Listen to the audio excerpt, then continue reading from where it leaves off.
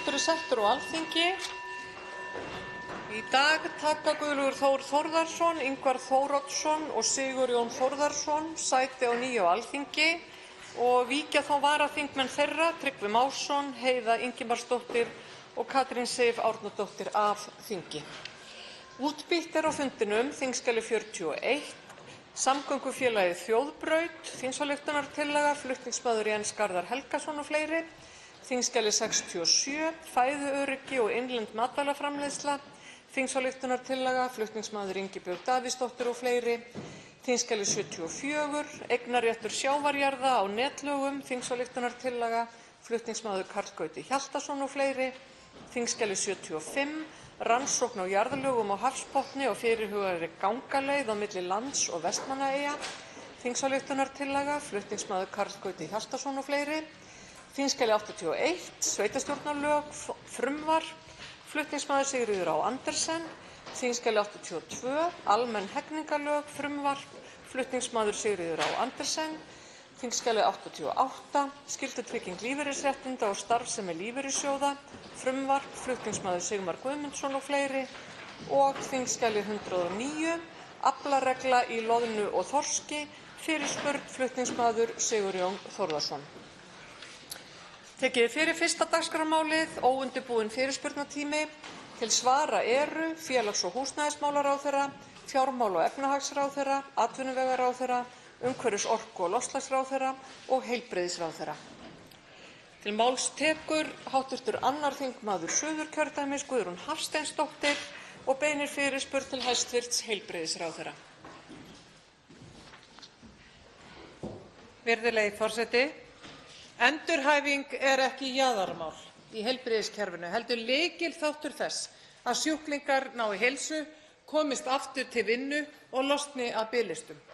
Því vek ég athygli á því að þjónustusamningur hið mikilvæga endurhæfingarstarf Heilsustofnunar Náttúrulækningafélags Íslands í Hveragerði, en enginn samningur í gildi og viðræður hafa staðið yfir í langan tíma án niðurstöðu. Á sama tíma liggur fyrir hjá Sjúkratryggingum Íslands að greiðslur hafa ekki staðið undir raunkostnaði og talið vanta verulega fjármuni til að greiða fyrir þjónustuna sem veitt er. Forgangsröðun þessarar ríkisstjórnar sætir mikilli furðu. Samkvæmt fjárlagafrumvarpinu stendur til að skerða stuðning til mikilvægra sjálfseignarstofnana. Þar ráðist hart að ljósinu endurhæfingar- og stuðningsmiðstöðvar fyrir fólk sem greinst hefur með krabbamein og skera á niður allt að 200 milljónir króna. Og enn sálfræðiþjónusta ekki niðurgreidd þrátt fyrir skýrt kosningaloforð Viðreisnar að það yrði eitt af þeirra fyrstu verkum. Þetta val, ekki skortur á upplýsingum, heldur skortur á vilja. Þetta kannski endurspeglun á orðum hæstv. Fjármálaráðherra að fyrst þurfi að tryggja sjálfbærni í rekstri ríkissjóðs, það sé forgangsmál og síðan verði hægt að sinna mörgum góðum málum. Hversu lengi eiga sjúklingar og aðrir að bíða? Ætlar hæstv. Heilbrigðisráðherra virkilega að skera niður hjá ljósinu eða ætlar hún að standa vörð endurhæfingu krabbameinssjúkra? Einnig spyr ég hvort ráðherra ætli að tryggja samningsöryggi og fjármögnun endurhæfingarstarfs Heilsustofnunar Náttúrulækningafélags Íslands svo fólk detti ekki út úr kerfinu og eigi raunverulega möguleika til endurhæfingar. Hæstv. Heilbrigðisráðherra Almati Möller svarar fyrirspurn.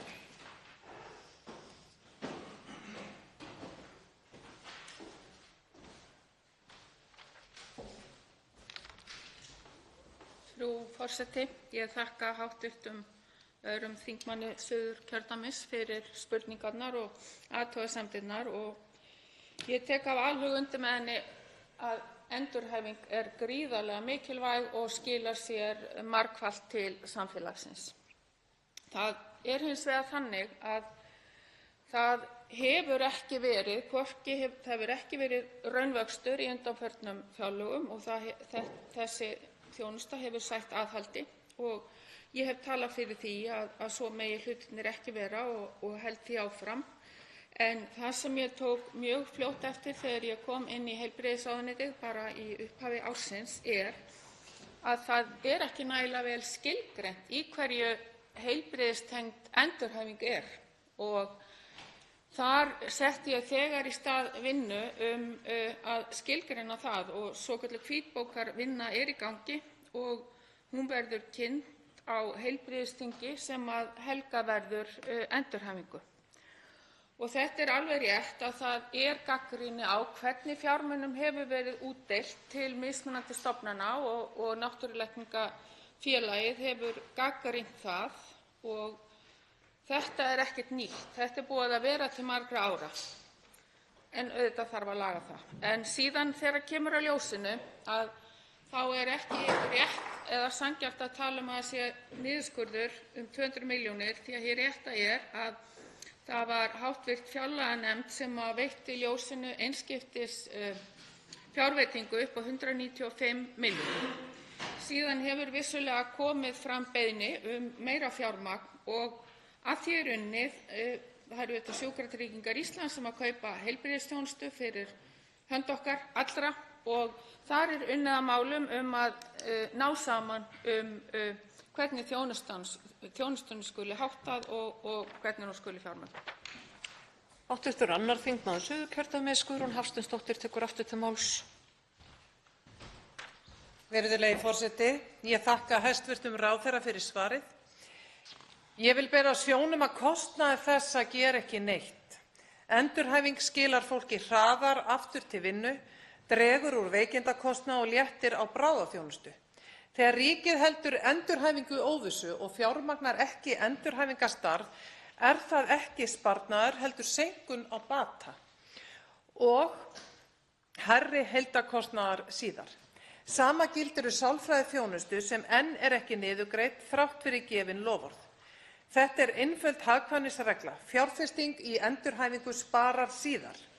Hér rekst faglegt mat á pólitíska forgangsröðun. Sjúkratryggingar hafa bent á að greiðslur standi ekki undir raunkostnaði en samt er haldið í ástand þar sem þjónusta hangir á bláþræði. Þess vegna spyr ég ráðherra aftur. Ætlar ráðherra að axla forystu og snúa þessum ráðahag við með skýrri ákvörðun vernd endurhæfingar og stuðnings, þar á meðal ljósinu og Heilsustofnun Náttúrulækningafélags Íslands í Hveragerði? Eða er afstaða ríkisstjórnarinnar sú að láta sjúklinga, fjölskyldur og vinnumarkaðinn greiða reikninginn fyrir forgangsröðun sem einfaldlega stenst enga skoðun? Hæstv. heilbrigðisráðherra tekur aftur til máls. Já, frú forseti, ég er sammála hv. þingmanni og það er alveg rétt að sumt hefur maður ekki efni á að gera og sumt hefur maður ekki efni á að gera ekki. Og ég tek undir að endurhæfing er gríðarlega mikilvæg. Sjúkratryggingar hafa það hlutverk að annars vegar sjá til þess að við öll fáum þá þjónustu sem við eigum rétt á, en líka að gæta hagsmuna skattgreiðenda.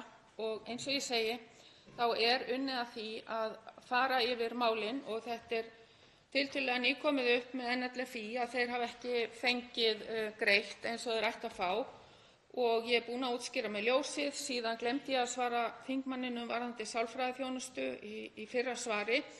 En þar erum við byrjuð að vinna hvernig við getum innleitt þjónustuna í áföngum líkt og við gerðum með tannlækningar barna. Þannig að það er unnið að því að ná betur utan um endurhæfingu og hvaða þjónustu ríkið ætlar að veita og hvar. En þetta er, eins og ég segi, mál sem ég kem að og liggur fyrir með þessum hætti, en það er svo sannarlega unnið að því að breyta. Máls tekur hv. 3. þingmaður Norðausturkjördæmis, Jens Garðar Helgason, og beinir fyrirspurn til hæstv. heilbrigðisráðherra.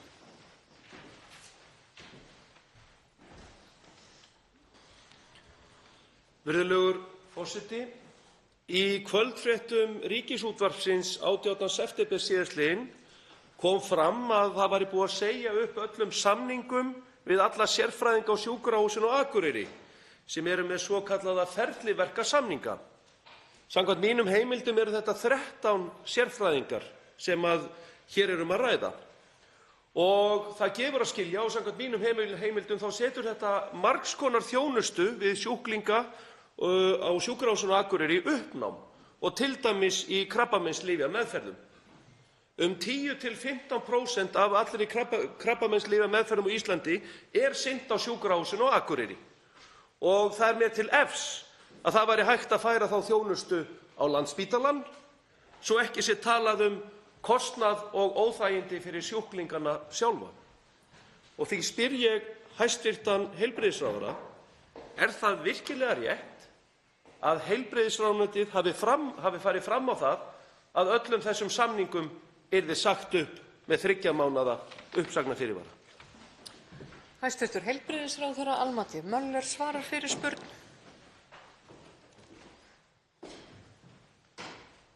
Já, hæstv. forseti. Ég þakka þingmanninum fyrir spurninguna og hið rétta er að þessir samningar sem kallaðir eru ferliverkasamningar, þeir standast ekki lög og þeir geta haft afleiðingar fyrir hvort tveggja, þá sem er að veita þjónustuna og þá sem er að kaupa hana. Það getur komið til endurákvörðun skattyfirvalda og svo framvegis.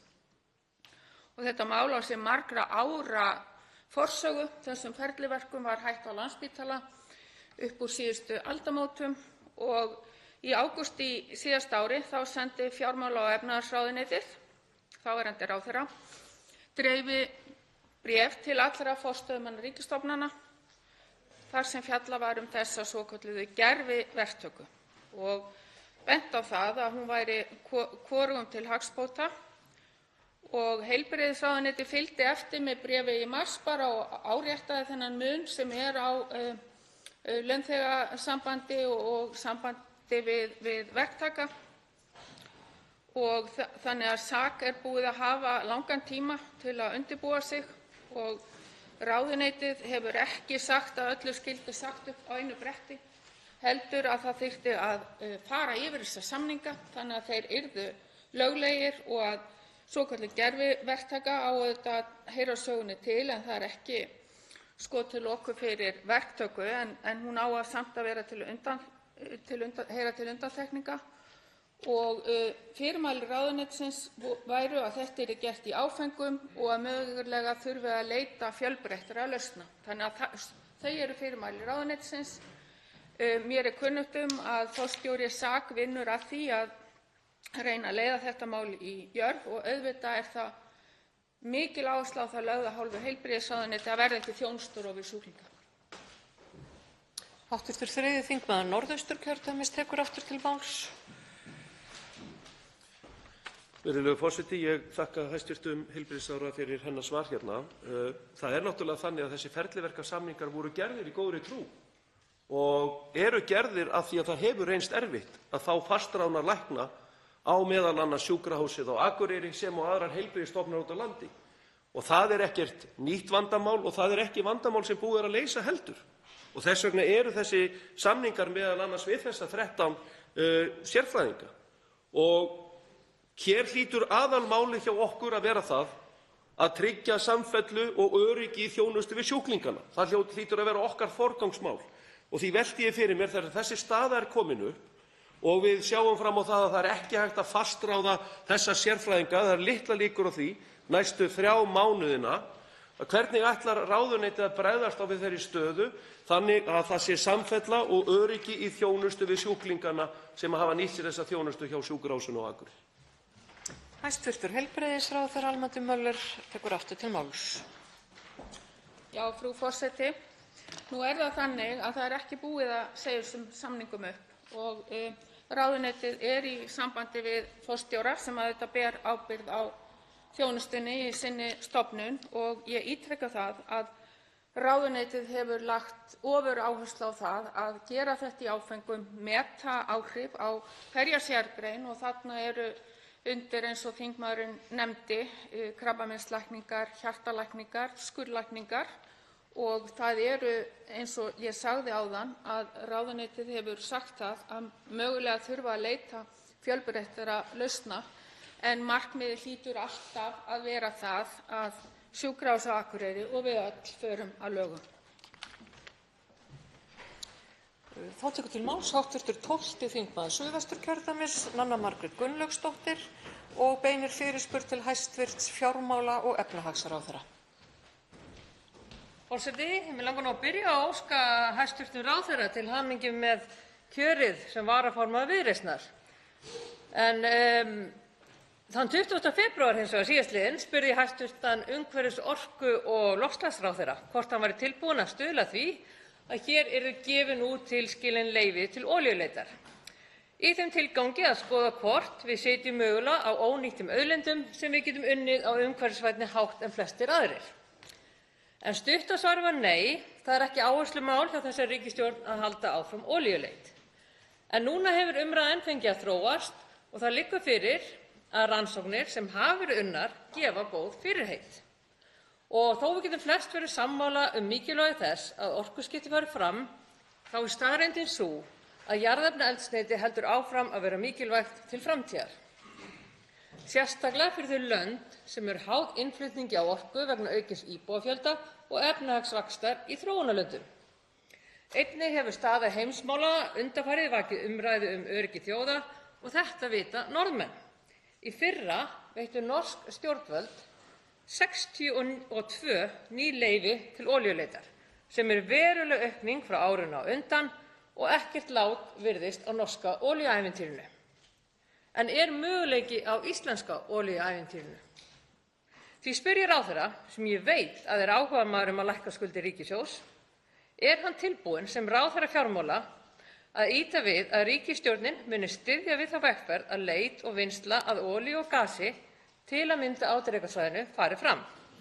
Mögulega gæti hann þannig lagt grunn að mikið betri ríkissjóði til komandi kynslóða. Hæstv. fjármála- og efnahagsráðherra Daði Már Kristófersson svarar fyrirspurn. Forseti, ég þakka hv. þingmanni Nönnu Margréti Gunnlaugsdóttur fyrir ágæta spurningu og jafnframt heillaóskirnar. Það hefur auðvitað legið fyrir í allnokkurn tíma að á Drekasvæðinu kynni að finnast olía. Hafsbotninn þar er mun eldri en restina af hafsbotninum í kringum Ísland og raunar eitt af örfáum svæðum þar sem nokkur von er til þess að slík vinnsla verði möguleg. Eins og hv. þingmaður veit voru gefin út leyfi til leitar á sínum tíma. Það er hins vegar ljóst að vinnsla á olíu á því dýpi sem er að ræða á Drekasvæðinu og einnig í þeim skilyrðum sem þar eru yfirleitt er krefjandi. Ég er sannfærður að hæstv. umhverfis- og orkuráðherra er með augun á þessum bolta. Tilfellið er að til þess að þetta sé mögulegt þarf til þess áhuga þeirra sem búa yfir þekkingu og tækni til að vinna við þau krefjandi skilyrði sem eru á Drekasvæðinu og ég treysti honum fyllilega til þess að fara með þau mál.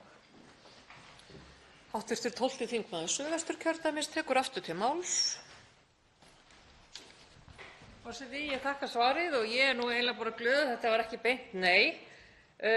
Einnig vil ég samt vekja athygli á því að það þarf ekki bara áhuga þeirra sem þekkja til, það fer enginn af stað ef það er enginn áhugi hjá stjórnvöldum. Þannig ég vona að áhuginn hjá stjórnvöldum verði einhver að styðja við þetta. En ég ætla að fara aðeins yfir í annað, af því hér á eftir erum við að fara að ræða frumvarp að lögfesta samning Sameinuðu þjóðanna um réttindi fatlaðs fólks.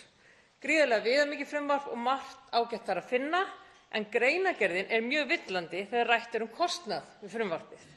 Ríkissjóður virðist ekki ætla að gera ráð fyrir auknum kostnaði, en sveitarfélögin telja að þetta muni auka kostnað gríðarlega. Því spyr ég hæstv. ráðherra, hvað er rétt í þessu? Mun kostnaðurinn aukast og hversu mikið? Eða eru þetta í raun engar réttarbætur fyrir fatlað fólk, aðeins verið að lögfesta eitthvað sem ekki er farið eftir í dag? Hæstv. fjármála- og efnahagsráðherra tekur aftur til máls. Forseti, ég þakka hv. þingmanni Nönnu Margréti Gunnlaugsdóttur fyrir aðra ágæta spurningu. Nú er auðvitað ljóst að það liggur ekki fyrir hversu umfangsmikill kostnaður verður af þeim réttarbótum sem ég er sannfærður að ég og hv. þingmaður erum sammála að er löngu tímabært að innleiða í þágu fatlaðra á Íslandi. Ísland hefur eftir fremsta megni reynt að sinna þessum málaflokki og mjög margt verið áunnist í því efni. hvort að samningurinn muni leiða til mikilla breytinga á kostnaði sveitarfélaga við fatlaða á eftir að koma í ljós. Það er ekki mögulegt að spá fyrir alla þróun. Það er hins vegar mat stjórnvalda að þessi kostnaður sé ekki umfangsmikill þó að við teljum að verulega réttarbót fyrir þennan hóp sé að ræða. Tekur til máls hv. 6. þingmaður Reykjavíkurkjördæmis suður, Snorri Másson, og beinir fyrirspurn til hæstv. Félags- og húsnæðismálaráðherra.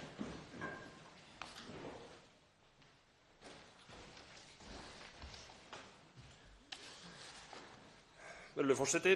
Á sínu hnignunarskeiði sem nú stendur yfir er Evrópusambandið að verða í augum íbúanna sífellt ólýðræðislegra á flestan hátt.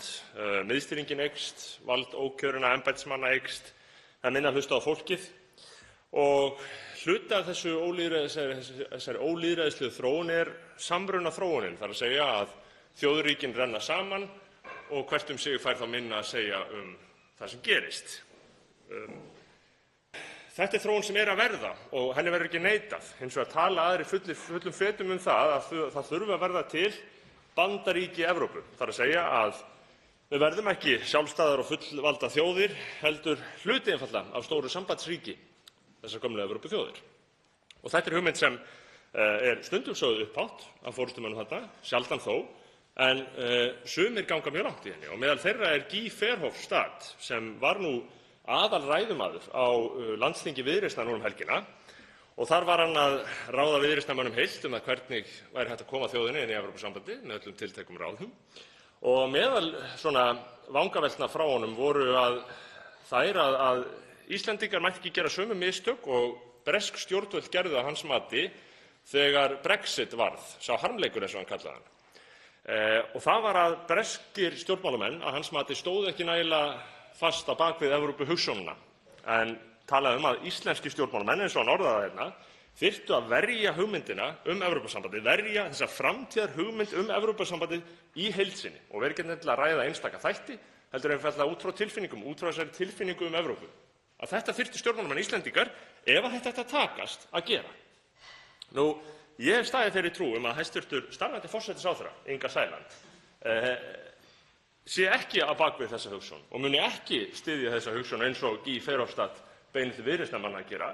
Hann talar þjóðaratkvæðagreiðslu 2026 eða 2027, þannig að það er ljóst að Viðreisnarmenn hafa verið að lýsa fyrir honum hugmyndum að flýta þessari þjóðaratkvæðagreiðslu að hafa hana 2026.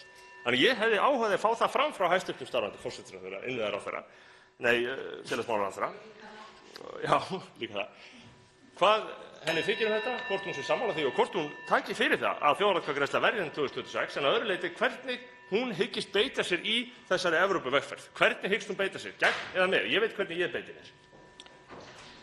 Hæstv. Félags- og húsnæðismálaráðherra Inga Sæland svarar fyrirspurn og skulu allir minntir á að ræðutíminn er 2 mínútur.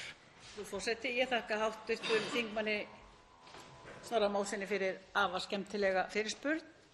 Lýðræðið virðist vera í hávegum haft hjá hv. þingmanni og það er svo sannarlega líka hér hjá ríkisstjórninni þar sem við ætlum í rauninni allan tímann að setja það í hendurnar á þjóðinni að taka ákvörðun það hvort við höldum áfram aðildarviðræðum við Evrópusambandið eða tökum upp aðildarviðræður eftir því hvernig lögspekingar svona ákveða, hvort við séum ennþá bara að geyma þetta niður í skúffu og höfum aldrei sagt okkur frá því eða hvort við byrjum alveg upp á nýtt.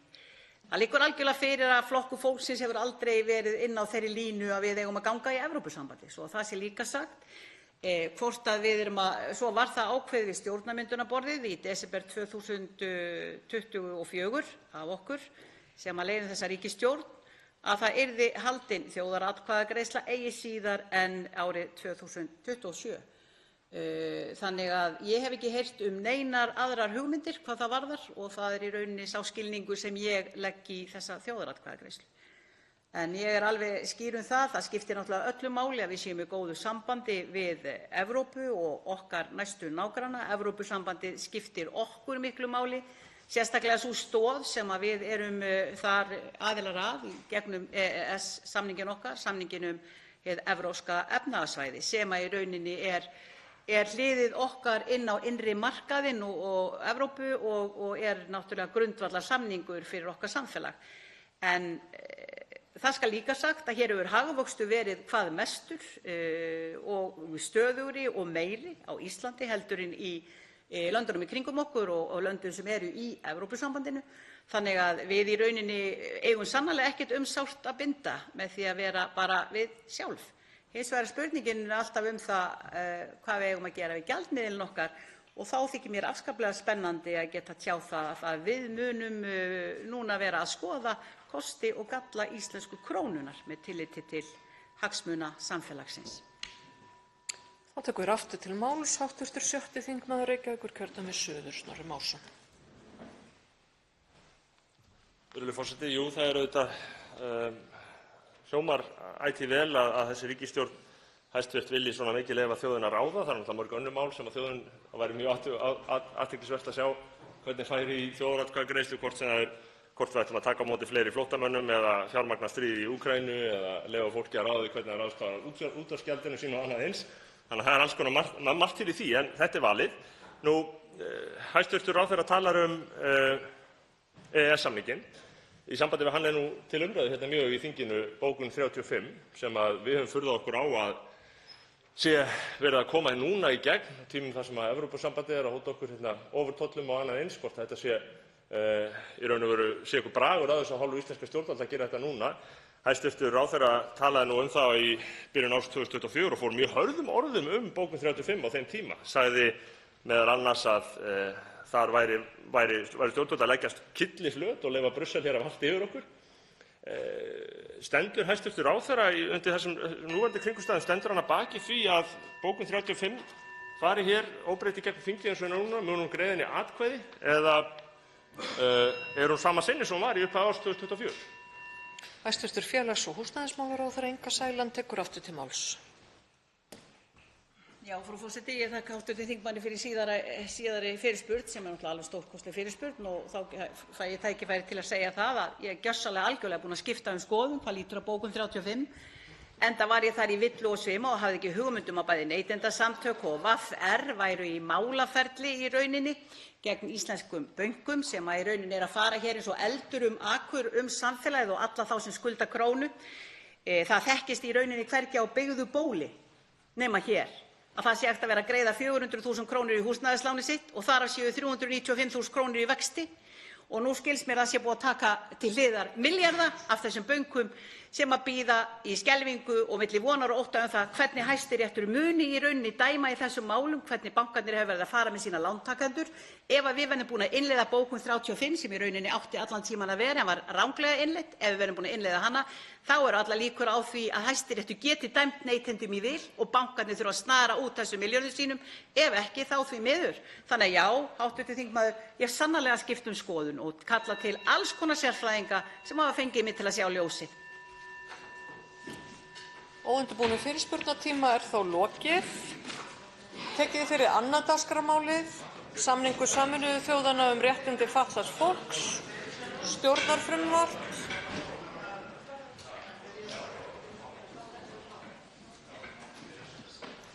Mál, þingskjali 106, fyrsta umræða. Til máls tekur hæstv. félags- og húsnæðismálaráðherra Inga Sæland.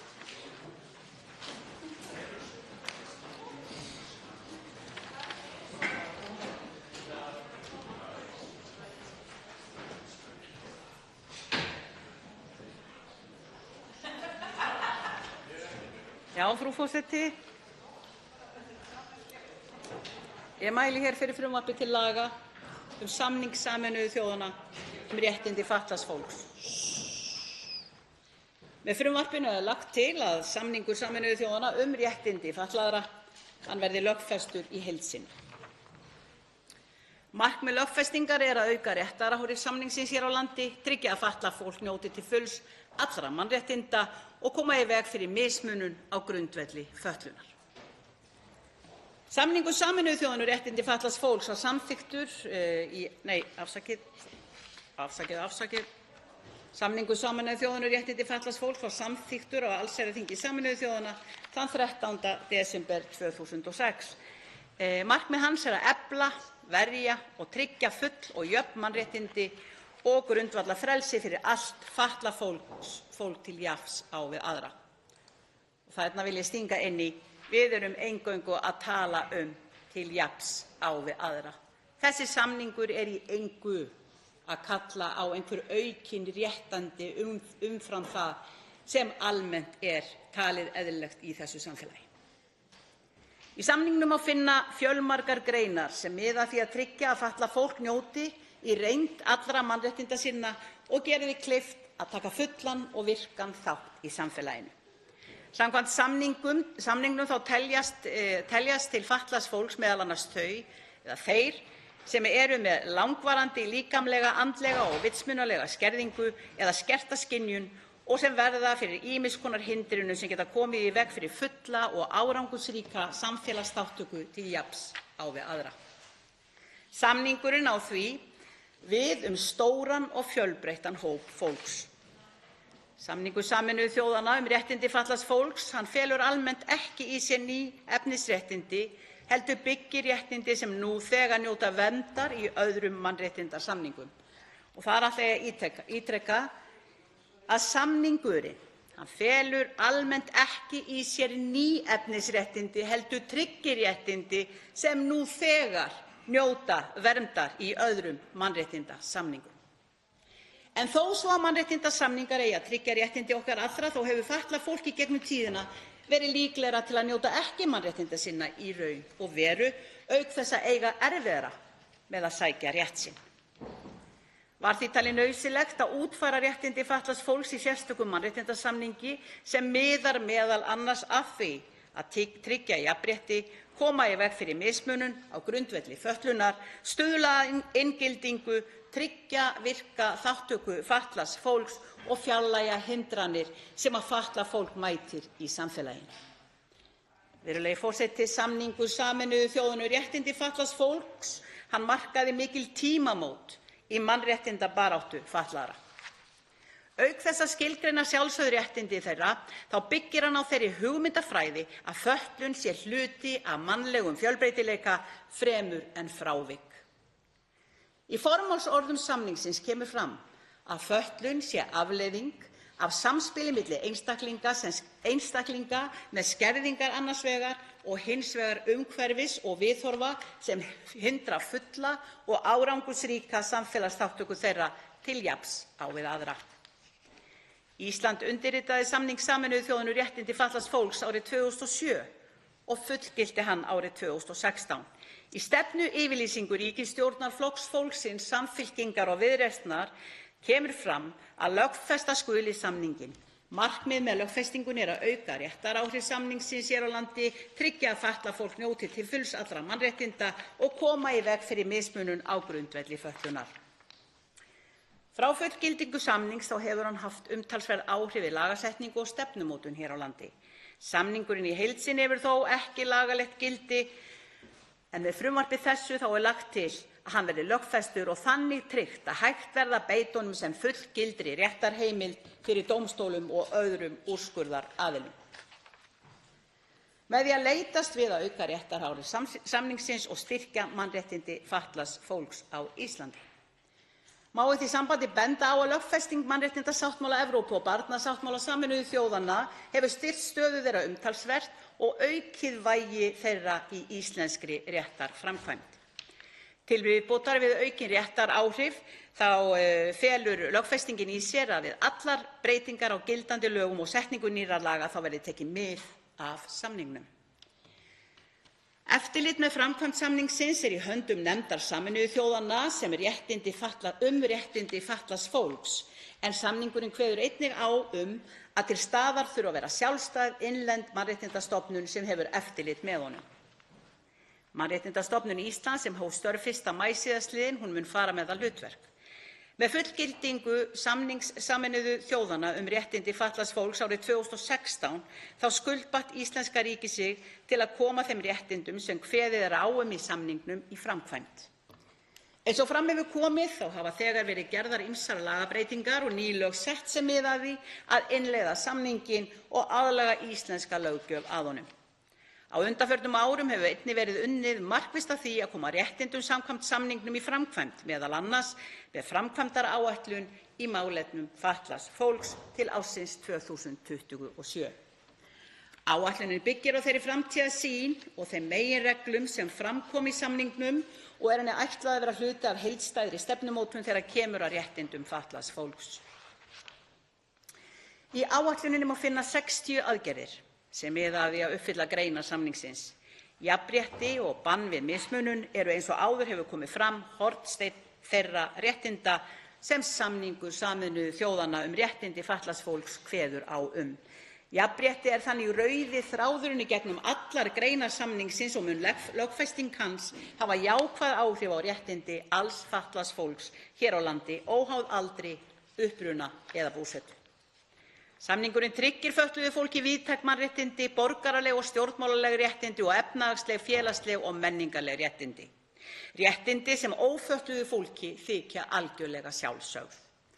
Virðulegi forseti, með frumvarpi þessu þá er lagt til að alþjóðlegur mannréttindasamningur sem Ísland er aðili að verði lögfestur í heild sinni. Kallað hefur verið eftir því lengi að samningur Sameinuðu þjóðanna réttindi fatlaðra verði lögfestur hér á landi. Samningurinn felur ekki í sér ný réttindi fyrir fatlað fólk, heldur miðar að því að fatlað fólk geti notið mannréttinda sinna. Með lögfestingu samningsins stígum við mikilvægt skref í átt að réttlæti og jafnrétti hér á landi.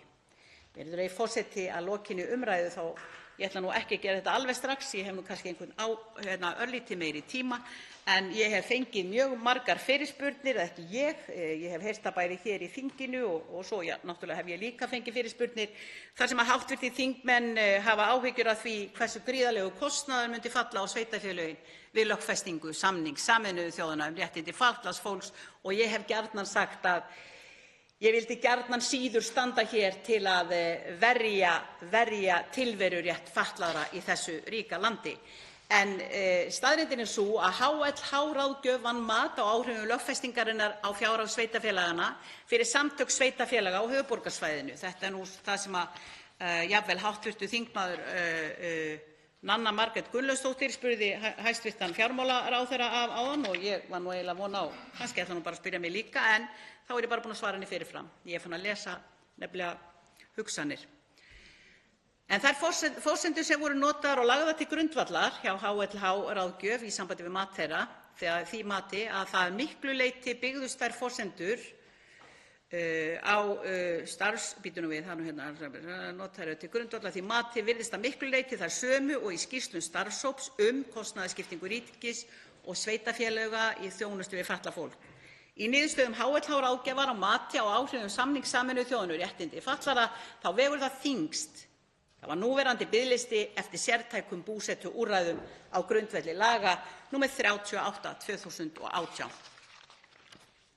Sem sagt, sá kostnaður sem er að sagður leggjast á sveitarfélögin vegna lögfestingu samnings Sameinuðu þjóðanna er áætlaður kostnaður vegna atriða sem þegar hafa verið lögfestir í lögum nr. 38/2018. Í gangi er samtal í Jónsmessunefnd til að tryggja fjármögnun þessara úrræða með sanngjörnum hætti svo ég bind vonir við að sátt náist þar milli ríkis og sveitarfélaga þannig að brátt verði hægt að ráðast í þessar aðgerðir að fullu, húsnæðisaðgerðir, að koma fólkinu okkar í viðunandi skjól, enda eru þær aðgerðir afar mikilvægar, svo sem uppbygging íbúðakjarna, en ég ítreka að þessi atriði eru ekki útlistuð í þessu frumvarpi mínu heldur koma þau til með lögum frá árinu 2018. Þannig að ég get ekki annað sagt en ég hlakka mikið til þegar þessi samningur verður lögfestur. Ég hlakka mikið til þegar fatlað fólk getur í rauninni lifað í þessu samfélagi eins og það sé raunverulega að lifa og búa í réttaríki sem að veitir öllum jafnan aðgang, gefur okkur jafnrétti, gefur okkur jafnræði og á líka að gefa okkur kost á því að leita okkur óvilhallra dómstóla til þess að fjalla mál sem okkur varðar ef við teljum að á okkur sé brotið. Og það er algjörlega hafið yfir allan vafa í mínum huga og allra þeirra sem standa að baki þessari löggjöf sem að vonandi verður orðin að lögum hér innan skamms því ég finn mikinn hug hjá hv. þingmönnum og skilning á málinu. Hef líka tekið til mín þær áhyggjur sem eru hafðar einmitt af ófyrirséðum kostnaði. En eins og ég segi, ég tel að það sé ekki hægt að meta endalaust til krónur og aura þegar við erum að reyna að tryggja mannréttindi þjóðfélagshóps sem hefur venjulega verið settur hjá garði og átt í rauninni erfitt uppdráttar í allri sinni tilveru vegna þeirrar fötlunar sem hefur verið lögð á þá oftar en ekki bara í vöggugjöf. Og nú, forseti, lokum, þá mun málið nú rata til réttarnefndar sem ég sé ekki alveg hver hérna, þannig að ég veit að auðvitað til háttvirtrar velferðarnefndar sem ég var nú svo lánsöm að fá að kynna fyrir samninginn, ekki alls fyrir löngu. En já. Svo fundarstjórn. Háttvirtur 1. þingmaður Norðvesturkjördæmis Ólafur Adolfsson tekur til máls fundarstjórn forseta. Þar sem mér áður brá, frú forseti. Frú forseti, mér leikur hugur á að vita af hverju forseti kýs að hafna fyrirspurn Tryggva Mássonar, varaþingmanns, þjónustugjöld og með vísan í 1. málsgrein 57. greinar. Þangað til að lesa þessa fyrirspurn. Hvaða þjónustugjöld hafa ráðuneytið og undirstofnanir þess heimild til að innheimta? Hver fjárhæð hvers þjónustugjalds? Hver lagastoð fyrir hverju gjaldi og hvaða útreikningur eða áætlun á þeim kostnaði sem hlýst af því að veita umrædda þjónustu liggur til grundvallar hverju gjaldi? Svar óskast sundurliðað eftir stofnun. Frú forseti, ef maður les 57. grein á 1. málsgreinina þá kemur þar fram að fyrirspurn skal vera skýr. Hún skal vera með afmörkuð atriði og mál sem ráðherra ber ábyrgð á og sé við það miðað að hægt sé að svara henni í stuttu máli. Frú forseti, hvað það nákvæmlega sem að forseti óánægður með í þeirri fyrirspurn sem ég var hér rétt að lesa og kýs að hafna fyrirspurn? Forseta er ljúft og skylt að svara fyrir þessa afgreiðslu. Hún er þannig að fyrirspurnin var kynnt forseta þannig að þetta væri til allra ráðuneyta, allra ráðherra í ríkisstjórn Íslands og mín leiðbeining til þingmannsins er að þetta sé skýrslubeiðni. Snýst ekki að hafna efni fyrirspurnarinnar, þetta snýst umfang hennar. Ég vona að það hafi komist til skila.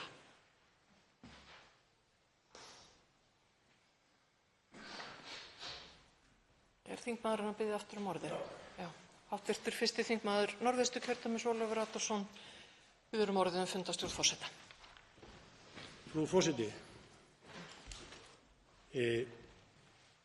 þó að þetta ætti við hvert einasta ráðuneyti, þá ætla ég að leyfa mér að halda því fram að hér hafa komið fram á síðustu áratug miklu flóknari og opnari fyrirspurnir heldur en þessi hér.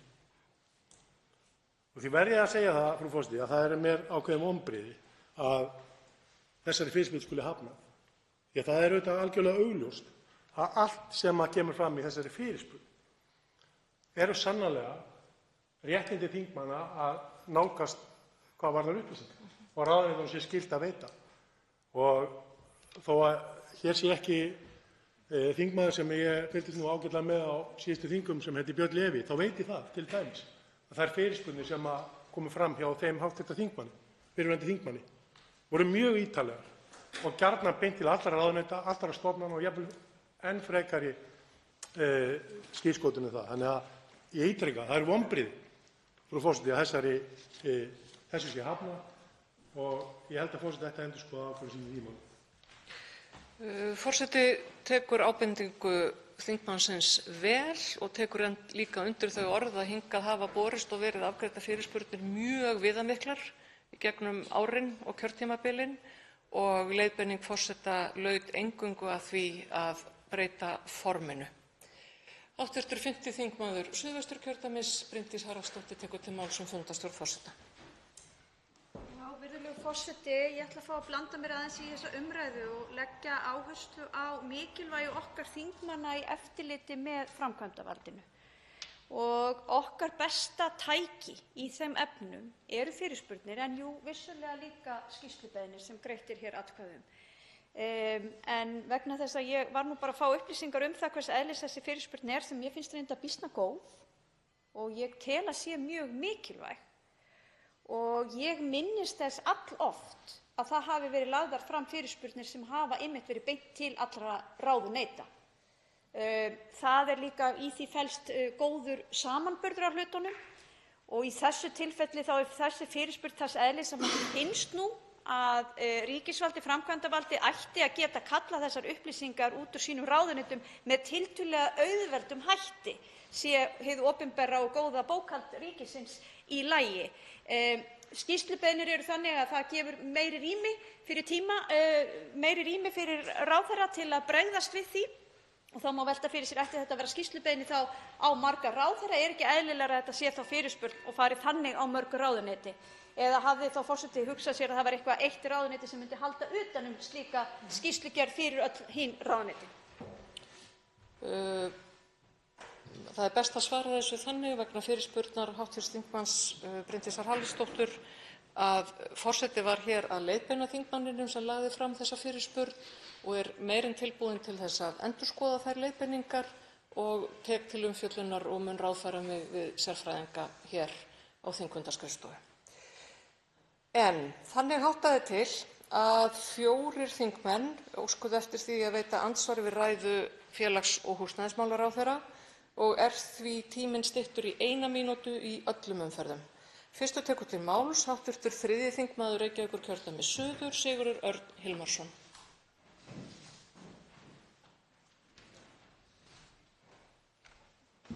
Já, frú forseti, ég vil byrja að þakka hv. ráðherra fyrir framsögu sína og kynningu á málefninu á fundi velferðarnefndar í síðustu viku. Hér er gott mál að ræða sem ég styð heils hugar. Ég staldra hins vegar við orð ráðherrans að í frumvarpinu felist engin ný réttindi fyrir fatlað fólk. Ég sem lögmaður hef flutt þó nokkuð af þeim dómsmálum sem er fjallað í greinargerðinni sem hafa meðal annars fallið á því að samningurinn sem hér ræðir var ekki lögfestur. Lögfestingin sem slík felur það auðvitað í sér að borgarar landsins geta byggt á ákvæðum efnisrétt í samskiptum sínum við stjórnvöld og krafist þar með endurskoðunar á rétti sínum fyrir dómstólum. Þannig ég óska eftir því að ráðherrann skýri þessi orð sín betur. Hæstv. félags- og húsnæðismálaráðherra Inga Sæland svarar fyrirspurn. Já, frú forseti, ég þakka hv. þingmanni fyrir fyrirspurnina. Í rauninni skil ég hana mjög vel en hins vegar er algjör ógjörningur að sjá það fyrir hvernig mál munu dæmast ef að til kemur í uppfyllingu tímans. Þannig að þetta er aukin réttindi hvað lítur að því þegar dómstólar fara að dæma í málunum eða erum við ekki bara, eins og ég vil skilja það, eftir að við fullgildum þennan samning, að tryggja það einmitt að réttindi þeirra sem er að ræða, fatlað fólk í þessu tilviki, að þau munu vera skilyrðislaust lögfest og að réttur þeirra tryggður samkvæmt þeim samningi Sameinuðu þjóðanna um réttindi fatlaðs fólks. En að öðru leyti tel ég, hv. þingmaður, það sé svona ógjörningur að í rauninni sjá það fyrir hvernig þróunin verður í dómaframkvæmdum og öðru slíku þegar kemur og ef að kemur til slíkra framkvæmda. Hv. 3. þingmaður Reykjavíkurkjördæmis suður veitir andsvar öðru sinni. Já, frú forseti, ég þakka ráðherranum fyrir svarið. Ég legg hins vegar á það áherslu að hér er alvöru mál að ræða sem á að hafa raunveruleg áhrif á aðstæður fatlaðs fólks og því vil ég brýna ráðherrann til þess að huga vel að þessu. Mér líst ekkert á það plan að bíða eftir því og sjá hvað dómstólunum finnst felast í samningnum, heldur miklu mun frekar að virða bara efni samningsins sem við höfum nú þegar fullgilt og stendur hér til að lögfesta. Í samningnum er meðal annars kveðið á þá skyldu að aðildarríkin skuli samþykkja alla viðeigandi löggjöf og ráðstafanir á sviði stjórnsýslu og aðrar ráðstafanir til að tryggja þau réttindi sem viðurkennd eru með þessum samningi og því óska ég eftir því að ráðherrann veiti okkur upplýsingar hvað er það í íslenskri löggjöf sem hann telur að þurfa að breyta í kjölfar þá lögfestingar samningsins. Hæstv. félags- og húsnæðismálaráðherra svarar andsvari seinna sinni. Já, frú forseti, ég þakka hv. þingmanni síðar andsvar. Jú, hvað hefur breyst? Ég meina, það var til dæmis eins og breytingin sem gerð var með lögunum 38/2018 sem dæmi. Ég bind hjartans vonir til þess að þegar við setjum hér lög á Alþingi Íslendinga að þau séu í rauninni skýr skilaboð um það að það sé ætlast til þess að farið eftir þeim. Þannig að ég vonast til þess að það verði sjaldnar en ekki sem að við þurfum að láta dómstóla kveða á eitt eða neitt, enda í rauninni, ég ætla ekkert, eins og ég veit að hv. þingmaður þekkir ágætlega bréfaskriftirnar sem urðu hér á milli fyrrverandi forsætisráðherra og Hæstaréttar á sínum tíma þegar að öryrkjadómurinn 2000 svokallaði öryrkjadómur fyrri féll á sínum tíma og allir þekkja sem einhvern tímann hafa lesið lögin. Ég vona að ég ætli ekki að lenda í þeirri stöðu að fara að skrifast á við Hæstarétt eða neitt slíkt, þannig að við skulum bara sjá og ég bind bara vonir við að þetta leysist farsællega hjá okkur öllum og allir verði tilbúnir, sveitarfélög sem við, ríkisvaldið, að fara eftir löggjöfinni þegar hún hefur tekið gildi. Þá veitir andsvar hv. 9. þingmaður Suðvesturkjördæmis, Rósa Guðbjartsdóttir.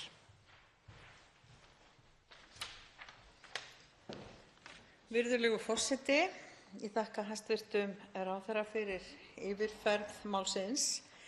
Mig langar að vera á svipuðum nótum og aðrir sem hafa komið hérna upp í þessu máli. Ég vil byrja á því að fagna þessu frumvarpi sem slíku. En lögfesting sáttmálans er talin gríðarlega mikilvæg því það muni breyta svo miklu, en á sama tíma sagt að áhrifin á sveitarfélögum verði engin. Nú hafa komið, eins og á síðasta þingi, umsagnir frá samtökum sveitarfélaga þar sem lýst er verulegum áhyggjum af þessum kostnaði og hann geti numið 14–19 milljörðum á ári hverju. Reykjavíkurborg, höfuðborgin okkar líka, er mjög harðorð í garð þess að ekki hafi verið gert kostnaðarmat.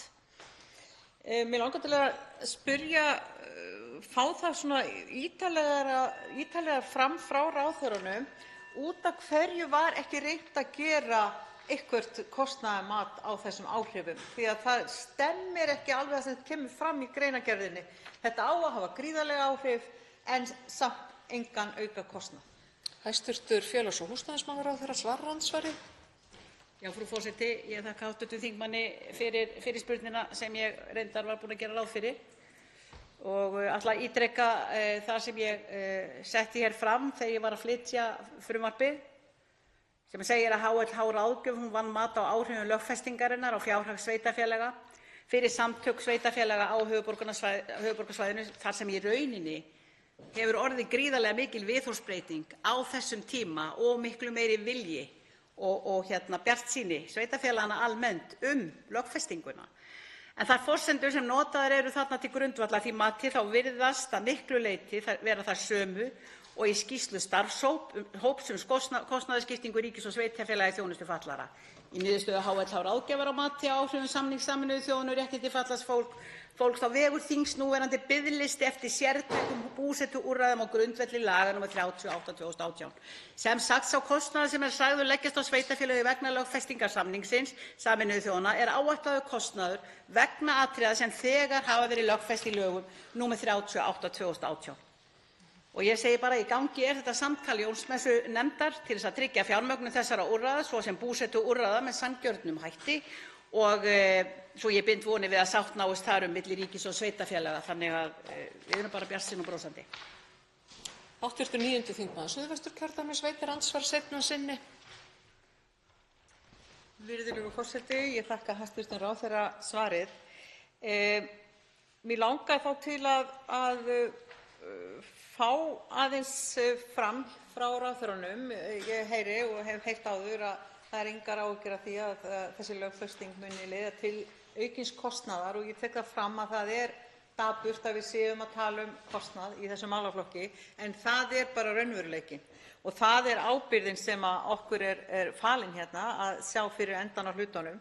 Mig langar til að spyrja ráðherrann að því þá, veit hún af hverju samningurinn hefur ekki verið lögfestur á öðrum Norðurlöndum eins og kemur fram í greinargerðinni að hafi ekki átt sér stað, og líka hvort að ráðherrann sé sammála því svo við séum ekki að kýta sveitarfélög við ríkið. Þetta er allt sömu fjármunirnir, þetta eru skattpeningarnir okkar, sama hvort renni til ríkis eða sveitarfélaga. Getur ráðherrann tekið undir það að það gæti verið góð leið að ríkið taki við málaflokknum aftur, það er að segja fjárhagslegri ábyrgð á málaflokknum, og gerði samninga við sveitarfélögin um útfærslu þjónustu en tæki alfarið ábyrgð á fjárhagslegum þáttum málaflokksins? Hæstv. félags- og húsnæðismálaráðherra svarar andsvari seinna sinni. Já, frú forseti, ég þakka hv. þingmanni fyrir síðara andsvar, en það náttúrulega liggur algjörlega fyrir þegar við erum að vísa hér í lög nr. 38/2018, þá erum við að tala um búsetuúrræði, og það er í raun á höndum sveitarfélaga og í rauninni skylda hvers sveitarfélags að tryggja viðunandi búsetu fyrir sína skjólstæðinga og sína þegna, sína íbúa. En ég ber miklar vonir til þess að með samtali eins og við eigum í, þá eigum við eftir að tryggja það að það verði ekki áhyggjur af því að koma til móts við fatlað fólk og tryggja mannréttindi þeirra. Þannig að ég segi bara, ég er ofboðslega sorgmædd.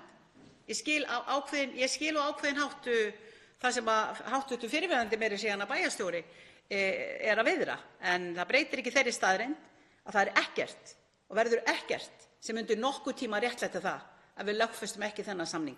Og hvað svo sem að önnur Norðurlönd hafa verið að gera, eða sem að náttúrulega er ekki öll á þeim stað sem hv. þingmaður segir, að þá hef ég bara alls ekki kynnt með það, vegna þess að mitt markmið hefur fyrst og síðast verið að lögfesta samning Sameinuðu þjóðanna fatlaðs fólks hér á Íslandi, enda hef ég enga umsýslu annars staðar.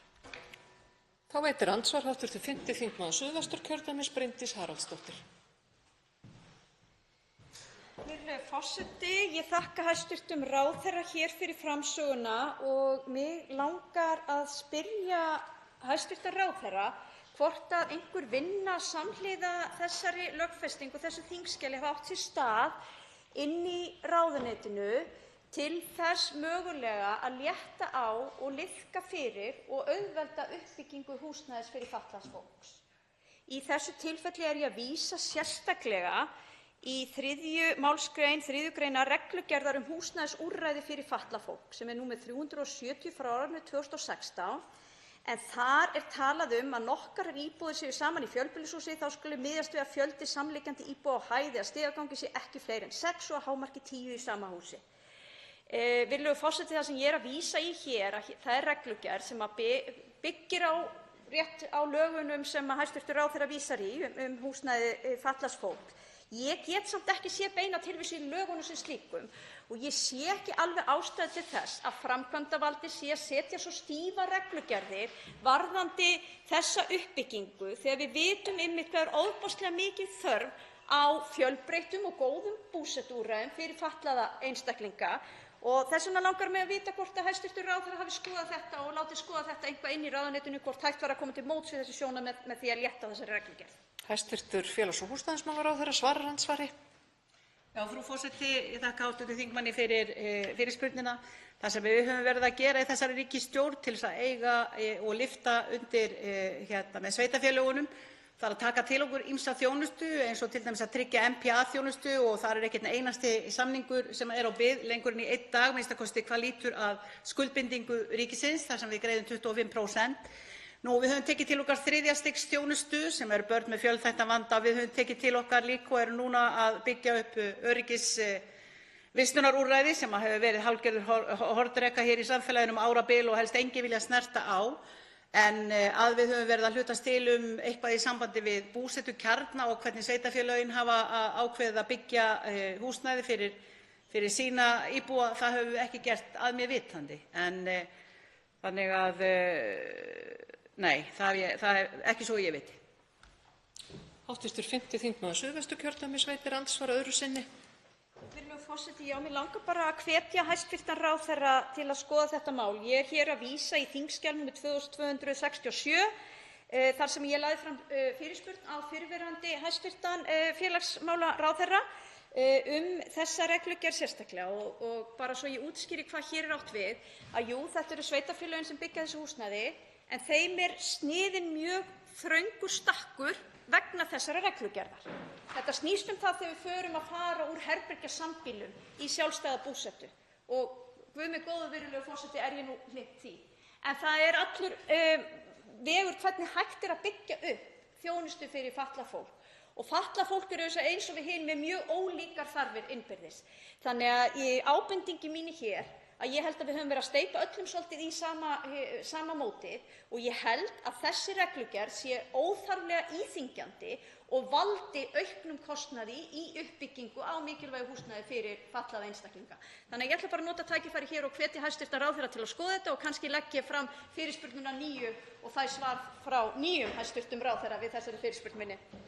Hæstv. félags- og húsnæðismálaráðherra svarar andsvari seinna sinni.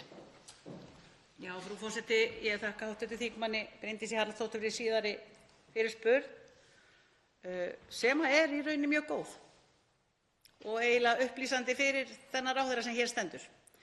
Þannig að ég mun sannarlega skoða þessa reglugerð með þeim augum að athuga hvað við getum gert til þess að líka til því ég alveg sammála hv. þingmanni eins og lítur til dæmis að þeim búsetukjörnum sem ég hef kannast við eins og sérstaklega með svona sambýli fyrir geðfatlað fólk og ýmislegt svona þar sem að þau voru tekin úr aðstæðum sínum og sett í rauninni aðstæður sum hver sem að þeim leið illa með. En auðvitað munum við reyna að sníða þarfir eftir þörfum hvers og eins. Það draumur okkar allra. Þannig að ég þakka aftur hv. þingmaður. Þetta var frábær fyrirspurn og þessi ráðherra allur uppveðraður að því að skoða þetta betur. Að síðustu veitir andsvar hv. 6. þingmaður Reykjavíkurkjördæmis norður, Sigríður Á. Andersen.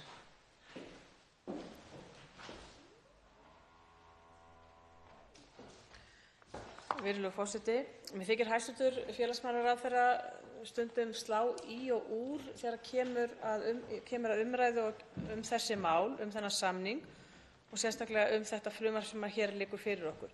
Það að segja, annars vegar leggur hæstv. félagsmálaráðherra hefur lagt mikla áherslu á að þetta mál nái fram að ganga og þetta sé mikil réttarbót og þetta sé það sem að fatlað fólk hafi verið að bíða eftir og þetta sé, dagurinn á morgun sé ekki degi of seint, nei í dag, degi of snemma að samþykkja þetta. Hins vegar hefur hún svarað því hér að það sé í rauninni ekki í þessu felist engin kostnaður og engar breytingar í sjálfu sér, en það kemur það líka fram í frumvarpinu sjálfu í kaflanum mat á áhrifum að það sé ekki gert ráð fyrir að frumvarpið hafi áhrif á fjárhag ríkissjóðs, hvorki ríkistekjur eða útgjöld og ekki einu sinni heldur á sveitarfélögin og lögfestingin sem slík kalli ekki á auknar aðgerðir, svo sem þróun þjónustuúrræða eða aukna fræðslu. Mig langar að spyrja aftur hæstv. ráðherra, því að annar hv. þingmaður hefur varpað þessu líka fram hér í andsvari, hver afstaða hæstv. ráðherra til réttaráhrifa af lögfestingu þessa samnings? Þá svarar andsvari fyrra sinni hæstv. félags- og húsnæðismálaráðherra Inga Sæland. Já, frú forseti, ég þakka hv. þingmanni Sigríði Á. Andersen fyrir góða fyrirspurn. Hjá þessum hæstv. ráðherra sem slær úr og í, það eina sem ég hef verið að gera allan þennan tíma, ég veit ekki hvort þetta í 7. skipti sem ég mæli fyrir því að þessi samningur verði lögfestur, það að tryggja þá réttarbót sem að samningurinn felur í sér. Tryggja þá réttarbót sem að löngu tímabært og við vorum með viljayfirlýsingu 2006 þetta, við vorum með fullgildingu 2016, við höfum ekki farið eftir henni þrátt fyrir að þetta svona eins og gengur þegar við erum að fullgilda hitt og þetta og fylgjum því svo eftir bara með hálfum huga, en í þessu tilviki þá réttarbótin felst eingöngu í því að samningurinn mun tryggja þau réttindi sem að fatlað fólk á skilið og á að fá samkvæmt þessum samningi. Ég sé það engan veginn öðruvísi og get ekki skilið það öðruvísi. Það er bara ekki flóknara heldur en það. Þannig að, og svo hvað lítur að því hvað kemur fram í sambandi við kostnaðarlið og annað slíkt, ég er búin að nefna það hér áður. Ég þarf ekki að tíunda það meir, það verður bara gott samtal það. Við munum gera öll okkar besta og leggjast á eitt með það að sveitarfélögin okkar verði ekki gerð gjaldþrota út af því að það þarf að koma hér til móts við fatlað fólk og þeirra þarfir. Það er algjört grundvallaratriði. Þannig að samtalið er í gangi og ég vænti alls hins besta af því. Þá veitir andsvar síðara sinni hv. 6. þingmaður Reykjavíkurkjördæmis norður, Sigríður Á. Andersen. Já, virðulegur forseti, mér er nú umhugað eins og fram kom í ræðum mínum á síðasta þingi þegar þetta mál var fjallað, þá er mér umhugað að væntingum fólks sé stillt í hóf, a.m.k. til samræmis við raunveruleikann.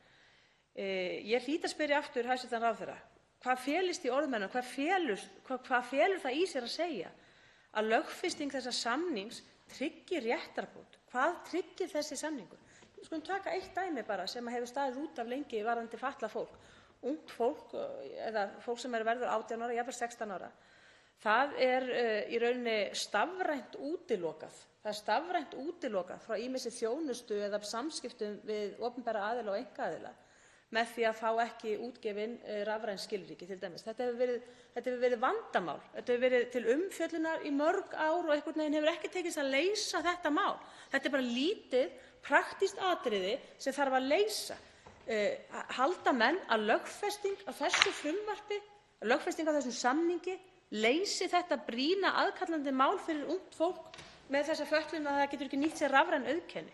Ég spyr aftur hæstv. Ráðherra, hvað er það nákvæmlega, hvaða réttindi nákvæmlega felur lögfestingin sem að fullgildingin hefur ekki fært eða er ekki færum til að færa fötluðu fólki, að með fullgildinguna hafa menn einmitt farið og hrundið í framkvæmd mjög miklum og mikilvægum lagabreytingum og úrbótum í þágu fatlaðra. Þá svarar andsvari síðara sinni hæstv. Félags- og húsnæðismálaráðherra Inga Sæland. Já, frú forseti, ég þakka hv. þingmanni fyrir síðara andsvar.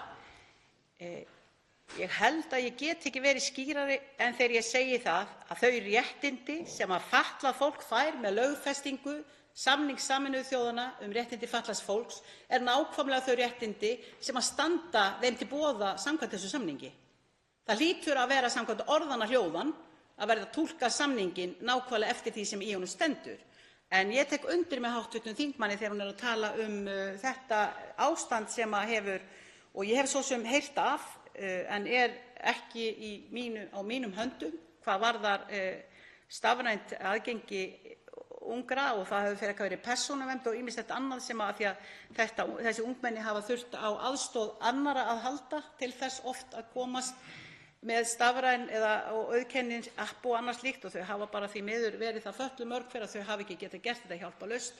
Þannig að það hafa komið alls konar vafningar og skringilheit í kringum það vegna persónuverndar og annað, og þetta ég get glatt hv. þingmann með því að þetta er í virkilegri skoðun akkúrat núna í samráði og samtali við alla hagaðila sem að málinu koma, og ég vænti hins besta hvað lýtur að því máli.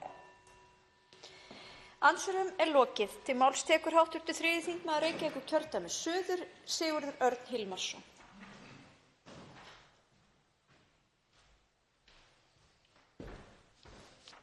Já, frú forseti, vil upphafi ræðu mína ítreka þakkir mínar fyrir framsögu ráðherrans og kynningu á fundi velferðarnefndar sem og þátttöku í þessum umræðum sem hafa verið hér í þingsal, sem að ég tel að séu gagnlegar og upplýsandi. Það kom fram í máli mínu að ég þekki þennan málaflokk í tengslum við lögmannsstörf mín. Ég hef raunar flutt töluvert af dómsmálum er varða málaflokkinn og þau réttindi sem að hér eru til umræðu. Fyrir æðsta dómstól landsins með misjöfnum árangri. Sum þeirra féllu einmitt akkúrat á því að samningurinn hefði ekki verið lögfestur, svo sem eins og er rakið í greinargerð með frumvarpinu. Þannig að ég er stuðningsmaður þessa máls og ég er stuðningsmaður þess að við leiðum í lög samninginn.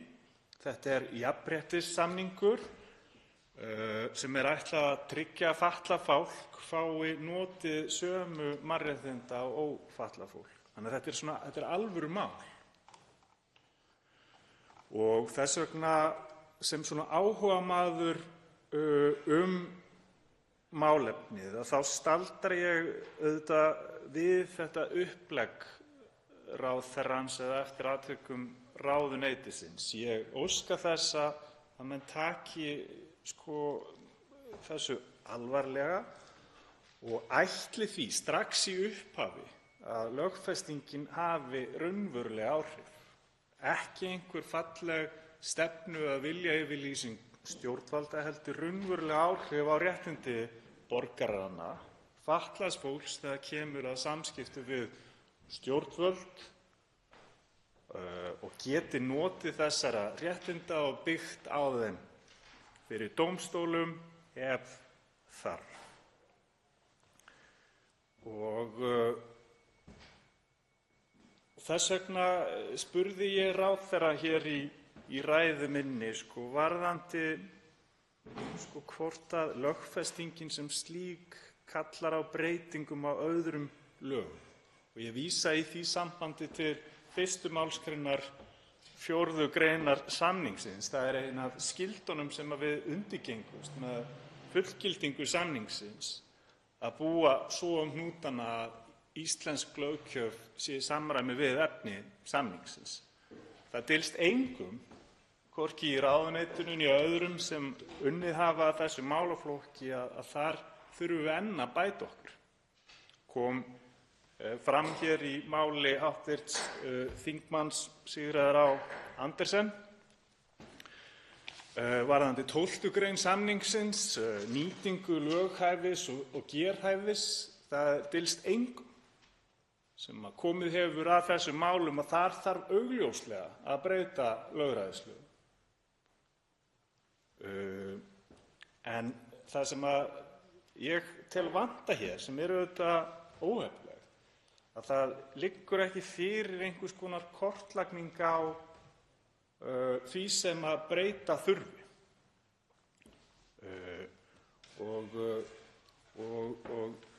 það er óheppilegt af svo mörgum ástæðum. Bæði stendur það upplýstri umræðu fyrir þrifum.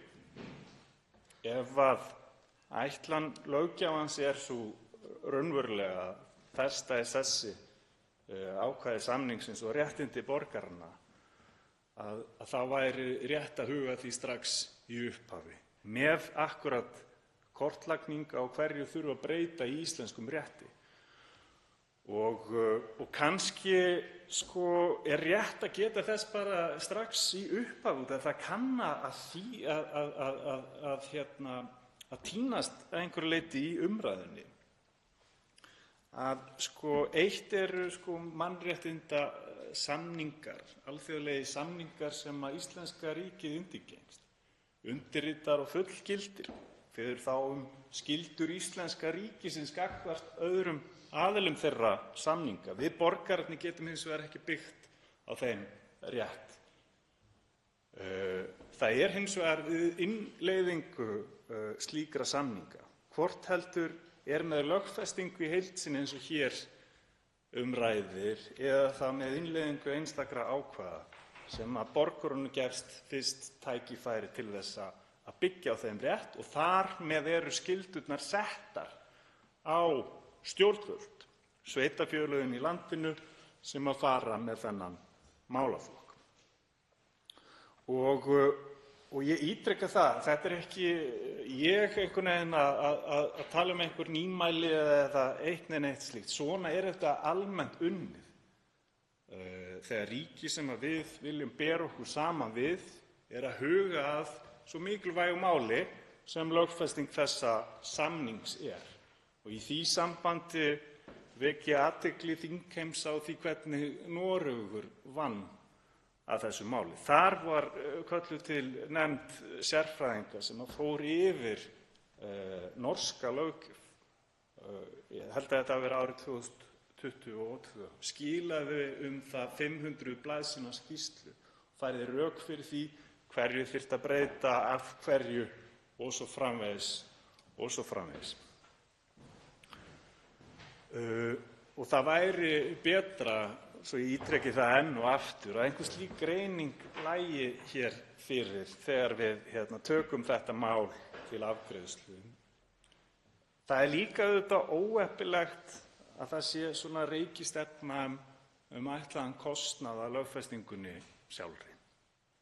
Það er óhjákvæmilegt að hann verði einhver hugsanlega umtalsverður. Og ég, án þess að hafa mótað mér einhverja sérstaka skoðun á því, að þá fannst mér athyglisvert sem kom fram í máli hv.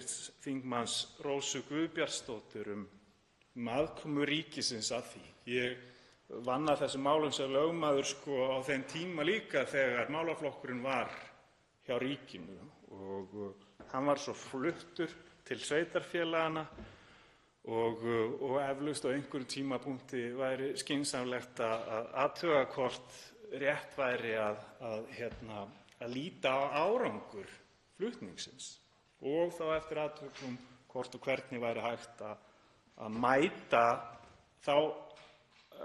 Þetta getur auðvitað haft mismikil áhrif á sveitarfélögin, þau eru misstór og svo framvegis. Þannig að þetta er svona það sem ég vildi helst segja málið á þessum tímapunkti. Ég líst vel á þetta mál, en uppleggið við mat á áhrifum þess og umfangi er að mínu viti röng. En ég hlakka hins vegar til umræðunnar í velferðarnefnd og hlakka til að ræða málið enn frekar við ráðherra og sérfræðingana í ráðuneytinu og læt þessu lokið í bili. Einn hv. þingmaður hefur óskað eftir því að veita andsvar. Hv. 6. þingmaður Reykjavíkurkjördæmis norður, Sigríður Á. Andersen, veitir andsvar.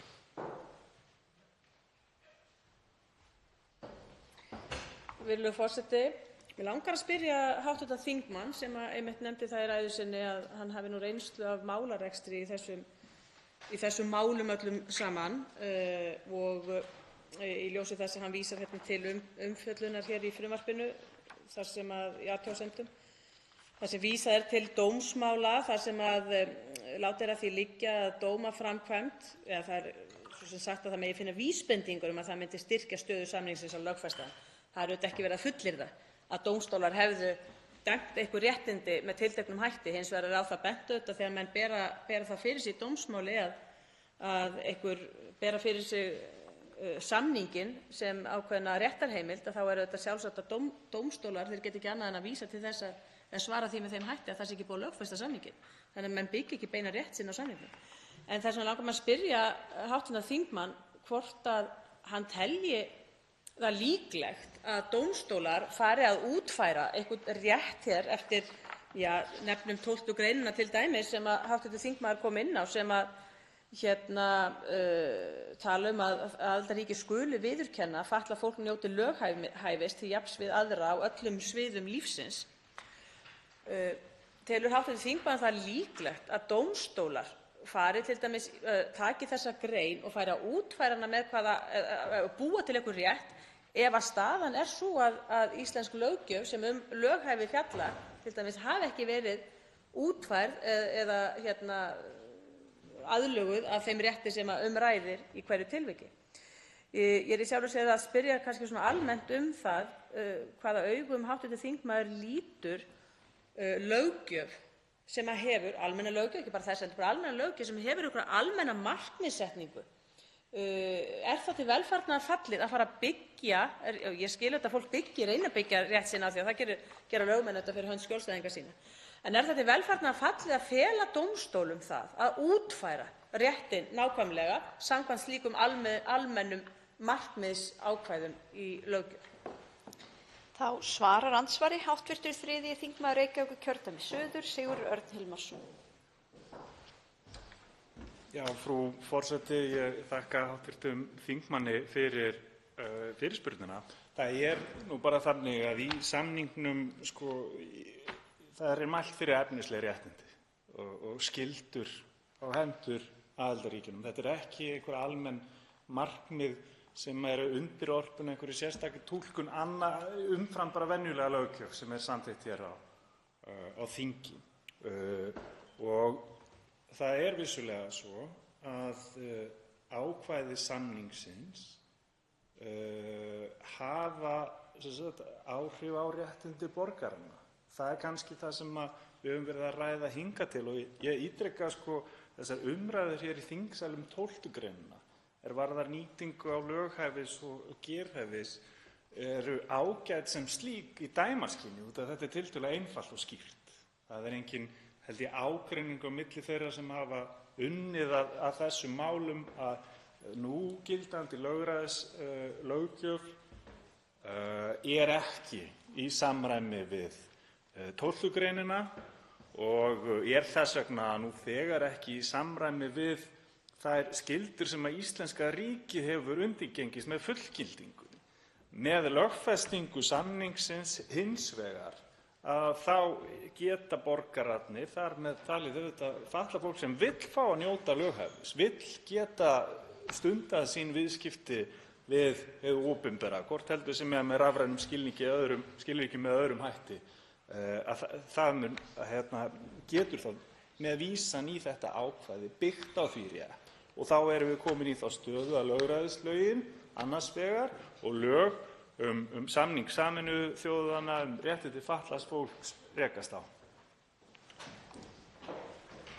Þá er andsvar síðara sinni hv. 6. þingmaður Reykjavíkurkjördæmis norður, Sigríður Á. Andersen. Virðulegur forseti, ég er svo sem hóf ekki umræðuna sérstaklega 12. greinina en ég get alveg tekið, það er ágætt kannski að nota hana hérna í dæmaskyni við þetta vegna þessara atvika sem ég nefndi hérna í andsvari mínu við hæstv. ráðherra þar að segja hina raunverulegu stafrænu útilokun sem að sumir fatlaðir verða fyrir í ljósi þróunar rafræn skilríki og þess háttar. Ég er hins vegar ekki alveg kannski endilega sammála hv. þingmanni að það séu allir sammála að það þurfi að breyta lögræðislögum eða þar að segja að það sé eitthvað einfalt að gera það með vísan til 12. greinarinnar vegna þess að það koma auðvitað önnur sjónarmið þarna inn í. Það koma auðvitað inn sjónarmið sem að kveða á það að fatlaðir einstaklingar er rétt á því að verða ekki í hættu fyrir misnotkun á sínum fjármunum til dæmis og annað slíkt sem er auðvitað rótin að því að það hefur ekki gengið að veita þeim aðgang sumum þeirra fatlaðra sem hafa ekki andlega heilsu til þess að veita samþykki, að veita upplýst samþykki sem er alfa og omega þessar rafrænu þjónustu. Við erum hins vegar öll held ég sammála það á þessu þarf að finna einhverja lausn. En ég er að benda á það að í mörgum þessara tilvika þá er ekki alveg einhlítt hvernig löggjöfin á að vera til þess að koma til móts við þessar þarfir fatlaðra. Og það er í sumum tilvikum þannig að menn hafa tekið ákvörðun og talið þessi stjórnvöld hafa verið og Alþingi að verið að uppfylla þarfir fatlaðra en sjónarmiðin geta verið auðvitað ýmislegt. Ég tek dæmi aðbúnað eða aðgengi allra í nýbyggingum eða byggingarreglugerðir. Þar stangast auðvitað á sjónarmið hversu langt er hægt að ganga til þess að koma, og raunverulega kannski tæknilega líka, til þess að koma til móts við einhverja sjónarmið örfárra. Það er bara þetta sem ég er að nefna að samningurinn sjálfur, þótt við séum sammála því að allir eigi að njóta aðgengis og allir eigi að hafa jafnan rétt en það breytir því ekki að það kallar á útfærslu í einhverjum annarri löggjöf sem fjallar tiltekin mál. Og þar stendur hnífurinn í kúnni og það væri gaman að heyra hvort hv. þingmaður telji að það sé ekki ennþá þörf á bragarbót á íslenskri löggjöf almennt fyrir utan þennan samning áður en að menn fara að byggja réttindi sín á þessum samningi. Þá svarar andsvari síðara sinni hv. 3. þingmaður Reykjavíkurkjördæmis suður, Sigurður Örn Hilmarsson. Frú forseti, bara eins og kom fram í spurningum minni til ráðherra á fyrri ræðu þá leiðir það einfaldlega bara af samningnum sjálfum að aðildarríkin eigi að grípa til viðeigandi ráðstafana til þess að tryggja þau réttindi sem samningurinn kveður á. Og það er þá verkefni löggjafans og stjórnvalda að einmitt nákvæmlega útfæra þetta. Og bara þannig að það sé alveg skýrt að kom ekki fram í máli mínu né finnst mér það vera einfalt mál til að mynda útfæra þessa þætti sem við ræddum hér varðandi nýtingu á gerhæfis og lögræðis. En punkturinn er bara þessi sem ég held að ég og hv. þingmaður erum sammála um. Hér vantar kortlagninguna, hér vantar planið og það sé heillavænlegast að ráðherrann, ráðuneytið og löggjafinn sjálfur taki forystu í því og móti rammann utan um þessi réttindi og það sé misskilningur að það nægi eitt og sér að lögfesta samninginn sem slíkan. Það þarf að fylgja honum eftir með nánari útfærslum. Andsvörum lokið. Til máls tekur hv. 11. þingmaður Reykjavíkurkjördæmis suður, Jón Pétur Zimsen.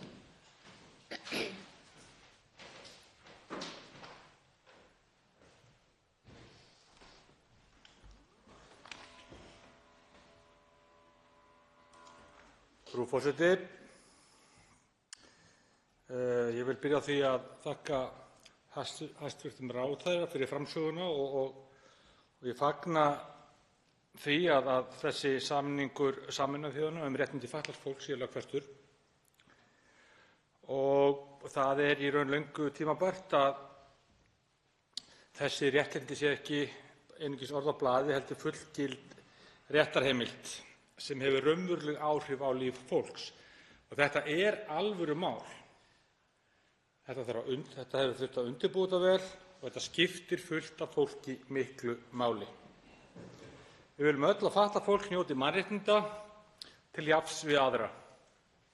Á borði, ekki bara í orði. En við berum líka ábyrgð á að semja vönduð frumvörp og lög.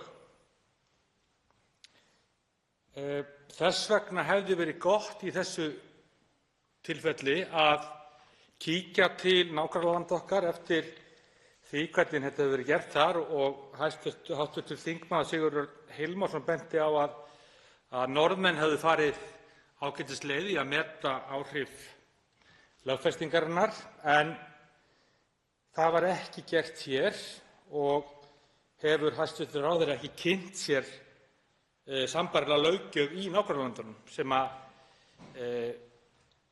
ekki gott.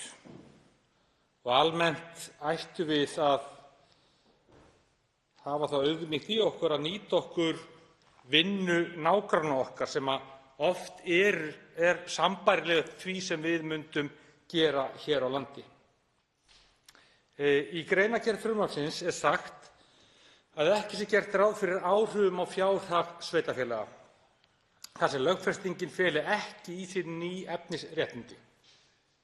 Samt á hún að auka réttaráhrif og styrkja réttindi fatlaðs fólks.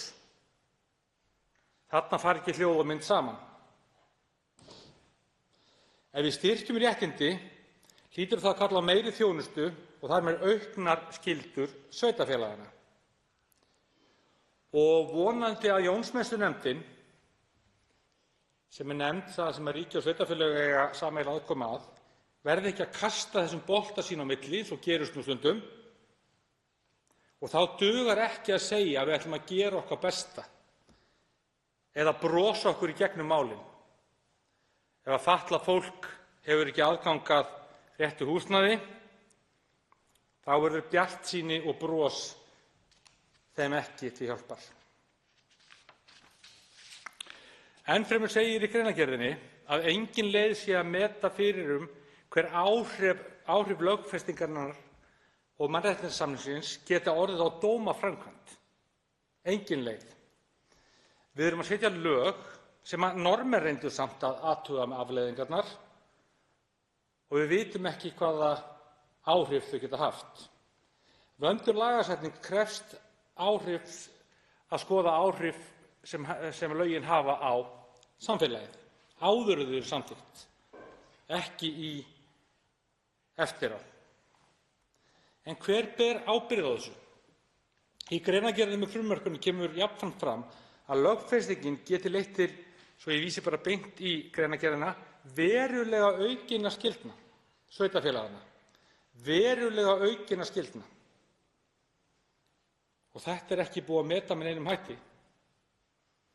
Og þarna á milli fatlað fólk, sveitarfélög og ríki.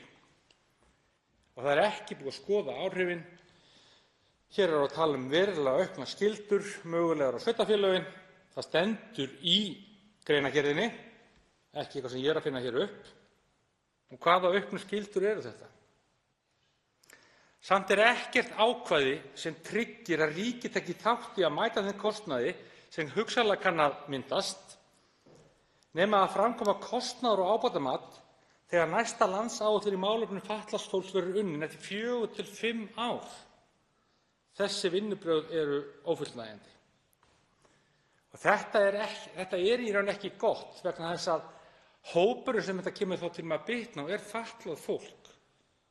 Og það er ekki í boði, finnst mér, að þingið sé að lögfesta eitthvað, búa til væntingar, réttmætar væntingar, sem síðan mögulega gangi ekki eftir.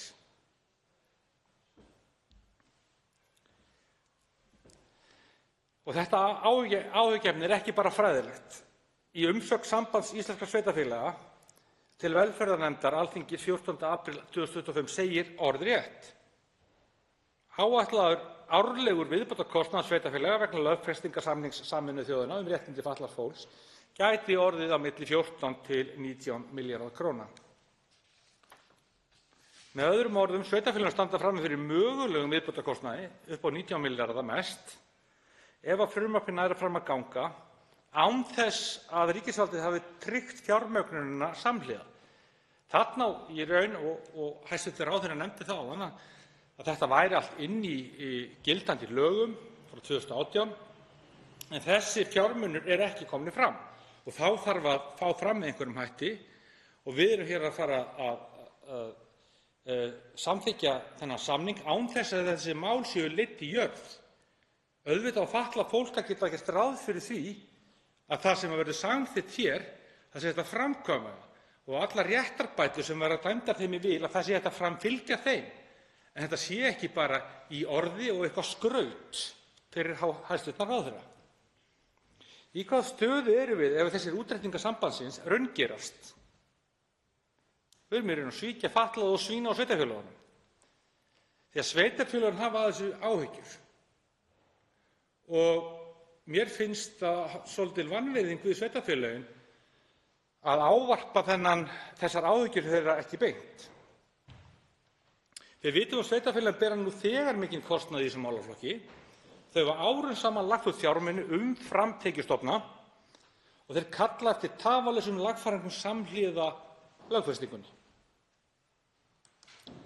Ég styð og Sjálfstæðisflokkurinn allur að sjálfsögðu lögfestingu samningsins, en lögfesting án tryggrar fjármögnunar sem kann að koma fram er lítið annað en léleg og ósanngjörn væntingastjórnun á kostnað fatlaðs fólks. Og þetta verður að ræða algjörlega og leiða í jörð að fatlað fólk og væntingar þeirra, þær verða að uppfyllast og fatlað fólk verður að hafa tryggingu hæstv. Ráðherra fyrir því að það sé ekki bara að menn voni þetta gangi, menn ætla að brosa þetta í gegn eða með einhverjum öðrum hætti, heldur þarf að tryggja það í texta að ef það verður umfram kostnað sem sveitarfélögin ráða ekki við, að ríkið muni grípa það, að sveitarfélögin muni ekki lenda í því að borga þann brúsa, eða það versta sem er í stöðunni eins og stundum gerist, þegar ríki og sveitarfélög kasta á milli sín boltanum og enginn vill bera ábyrgð. Það er þekkt. Ef ríkisstjórnin ætlar sér sannarlega að standa við það sem að lögfestingin boðar, ætti að vera auðvelt að skjóta inn svona texta, einhverja varnagla, þar sem kostnaður við lögfestinguna, ef hún hefur hann í för með sér, að þá komi ríkið til með að dekka þennan kostnað.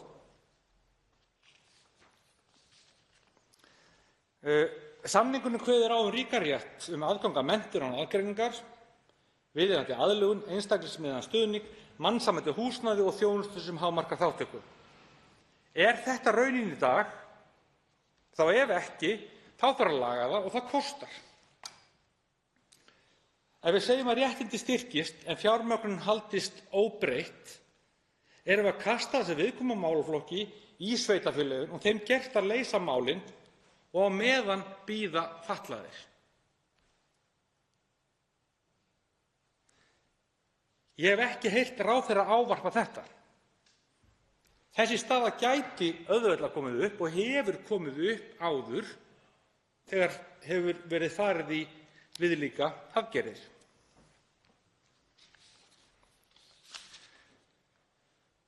Virðulegi forseti. Við viljum öll efla réttindi fatlaðs fólks, en réttindin og að framfylgja þeim, að þau nái í gegn, verður að vera framkvæmanleg. Við eigum að samþykkja markmið en við verðum líka að tryggja fjármögnun, skýrleika og tímasetta ábyrgð. Hver ber ábyrgðina á því ef það myndast kostnaður sem enginn vill bera? Kostnaður eitthvað sem bæði sveitarfélög og ríki kjósa sjaldnast að bera að fyrra bragði. Þannig að hver ber ábyrgð á því, og vonandi að hæstv. Ráðherra geti komið hér í pontu og sagst bera ábyrgð á því. Því það er auðvelt að lögfesta eitthvað og segja að það beri engan kostnað með sér, en það stendur í frumvarpinu að þetta geti haft veruleg áhrif á sveitarfélögin, þrátt fyrir að öðrum stað standi að þetta hafi engin áhrif. Og bara þetta orðalag, veruleg áhrif, engin áhrif, vekur upp spurningar og grunsemdir það að hér sé eitthvað órætt undir steini. Við skiljum annars sveitarfélögin eftir með óvissu og fólki sem réttindin eiga að vernda eftir með orðin ein. Lögfesting samnings Sameinuðu þjóðanna um réttindi fatlaðs fólks er rétt skref. En við getum ekki skilið sveitarfélögunum fatlaða eftir í óvissu með kostnað þegar réttindi fatlaðs fólks með réttu aukast. Við verðum líka að tryggja væntingar fatlaðs fólks og að sveitarfélögin að þau fái þann fyrirsjáanleika að það verði ekki skellt á þeim einhver reikningur, bakreikningur, þegar búið er að lögfesta samninginn. Það er ekki góð blanda að skreyta sig með blómum sem er ekki búið að greiða fyrir. Og það er fátt verra en að halda eitthvað sem komið í höfn, svo nær það ekki að raungerast vegna þess að þriðji og fjórði aðili er að deila það hver á að bera kostnaðinn. Það hefur sýnt sig í sambærilegum innleiðingum erlendis frá, í Svíþjóð, Noregi, Bretlandi, þegar þeir vera að staðfesta svona samninga við fatlað fólk og aðra, þá kemur inn ófyrirséður kostnaður eða fyrirséður og þá verður oft ágreiningur það hver á að greiða hann, á meðan sitja þeir sem eiga að njóta réttindina eftir og hafa litla sem enga aðkomu að málinu og þurfa að fara að bíða þangað til búið að greiða úr einhverjum flækjum. Þess vegna langar mig til þess að hæstv. Ráðherra komi hér í pontu og tryggi það með orðum sínum að ef að það fellur til kostnaður við þessa lögfestingu, þá muni ríkið greiða þann kostnað. Að sveitarfélögin muni ekki sitja upp með þann kaleik og vera kennt það að uppfylla ekki þennan samning, heldur mun ríkið gera það. Og það skiptir máli fyrir sveitarfélögin, en mestu máli skiptir það fyrir fatlað fólk sem hefur til þess réttmætar væntingar að þegar þessi samningur verður lögfestur, að þau njóti þeirra réttarbóta sem hann mun bera með sér. Einn hv. þingmaður hefur óskað eftir því að veita andsvar. Hv. þingmaður, 5. þingmaður Reykjavíkurkjördæmis suður, Sigurþóra Steinunn Bergsdóttir, veitir andsvar.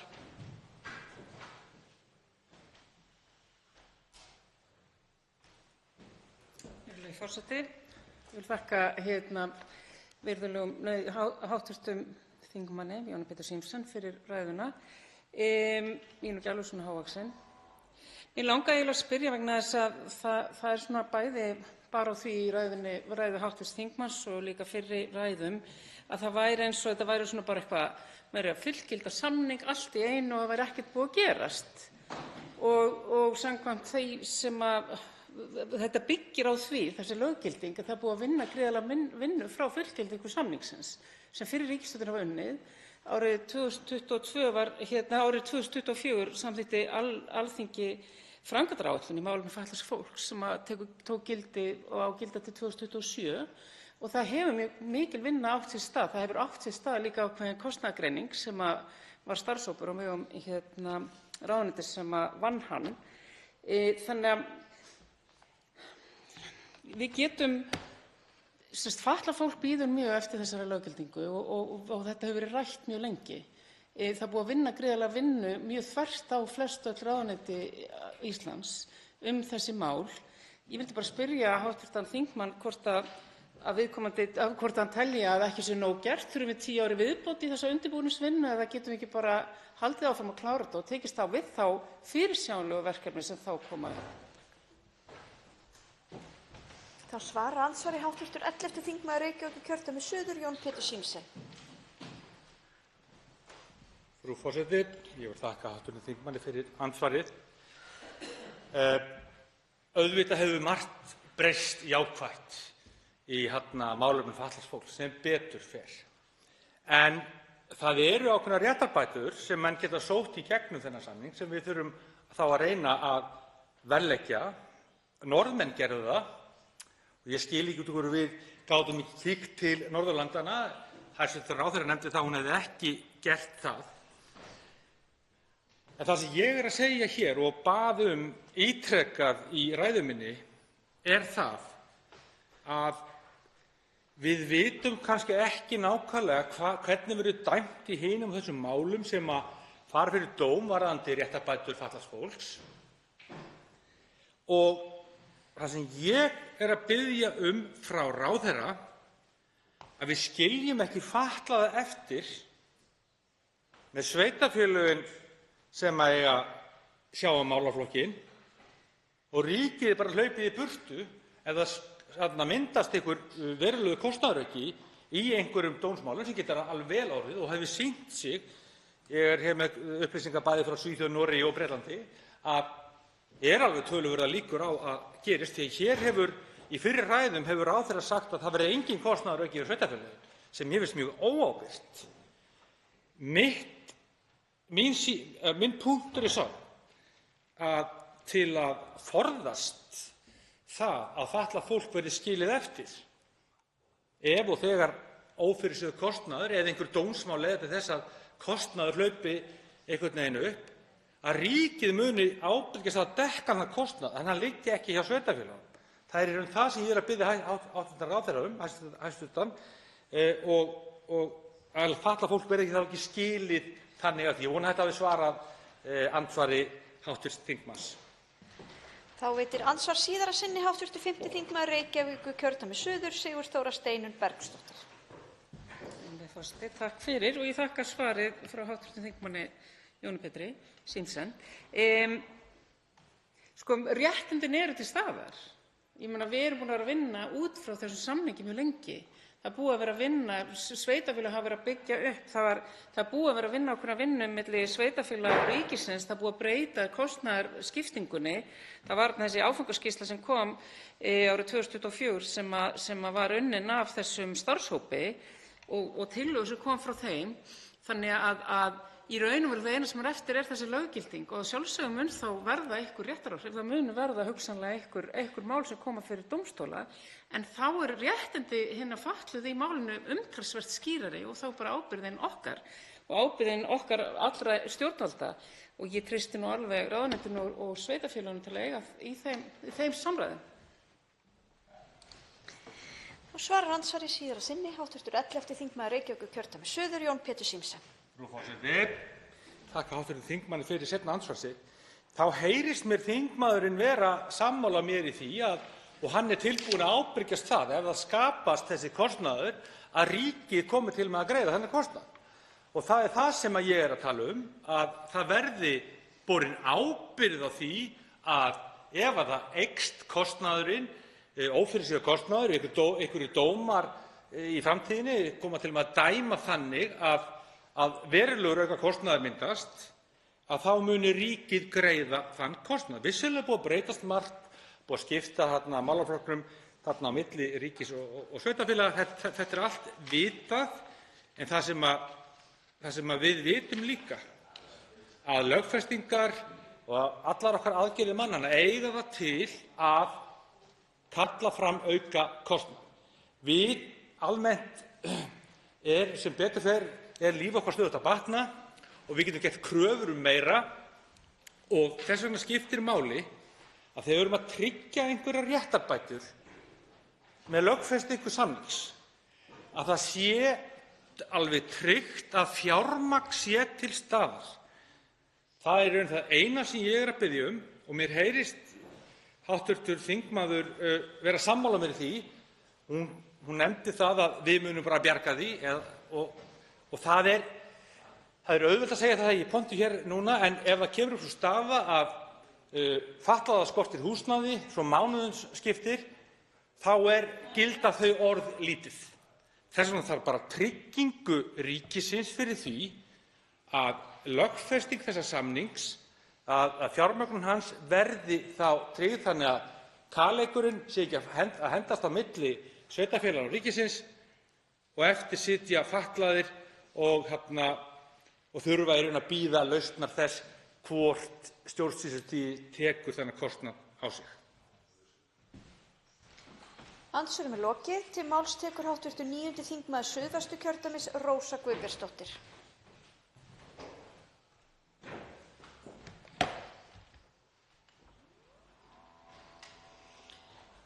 Virðulegur forseti.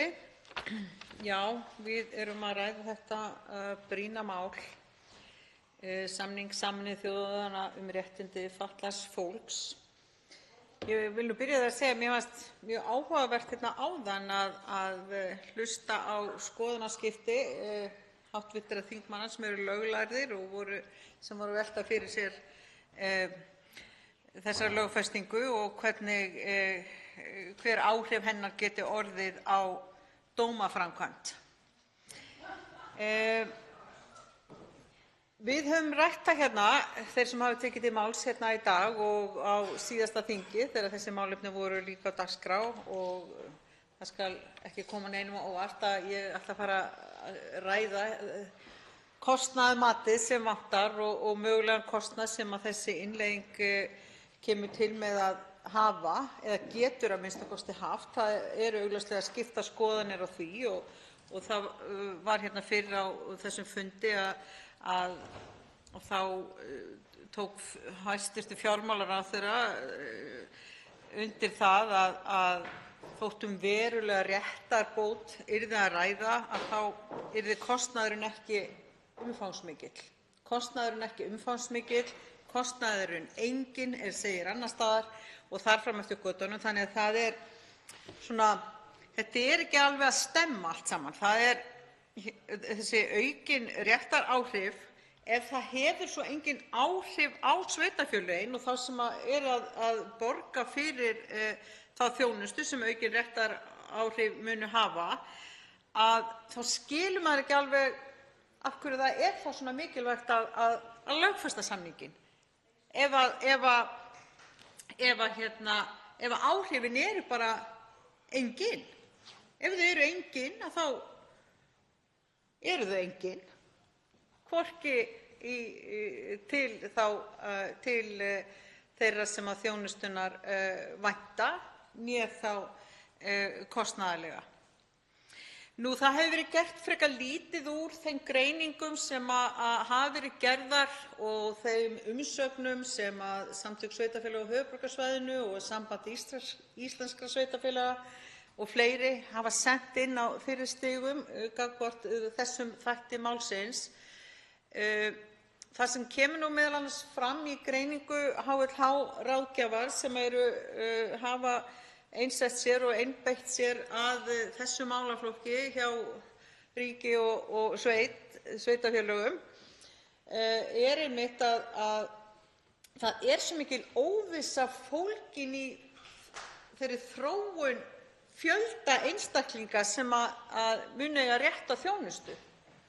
Það er svo mikil óvissa í því og þannig er verið að reyna að átta sig á því í þeirra greiningum hver þróunin getur orðið miðað við þróun undanfarinna ára, miðað við biðlista og svona stöðuna í þessum málaflokki. Og eins og hér hefur margt komið fram að þá er álitið að í framkvæmd að þá geti þetta leitt til 14–19 milljarða kostnaðarauka. Og eins og ég hef sagt áður að þá snýst þetta auðvitað ekki um það. Við erum öll sammála mannréttindum, við erum öll sammála því að þjónusta fatlaða einstaklinga eins og best verður gert, en við þurfum að sýna þessa ábyrgð að átta okkur á því að ef að þetta á raunverulega skipta einhverju máli, ef það er svona mikilvægt að klára þessa lögfestingu, þá hlýtur hún að skipta máli og þá hlýtur hún að hafa áhrif á kostnað. Hún hlýtur að kosta eitthvað. Þess vegna, og ég tek undir það sem hefur komið hérna fram og ekki síst í máli hv. þingmanns Jóns Péturs Zimsen rétt áðan, að það þarf að tryggja að fjárhagslegir burðir sveitarfélags séu fyrir hendi. Sveitarfélögin eru gríðarlega misjöfn hvað það varðar, gríðarlega misjöfn, og eru auðvitað að veita mjög misjafna þjónustu og stuðning inn í þennan málaflokk. Þunginn er hér á höfuðborgarsvæðinu algjörlega, langmesti þunginn, og það vantar enn milljarða, kannski á bilinu 5–7 milljarða, ég er ekki alveg með nákvæma nýjustu töluna, inn til sveitarfélaganna á höfuðborgarsvæðinu eins og staðan er núna, þrátt fyrir leiðréttingar og breytingar sem eru góðra gjalda verðar og hafa verið nauðsynlegar. Þá vantar enn milljarða inn í kerfið eins og staðan er núna til þess að málaflokkurinn standi undir sér. Það eru 14 ár síðan málaflokkur fatlaðs fólks var fluttur frá ríkinu til sveitarfélaganna og það hefði sveitarstjórnarfólk sumt hvert allavega áhyggjur af því að þessi yrði raunin, að málaflokkurinn yrði vanfjármagnaður, og þegar að þjónustan er komin svona nálægt kjörnum fulltrúum eða er veitt svona beint í nærsamfélögunum, þá er einhvern veginn tilhneigingar til þess að hlutirnir aukast í verði, hækkar kostnaður og það var einmitt það sem til dæmis þáverandi bæjarstjóri í Kópavogi, Ármann Ólafsson, skrifaði grein og kom fram opinberlega þar sem hann lýsti yfir þessum áhyggjum, að þetta gæti orðið ofboðslega þungt fyrir sveitarfélögin og það yrði að passa upp á þessa fjárveitingu. Það yrði að passa upp á þetta fjármagn og bara frá því að hann var lögfestur, sem sagt árið 2018, þá voru náttúrulega auknar enn frekar kröfur af hálfu ríkisins til sveitarfélaganna. Og eins og ég er oft að segja, þá er svo dapurt að vera að tala kostnað við þennan málaflokk eins og margt annað. Við viljum gera vel, en við þurfum að sjá fyrir endann á hlutunum. Við getum ekki sett rekstur sveitarfélaga í uppnám ef því er að skipta, ef eitthvað þannig kæmi upp, og við þurfum, eins og hér kom fram í máli hv. þingmanns áðan, Jóns Péturs Zimsen, við þurfum að hafa einhverja tryggingu fyrir því að ef eitthvað gerist í dómaframkvæmd og eftir þessa lögfestingu, að þá verði hugsað fyrir því.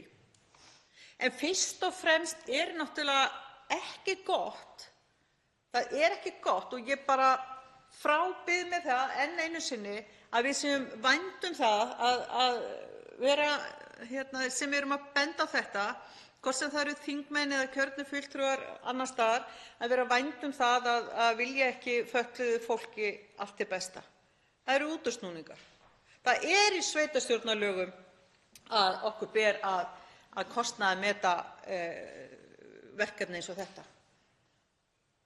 Við eigum að kostnaðarmeta og ég veit ekki betur en að í eitt af málum núverandi meirihluta hér á Alþingi þá var lögð fram sérstök áhersla á það að kostnaðarmeta lögin sem væri verið að setja hérna á breytingar, sama hvar sá kostnaður á svo að lenda. En af því að hérna áðan í andsvari við hæstv. Félagsmálaráðherra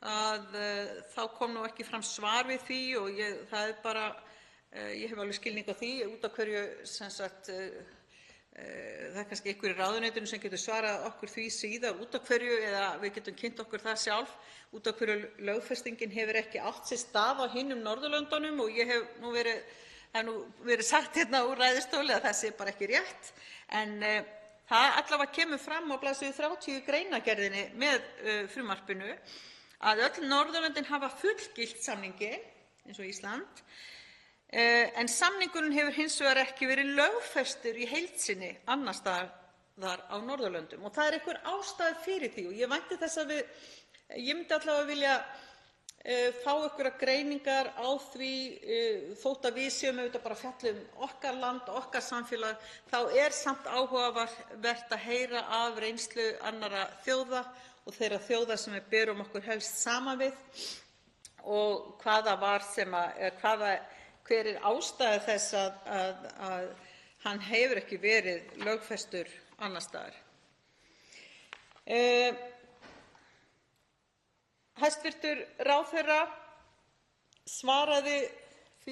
fórst fyrir að svara því líka og kannski fæ ég það svar síðar hvort að hún telji að það kæmi til greina að færa fjárhagslega ábyrgð málaflokksins aftur til ríkisins svo við séum ekki, nú að koma sveitarstjórnarkosningar og það er kjördæmavika í næstu viku og þar fram eftir götunum. Við erum í góðu samtali, hérna kjörnir fulltrúar, sama hvar þeir eru.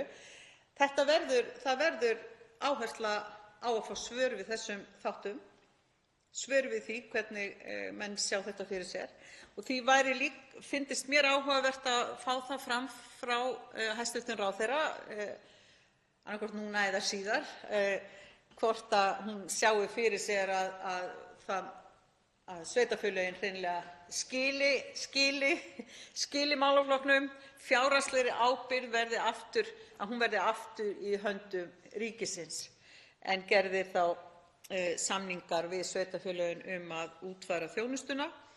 Það gæti komið til greina að mínu mati og mér finnst það, ég hef sagt það áður, að það er alveg sú umræða kemur upp á meðal sveitarstjórnarfólks hvort að eigi að óska eftir þeirri leið. Þannig að við þurfum að vera búin undir það að svara því eða ráðherrann. Ég er þeirra skoðunar, mér finnst það koma til greina en fæ kannski svar frá hæstv. ráðherra síðar það hvort hún sé mér sammála í því. Það hefur verið gert svona að mínu mati frekar lítið úr þessum áhyggjum kostnaðaráhrif og í umsögn frá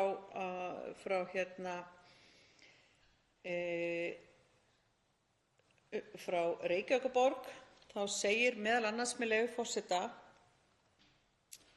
Jafnvel þótt að í 6. kafla greinargerðar með umræddu frumvarpi sé fjallað mat á áhrifum þess verði það að lögum og þar því haldið fram að ekki sé gert ráð fyrir því að það muni hafa áhrif á fjárhag sveitarfélaga umfram það sem nú þegar leiði af skyldum sveitarfélaga til að tryggja réttindi fatlaðs fólks, þá byggist sú fullyrðing ekki á mati á fjárhagslegum áhrifum. Þannig virðast stjórnvöld ríkisins ekki telja þörf á því að fram fari kostnaðarmat á áhrifum tillögu lagafrumvarpsins á fjárhag sveitarfélaga en því er Reykjavíkurborg alfarið ósammála. alfarið ósammála. Fulltrúar höfuðborgarinnar leggja áherslu á það og telja klikkja út með því að það sé brýn þörf á þessu kostnaðarmati. En við munum fara með þetta mál auðvitað aftur inn í hv. velferðarnefnd og fara einhverjar umsagnir verða kannski nýjar eða fara yfir það sem kom á síðasta þingi og fara yfir málið í heild sinni. En þar munum við þá hugsanlega heyra aftur í þeim sem hefðu hvað mestar efasemdir þetta, eru óttast þennan kostnað. En burt séð frá, og ég legg áherslu á það, að þetta er ekki bara eitthvað ríki og sveitarfélög, heldur þá er það bara ábyrgari framkvæmd og ábyrgari lagasetning að standa við það sem að kveðið er á að við eigum að kostnaðarmeta lagasetningar eða ný lög eða breytingar á lögum. Þannig að hvort sem væri að ræða ríki eða borg að greiða, ég hef náttúrulega áhyggjur fyrir hönd sveitarfélaganna af því að þau hafi bolmagn til að sinna þessum málaflokki ef að til einhverjar aukinna réttinda sem hlýtur náttúrulega að vera markmið með þessu kemur og þá aukinn kostnaður. En líka bara það er ábyrgara þótt að ríkið sjálft væri hinn eini aðili sem að stæði undir kostnaðinum, að kostnaðarmeta svona stórar breytingar og stórt mál eins og þetta. En við ítrekum það að þetta er hið besta mál að lögfesta samninginn, en það varpar eilítlum skugga á að ekki sé reynt að kostnaðarmeta og að gert sé svona lítið úr þessum áhyggjum sem aðilar hafa. Hv. 10. þingmaður Reykjavíkurkjördæmis suður, Kolbrún Áslaugar Baldursdóttir, veitir andsvar við ræðu þingmannsins.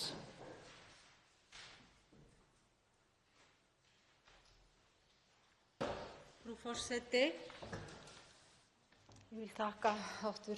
þingmanni Rósu Guðbjartsdóttur fyrir hennar ræðu og ég hef heyrt hana áður og við vorum auðvitað að ræða þetta mál í velferðarnefndinni á síðasta þingi og það eru áhyggjur sem minnihlutinn í nefndinni einmitt hefur reifað ítarlega. Það er að þetta kostnaðarmat sem ekki fylgir og hvað þetta muni mögulega kosta sveitarfélögin. En mig langar bara að byrja á spurningunni til hv. þingmanns hvort að hv. þingmaður myndi ekki telja það frekar óábyrgt að einmitt festa einhverja tölu á þennan samning.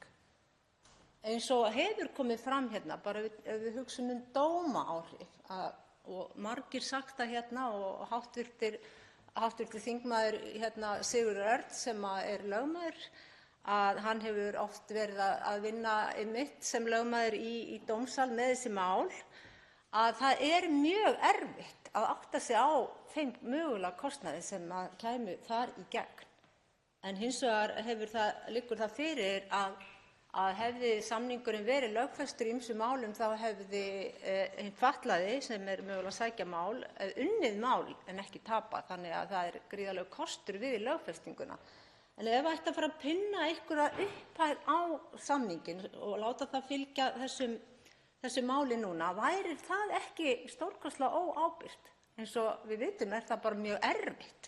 Við getum reiknað kannski húsnæðismálin út af því að það bíða 400 manns eftir íbúð eða húsnæði á höfuðborgarsvæðinu og við vitum hvað það myndi mögulega kosta, en svo bara fjölmargt annað sem er mjög erfitt að reikna út. Og ef við verðum nú búin að klína einhverju tölu á málið og síðan væri hún út á suður og myndi engan veginn standast, hversu óábyrgt væri það mögulega ekki? Þetta er svona spurningin.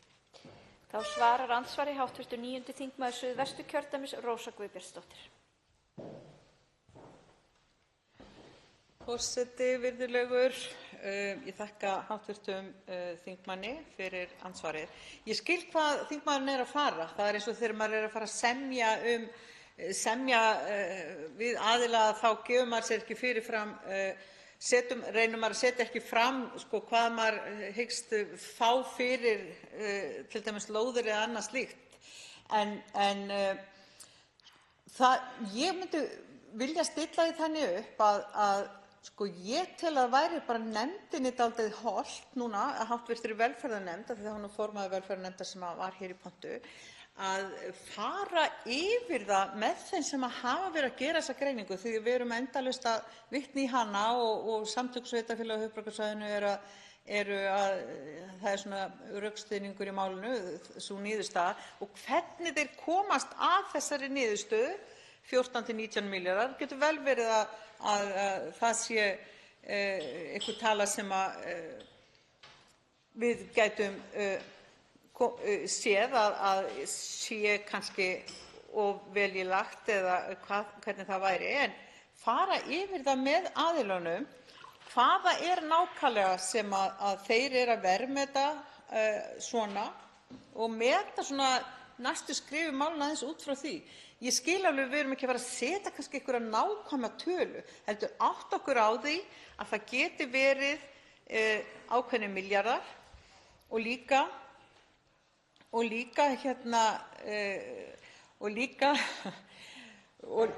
það langar mig að spyrja ráðherrann, nei ekki ráðherrann, hún er hérna í salnum en hún er að fípa með aðeins hérna, bara hið besta mál, en það langar mig að spyrja á móti, fyndist þingmannum ekki koma til greina að festa þá allavega í þetta frumvarp að ríkið muni taka þann kostnað sem mögulega af þessu hlýst, sem vonandi verður enginn eins og bjartsýnt fólk hér inni telur, hvort að það sé þá ekki eitthvað sem væri hægt að líta til. Þá veitir andsvar síðara sinni hv. 10. þingmaður Reykjavíkurkjördæmis suður, Kolbrún Áslaugar Baldursdóttir. Frú forseti, ég þakka hv. þingmanni Rósu Guðbjartsdóttur fyrir hennar seinna svar, nei, fyrir hennar fyrsta svar við mínum andsvörum. Ég held það væri álíka óábyrgt og bara svolítið út í hött að fara að taka það eitthvað fram í þessum samning að ríkið muni. En hins vegar vitum við það að það er alveg einstakt samstarf núna milli ríkis og sveitarfélaga. Það er í fyrsta sinn sem ríki og sveitarfélag eru að taka höndum saman í kringum ótrúlegustu mál, uppbyggingu hjúkrunarheimila, börn með fjölþættan vanda og svo framvegis. En ég skil áhyggjur sveitarfélaganna og það hefði verið mjög óeðlilegt ef að Reykjavíkurborg hefði ekki sent sína fulltrúa fyrir nefndina og með þessar áhyggjur, því að við vitum alveg í sögunni að stundum hafa þetta sveitarfélagin fengið verkefni sem hefði ekki ráðið við fjárhagslega. Þannig að það væri mjög skrítið að sveitarfélagin myndi ekki hafa ávarpað þessar áhyggjur. En við þurfum ekkert að stressa okkur yfir þessu, og varðandi þessa greiningu HLH, hérna sem oft hefur verið vitnað til, og ég nú búin að liggja yfir og ræða við þá félaga sem gerðu þessa greiningu, að þá er aðalþátturinn húsnæðismálin. Og það er horft til þessa vegferðar og endapunkts ef allir hefðu nú húsnæði og engin biðlisti væri, og það er sá peningur sem er nefndur í skýrslunni. Það eru biðlistar í húsnæðismálin. Og það er þá gaman frá því að segja að bara þessar mundir er Reykjavíkurborg einmitt að endurskoða uppbyggingaráætlun húsnæðis fyrir fatlað fólk. Og það er í gangi hvort sem þessi samningur er lögfestur eða ekki. Þannig að það sem það sem hefur komið fram hjá hæstv. Ráðherra er nákvæmlega að öll þessi verkefni eru í gangi á fullu og það gildir einu hvort lögfesting samningsins verður eða ekki. Þannig að þetta hangir ekkert allt endilega bara á því. Hér eru bara verkefni sem er skylda sveitarfélaganna sem verið er að vinna að stöðugt, en þetta er löng vegferð, enda var innviðaskuldin gríðarleg. Búin að mörg ár ekki vera byggt nóg, hvorki fyrir fólk né fatlað fólk. Þá svarar andsvari síðara sinni hv. 9. þingmaður Suðvesturkjördæmis, Rósa Guðbjartsdóttir. Virðulegur forseti, ég þakka hv. þingmanni andsvarið. Það er rétt að langstærsti hluti þeirrar upphæðar sem kemur fram í þessari skýrslu snýr að búsetuþáttum og húsnæðismálum. En það er líka aðrir þættir sem koma þarna inn í eins og NPA-samningar og úrræði fyrir fólk með svona fjölþætta vanda. Það sem er náttúrulega líka í þessu og vonandi er það þá misskilningur að þetta sé að með þessu lögfestingu sem að við verðum þá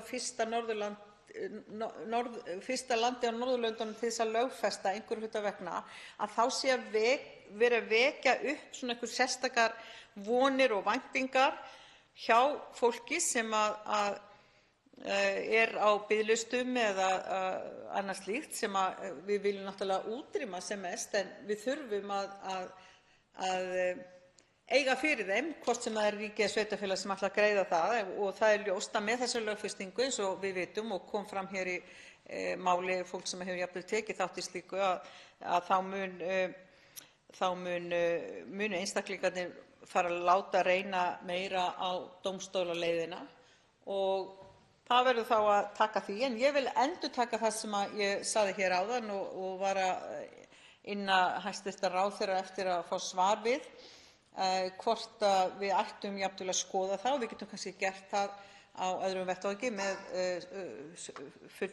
samtökum sveitarfélaga, hvort að það sé orðið tímabært að endurskoða ábyrgð á málaflokknum, fjárhagslegu ábyrgðina.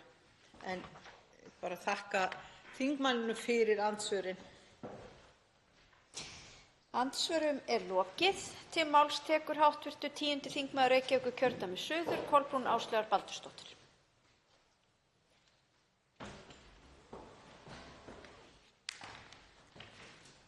Frú forseti, já, það eru nokkur atriði sem mig langar að nefna hérna í þessari fyrstu ræðu samning Sameinuðu þjóðanna um réttindi fatlaðs fólks, lögfestingu hans.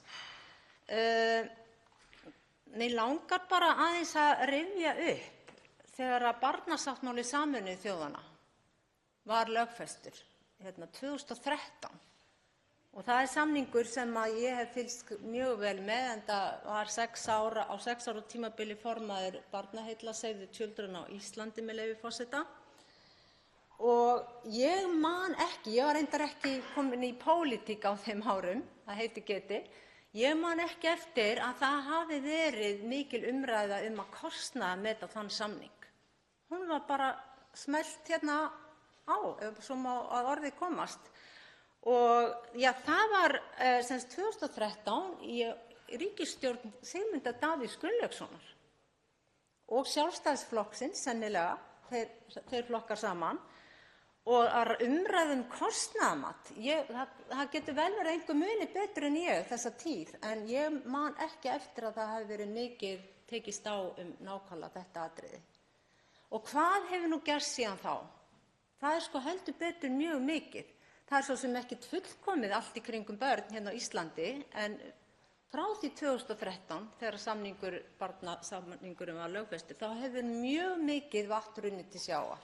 Við erum komið með umboðsmann barna og við allar ákvarðanir í stjórnsýslu sem teknar er varða börn, þar eru börn höfð í samráði. Og við bara lítum núna á nýjustu dæmin úr breyting á grunnskólalögum, að þá var gríðarlegt samráð haft við börn, gríðarlegt samráð bara á öllum stigum. Þannig að þetta segir okkur að eftir að lögfesting þess samnings varð að raunveruleika, að þá var einhvern veginn fókusinn allt annar. Við fórum að gera hlutina öðruvísi.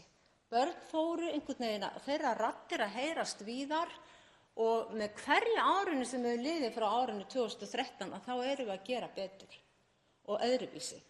Og ég sé þetta svolítið fyrir mér sambærilegt með þennan samning, að eftir lögfestinguna þá er þetta orðið svona alvöru, þá er samningurinn tannilega kominn að enda, þar að segja að við getum ekki mikið gert fyrir hann hérna meira á Alþingi. Það er búið að samþykkja hann, það er búið að fullgilda hann og síðan búin að lögfesta hann, og að fatlaðir einstaklingar geta veifað honum og minnt okkur á hann, og við farið að vinna æ meira í áttina að betri og meiri réttarbót. Svo vil ég líka nefna það með þennan samning að ef þið hafið lesið, sem þið hafið örugglega gert, greinarnar í honum, þá er svo margt í honum sem kostar ekki neitt. Þetta er bara þessi hugmyndafræði að virðingu, það eru allir rétt á að vera virtir af verðleikum og þetta jafnræði og sanngirni, helmingurinn af sáttmálanum gengur út á svona hluti sem þarf ekki að setja neinar krónur á, heldur er þetta bara eitthvað sem hver og einn þarf að líta í sinn eigin barm og hugsa hvernig er mitt viðhorf og hvernig er ég að koma fram við fólk með fötlun. Og þannig að þetta er ekki allt eitthvað sem að koma háir og miklir reikningar út af. Þannig að það er þetta líka sem að fólk með fötlun er að kalla eftir. Það er að geta fengið þessa vottun og þessa svona sannfæringu og vissu að við sem þjóðfélag erum að horfa til þeirra ekki sem eitthvað annars flokks eins og mörgum fólki með fötlun þykir og hefur verið að upplifa sig. Eins og sem dæmi bara, sem stendur hérna í samningnum, það á að vera jafnrétti milli karla og kvenna. Hvernig á að kostnaðarmeta þetta? Það á að sjá til þess að mannréttindi og frelsi fatlaðs fólks séu virt í daglegu lífi. Eigum við að reyna að kostnaðarmeta þetta? Það eru svona hlutir sem er bara stór hluti af þessu samningi sem að við getum bara verið alveg slök og við þurfum ekki að vera með neinar úrtölur yfir að muni allt fara á versta veg og sveitarfélögin sitja uppi með einhverja háa bakreikninga.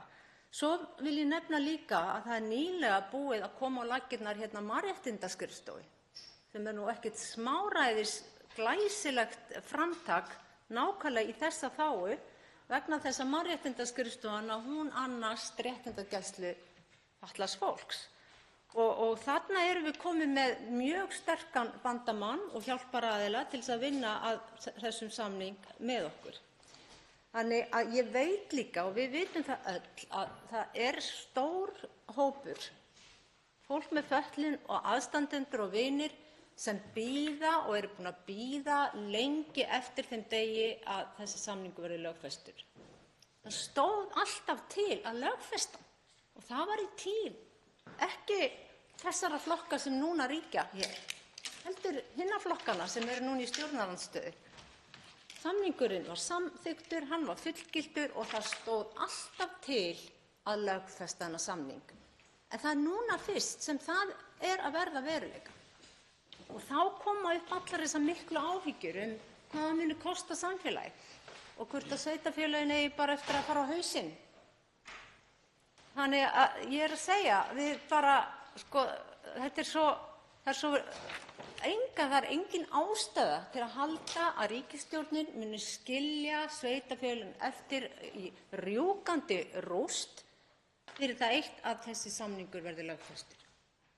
Og ég líka, eins og ég nefndi, í því góða samstarfi sem núna ríkir milli ríkis og sveitarfélaga sem er í fyrsta sinn allavega sem ég man eftir að sjá svona skýrt á þessu stutta tíma sem þessi ríkisstjórn hefur verið við völd, hvernig búið er að taka höndum saman með ríki og sveitarfélögum.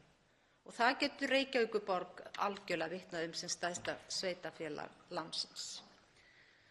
En ég er sannarlega ekki áhyggjufull, en það eru auðvitað húsnæðismálin sem er gríðarlega stór þáttur í þessu og sá stærsti hjá þeim ágætu rannsakendum sem tóku út þarna skrifuðu þessa skýrslu og hún var skrifuð fyrir sveitarfélögin sem vilja auðvitað bæði hafa belti og axlabönd í þessu og segja eins og ég skil vel að sporin hræði vegna þess að oft hafa sveitarfélögin einmitt verið skilin eftir út í kuldanum þegar að NPA-samningarnir fóru að streyma inn í ríkisstjórn Bjarna Benediktssonar og það var ekki nein að hjálpa fá hérna frá ríkisvaldinu.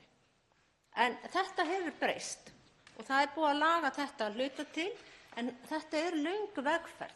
Alveg eins og með barnasáttmálann þá gerist þetta ekkert á einni nóttu. En þetta er haldreipi, þetta er tæki til þess að hafa með bara undir handarkrikanum á þessari vegferð og minna sig stöðugt á hvaða leið við erum. Og bara til þess að fara ekki af leið og gleyma okkur og gleyma þessum minnihlutahópi, að þá er alltaf hægt að draga upp þennan samning og minna okkur á hér eru allir jafnir, jafnrétti.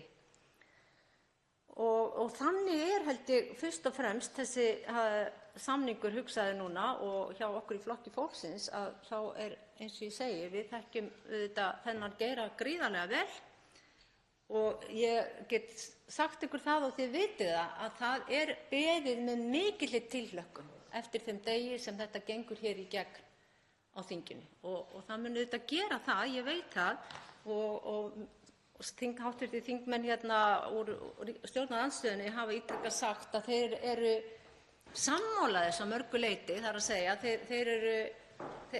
þeir vilja gjarnan að þetta verði held ég að veruleika en hafa lýst þessum áhyggjum sínum af þessum kostnaði og þá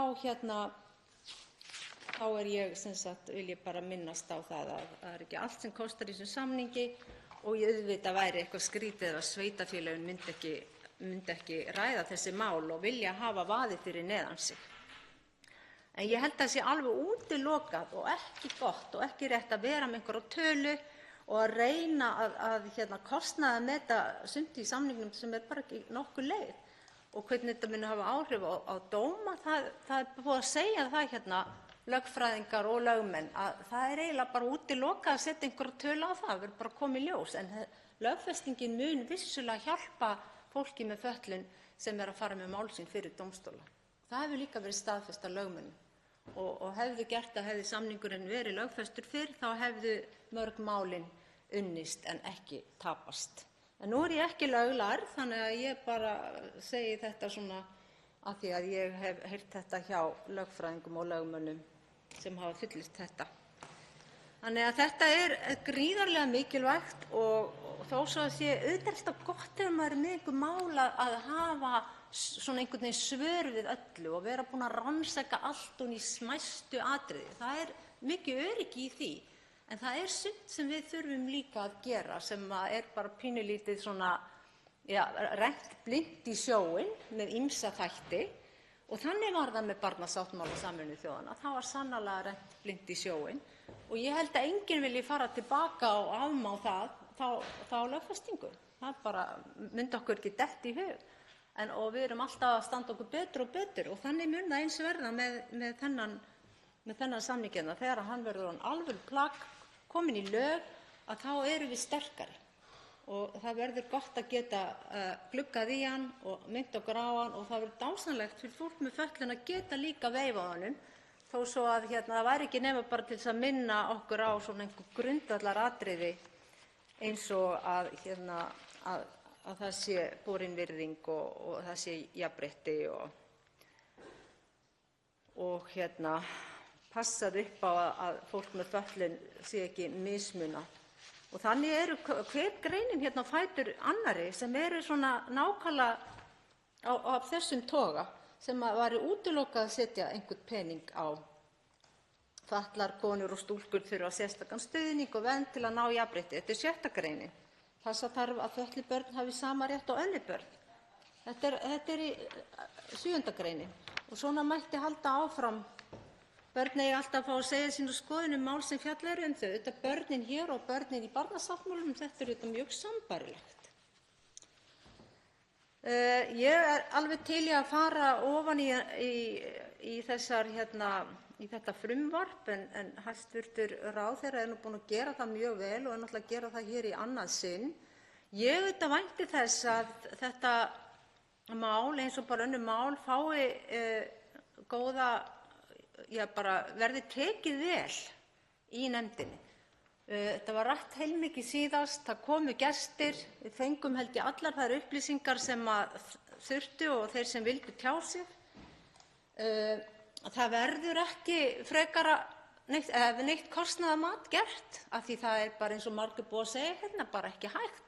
Við vitum að húsnæðismálin er stór þáttur og á eftir að taka sinn tíma bara eins og með aðra uppbyggingu í húsnæðismálum, sérstaklega hér í Reykjavík. Þar var bara innviðaskuldin orðin gríðarleg og það er ekki þessari ríkisstjórn að kenna hvernig búið er að safnast upp, að það hefur ekki verið byggt nóg og svo loksins var farið að byggja en þá kom öll þessi fólksfjölgun og þið þekkið þessa sögu.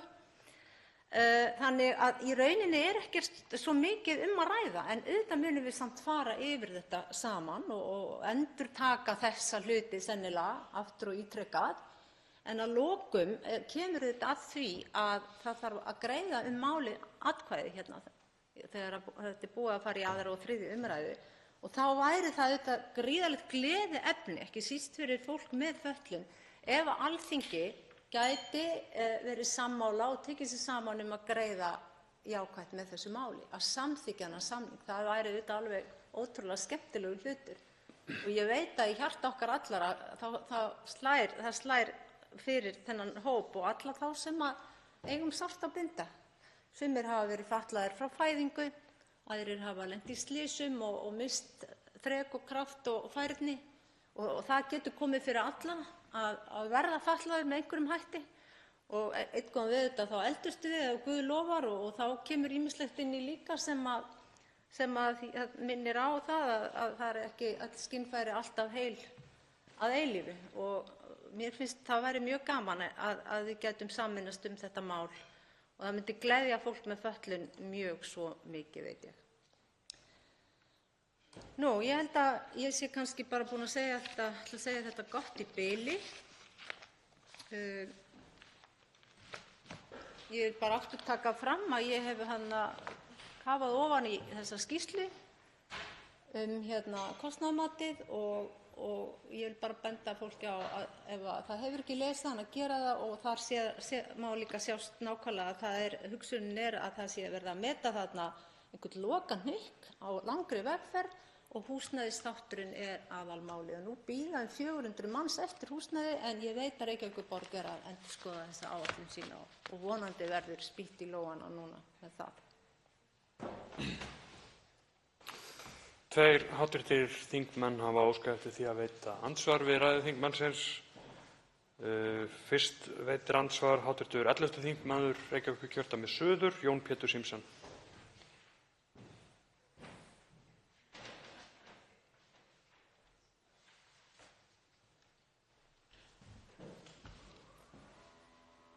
Herra forseti, ég vil þakka hv. þingmanni fyrir ræðu sína hér þetta mikilvæga málefni.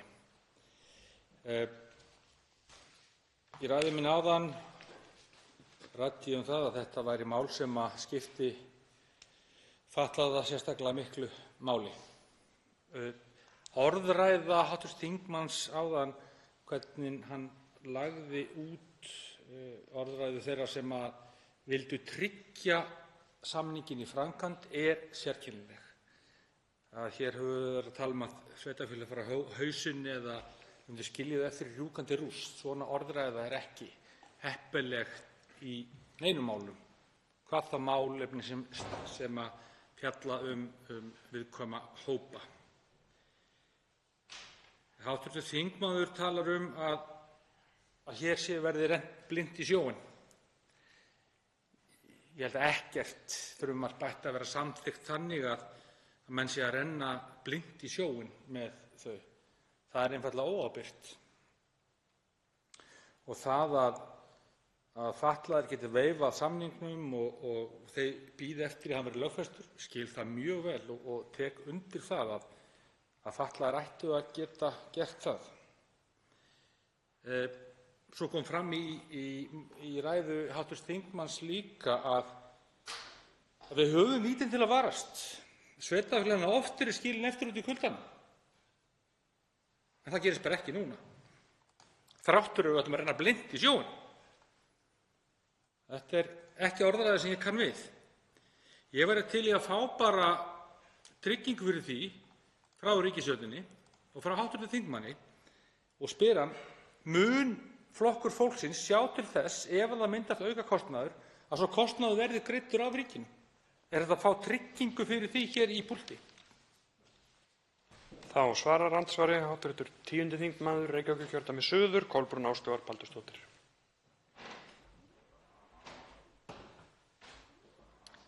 Herra forseti, ég þakka hv. þingmanni Jóni Pétri Simsen fyrir hans andsvar. Ég held að sé nú frekar kannski orðalag sem þingmaðurinn var að gagnrýna mig fyrir, að það er kannski ekki alveg með besta orðalagi. Ég virðist eiga það svolítið til að taka kannski allt of sterkt til orða stundum. En það varðandi rjúkandi rúst, að þá var það nú þannig samt sem áður að mörg sveitarfélög voru býsna kvíðin þegar NPA-samningarnir komu og þeim fjölgaði skyndilega þá með gríðarlegar háar upphæðir að þeir óttuðust nú að bara illa færi fjárhagslega, þannig að rjúkandi rústir er nú stundum bara tekið svona til orða. Ég vil nú biðja hv. þingmann Jón Pétur Sigurðsson að virða það kannski við mig að taka stundum sterkt til orða, en það er ekki illa meint. Varðandi barnasáttmálann, þá var rennt blint í sjóinn. Það var bara gert. Það var gríðarlega óábyrgt, sannarlega, greinilega. En við myndum ekki vilja fara tilbaka og hafa ekki gert það. Erum við kannski að tala um að það sé bara betra að lögfesta samninginn bara réttindi fatlaðs fólks? Alls ekki. Viljum við það frekar að því við erum svo ofboðslega hrædd að allt fari illa og að því að við treystum okkur ekki til að setja á hann tölu? Nei, ég held ekki. Stundum þarf maður líka bara að hafa áræðin og kjark til að taka skref og það getur ekkert verra gerst en það bara að við tökum okkur saman í andlitinu og gerum betur fyrir fólk með fötlun. Þannig að ég er allavega þannig gerð að ég vil ekki láta einhverja hræðslu og kvíða aftra mig til að taka skrefið.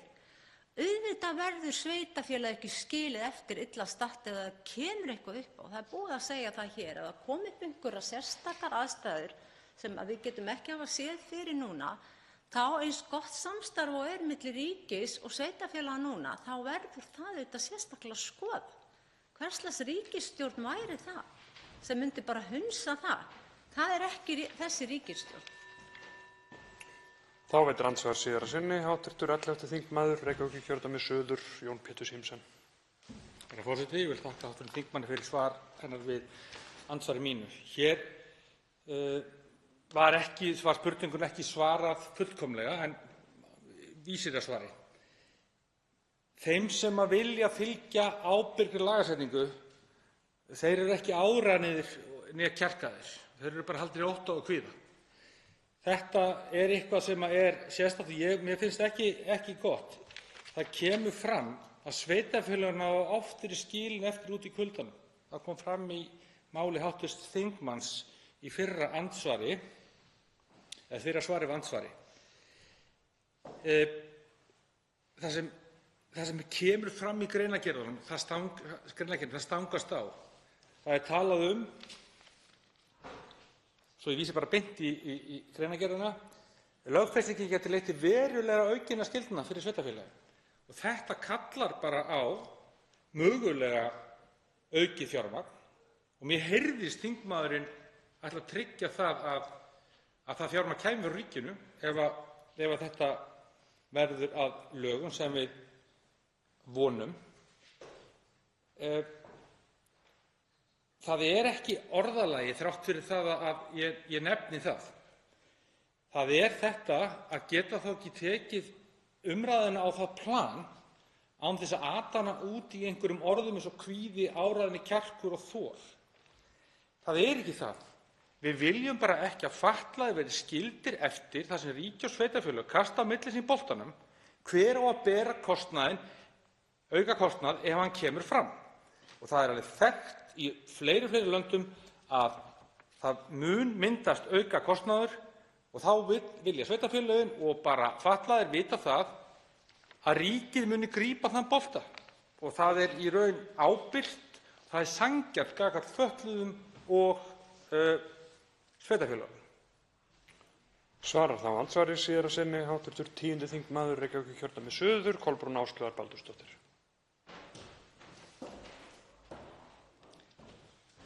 Herra forseti, ég þakka hv. þingmanni Jóni Pétri Sigurðssyni fyrir hans seinna andsvar.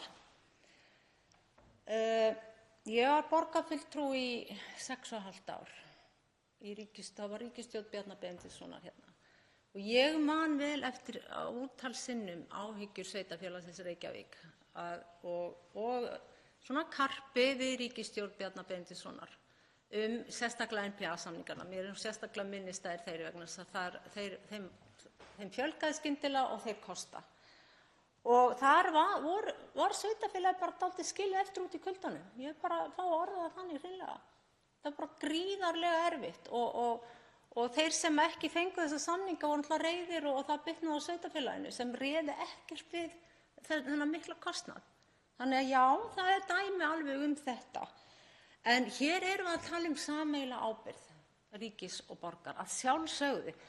Og ég trúi ekki að hv. þingmaður trúi því að ríkisstjórn Kristrúnar Frostadóttur muni einhvern tímann skilja fatlað fólk eftir úti í kuldanum og láta einhverjar deilur milli sveitarfélaga og ríkis bitna á þeim. Það bara er algjörlega, ég vil segja það er alveg óþarfa áhyggjur. Það er gott samstarf milli ríkis og sveitarfélaga eins og við höfum séð með uppbyggingu hjúkrunarheimila og fleira, börn með fjölþættan vanda. Þessi tvö kerfi eru að tala virkilega vel saman. Í fyrsta skipti finnst mér þegar ég líti yfir hina pólitísku flóru langt aftur fyrir hana í mínu lífi. Og þarna verður sameiginleg ábyrgð.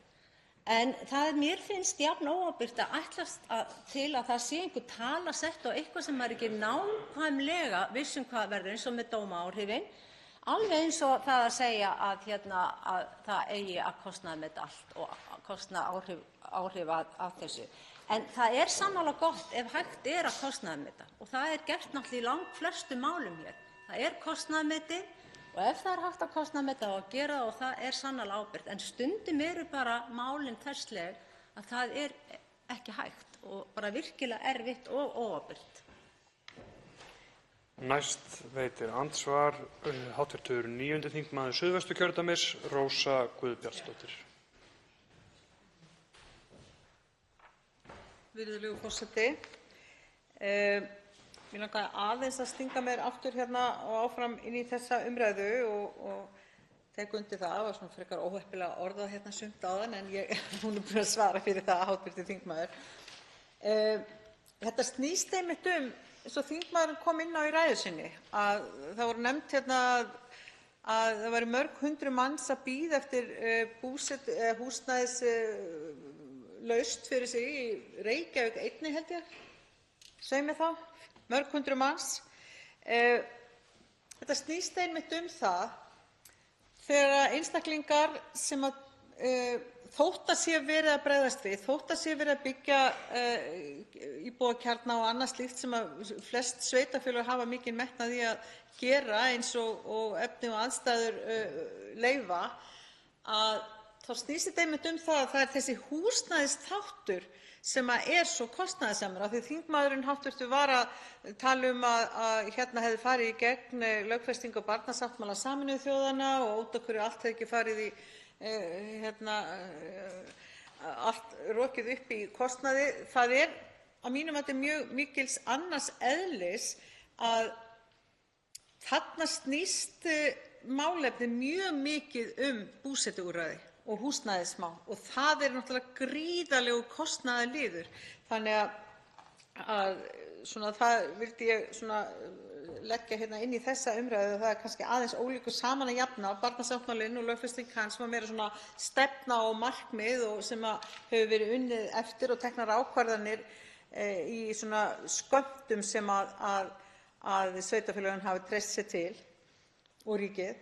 En mér langar þá, af því mér finnst, ég tek undir það með hv. þingmanni Jóni Pétur Zimsen hérna áðan, að mér finnst eins og það sé kominn einhver vilji til þess að tryggja hreinlega að fjármagn komi frá ríkinu muni lögfestingin eða dómsmál leiða til gríðarlega aukins kostnaðar hér og þar.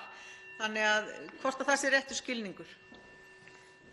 Og þá svarar andsvari hv. 10. þingmaður Reykjavíkurkjördæmis suður, Kolbrún Áslaugar Baldursdóttir.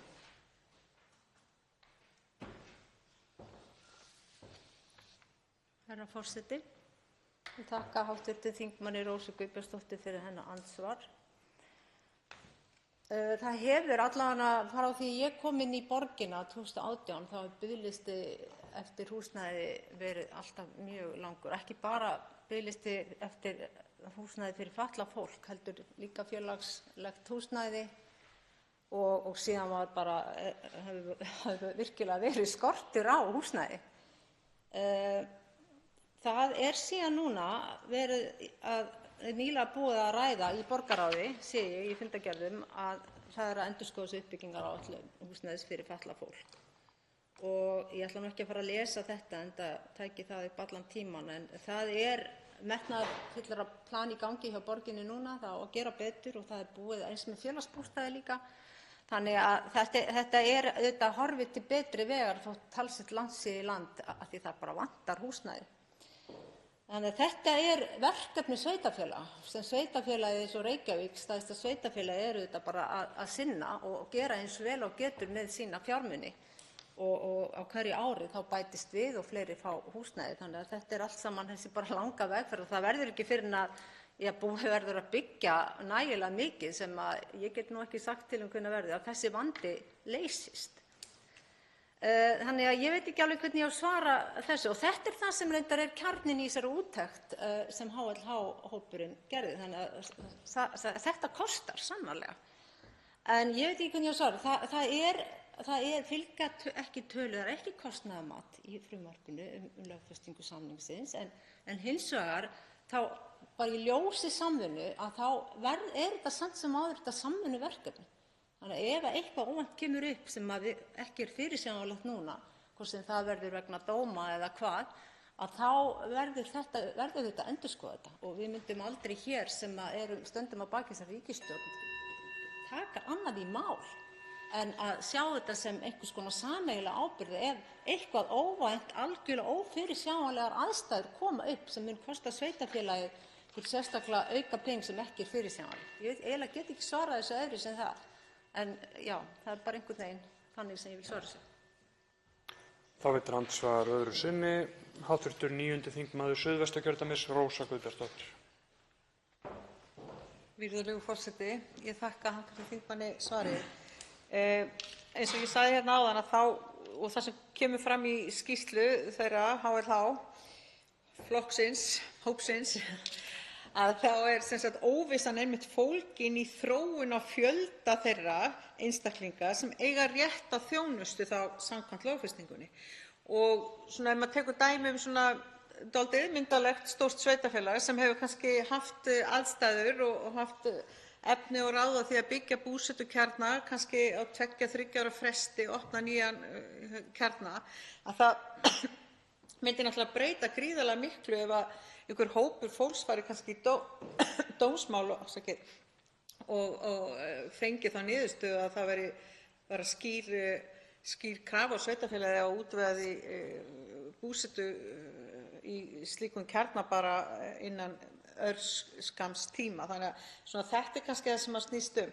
En mér heyrist á þingmanninum að sveitarfélögin þurfi ekki að hafa áhyggjur að þessi ríkisstjórn muni tryggja fjármagn þar sem að upp á vantar ef að dómar kveða á að hlutunum sé einhvers staðar ábótavant og sveitarfélögin þurfi þá að grípa til ráðstafana sem að geta fljótt hlaupið á tugum ef ekki 100 milljóna króna.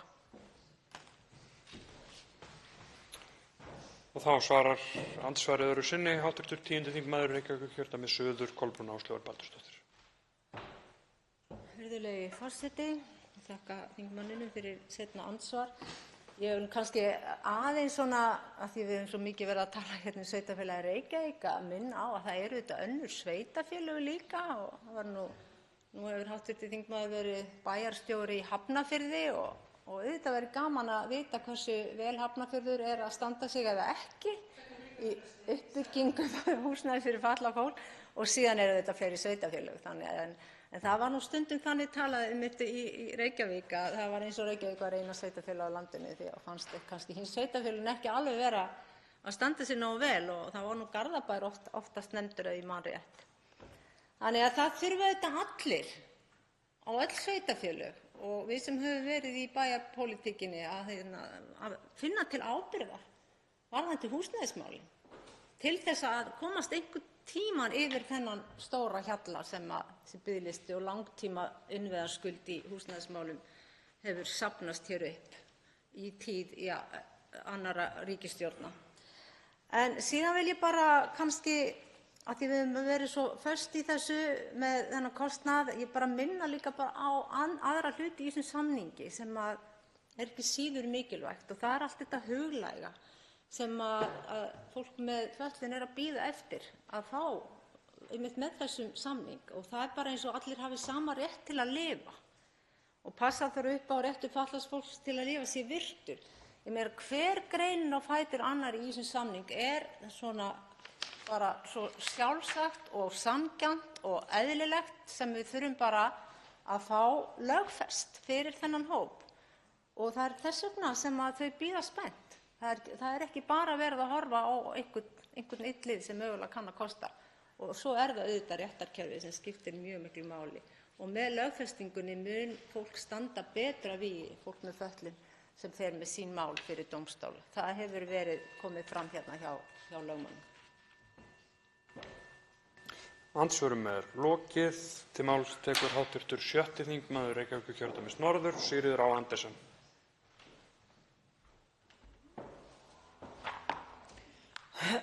Virðulegur forseti, hv. þingmaður Kolbrún Áslaugar Baldursdóttir nefndi hér í ræðu sinni undir lok sinnar ræðu að það væri óskandi að allur þingheimur gæti sammælst þetta mál. Það væri svo skemmtilegt fyrir fatlað fólk ef allur þingheimur myndi samþykkja þetta mál. Þeirri ástæðu að það væri skemmtilegt fyrir fatlað fólk þá væri það óskandi að þingheimur gæti veitt þessa skemmtan. Ég veit ekki alveg hvort að ég get tekið undir þessa röksemdafærslu. Við gerum hér á þinginu fleira en gott þykir og það er í sjálfu sér ekkert markmið og á aldrei vera neitt sérstakt markmið að þingið afgreiði hér máli eitthvað samhljóma eða einróma, ekki þessu máli eða öðru.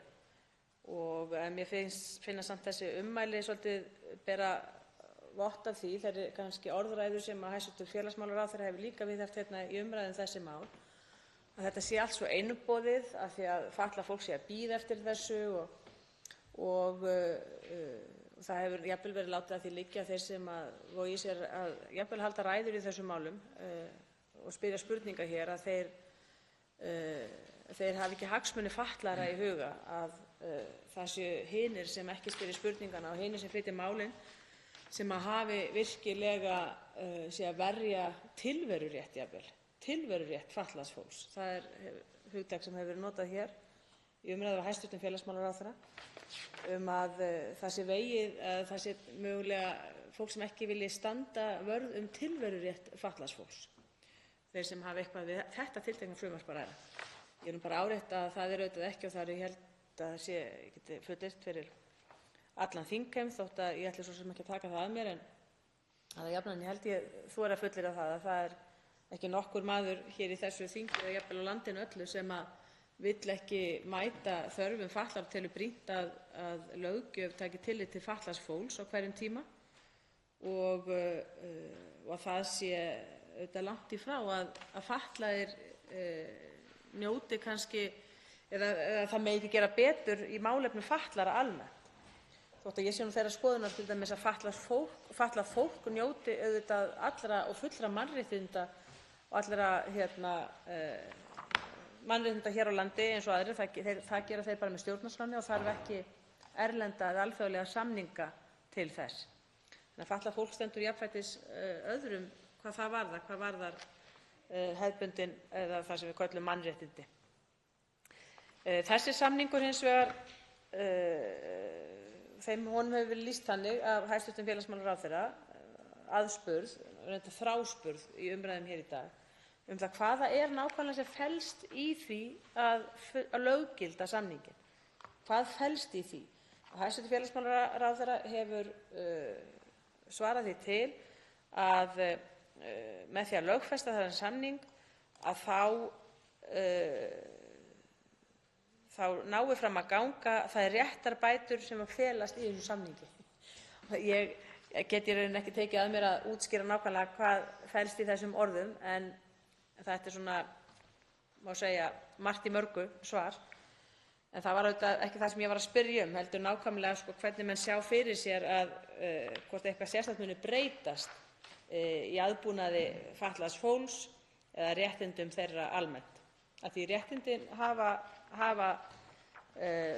fatlaðir nú þegar. Það þarf ekki að kveða á það í löggjöf sem leiðir af þessu frumvarpi til dæmis að fatlað fólk fái tækifæri til að þróa og nota sköpunargáfu sína og listræna vitsmunalega getu ekki einvörðungu í eigin þágu heldur einnig í því skyni að auðga samfélagið.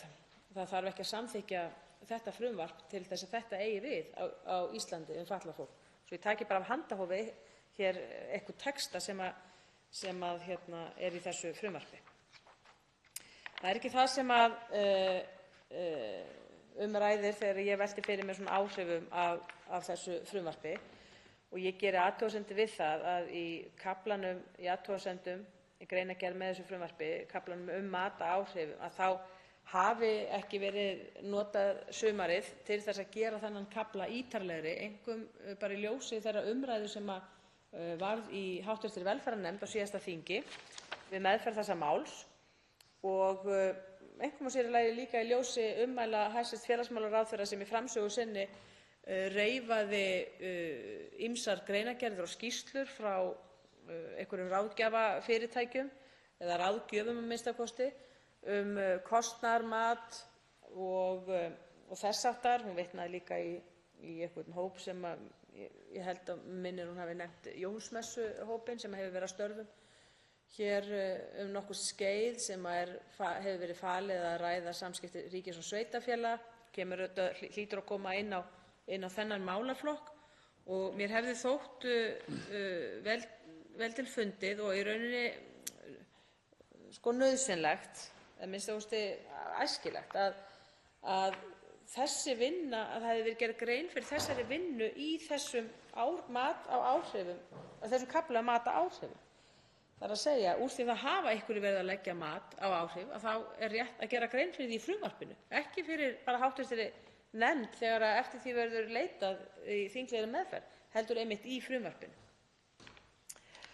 Og það hefur verið rætt hér nokkuð í ræðum á undan mér áhrif á sveitarfélögin og kostnaðinn, og kallað hefur verið eftir því af einhverjum hv. þingmönnum að það verði gefin út yfirlýsing eða með einhverjum hætti tryggt að sveitarfélög standi ekki uppi með einhvern óvæntan og í rauninni óbærilegan kostnað sem að til myndi falla vegna löggildingar þessa samnings.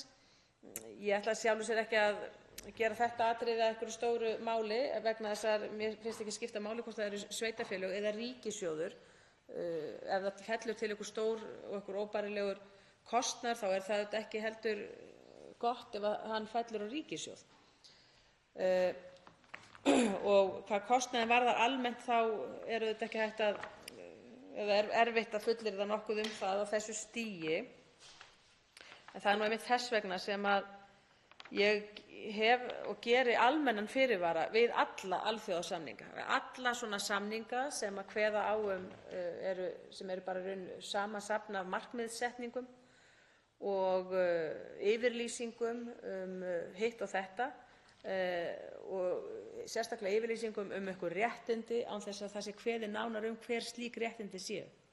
Ég hef ávallt gert mikinn fyrirvara við slíka samninga, stundum jafnvel við þátttöku Íslands í þeim með undirritun þeirra, en einnig líka við fullgildingu, en þó ekki alltaf. Ég tel til dæmis að það hafi verið skynsamlegt og gagnlegt að fullgilda þennan samning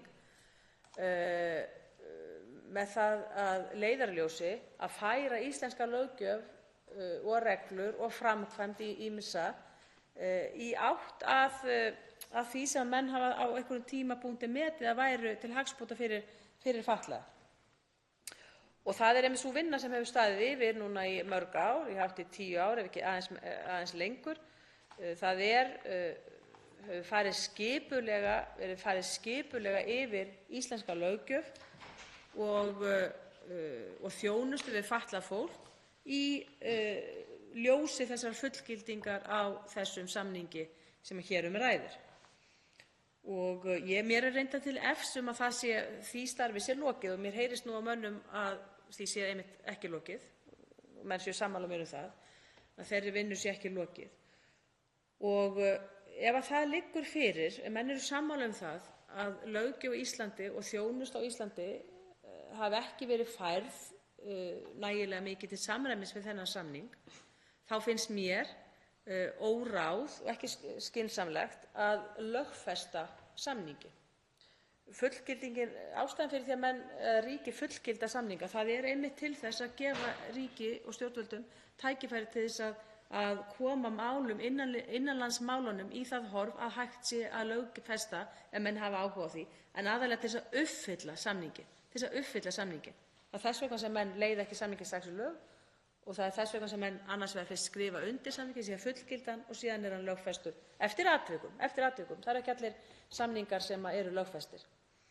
Og ríki hafa ýmsan háttinn á og Ísland hefur haft ýmsan háttinn á í þeim efnum vegna þess að lögfesting sem slík, hún getur torveldað ákveðna framkvæmd og það er rétt að hafa það í huga, virðulegur forseti, að því mönnum er tamt að ræða hér réttindi fatlaðs fólks, að réttindi eins fatlaðs, hann getur gengið á rétt annars fatlaðs.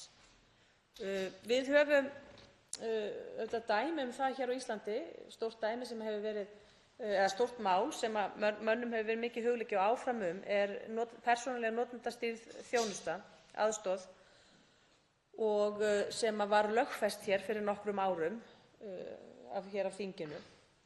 En hefur sýnt sig að það geta ekki allir fatlaðir fengið þessa notendastýrðu persónulegu aðstoð. Það liggur bara fyrir vegna þess að fé er takmarkað. Það er takmarkað. Og margt í þjónustu við fatlaða eins og við þjónustu við annað fólk, við þjónustu við skólafólk, aldraða og þar fram til götunum, er auðvitað þeim takmörkunum háð að fjármagn er ekki endalaust. Það er ekki endalaust, menn verða einhvern veginn að takmarka þessa þjónustu og þar með ekki verið, með því að gera það, er ekki verið að neita mönnum mannréttindi eða neita að horfast í augu við sérstakar aðstæður viðkomandi einstaklinga á hverjum tíma. En þannig er þetta bara, það er hlutverk löggjafans og fjárveitingavaldsins að átta sig á þessu samhengi hlutanna, að átta sig á því að lögleiðing á einhverjum alþjóðasamningum með almenna markmiðssetningar, hún getur haft áhrif. Og verst kannski þykir mér það líka þegar ef að menn hafa væntingar til þess, fatlaðir, að fletta hér upp í þessum samningi og segja,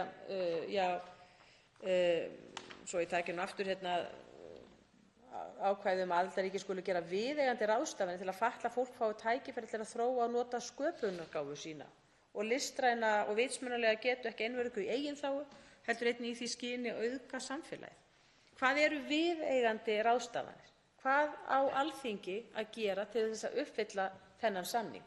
Það er ekki víst að allir fatlaðir séu sammála hvað er nóg í þessum efnum eða hvað er viðeigandi, hvað er nægilegt, hvað þarf að kosta til í þessum efnum. Auðvitað er þetta bara yfirlýsing, hvatning til landa að átta sig á því að fatlaðir eiga auðvitað erindi inn í menningu og listir.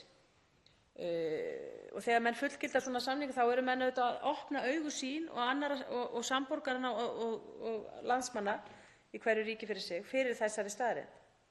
En þegar að menn eru búin að lögfesta svona ákvæði, þá er hætt við því að einhverjum tímapunkti vakni upp raunveruleg spurning, er næg gert? Einhver vill leiða rétt sinn, einhvern sérstakan rétt í sínu tilfelli af þessu ákvæði, fer fyrir dómstóla og hvað eiga dómstólar að gera við svona ákvæði? Það verður þá bara lagt í mat dómstólsins á hverjum tíma og hann kann að meta það með einhverjum hætti í dag en með allt öðrum hætti á morgun og daginn eftir morgundaginn á þriðju veguna. Og það er ekki góð þróun.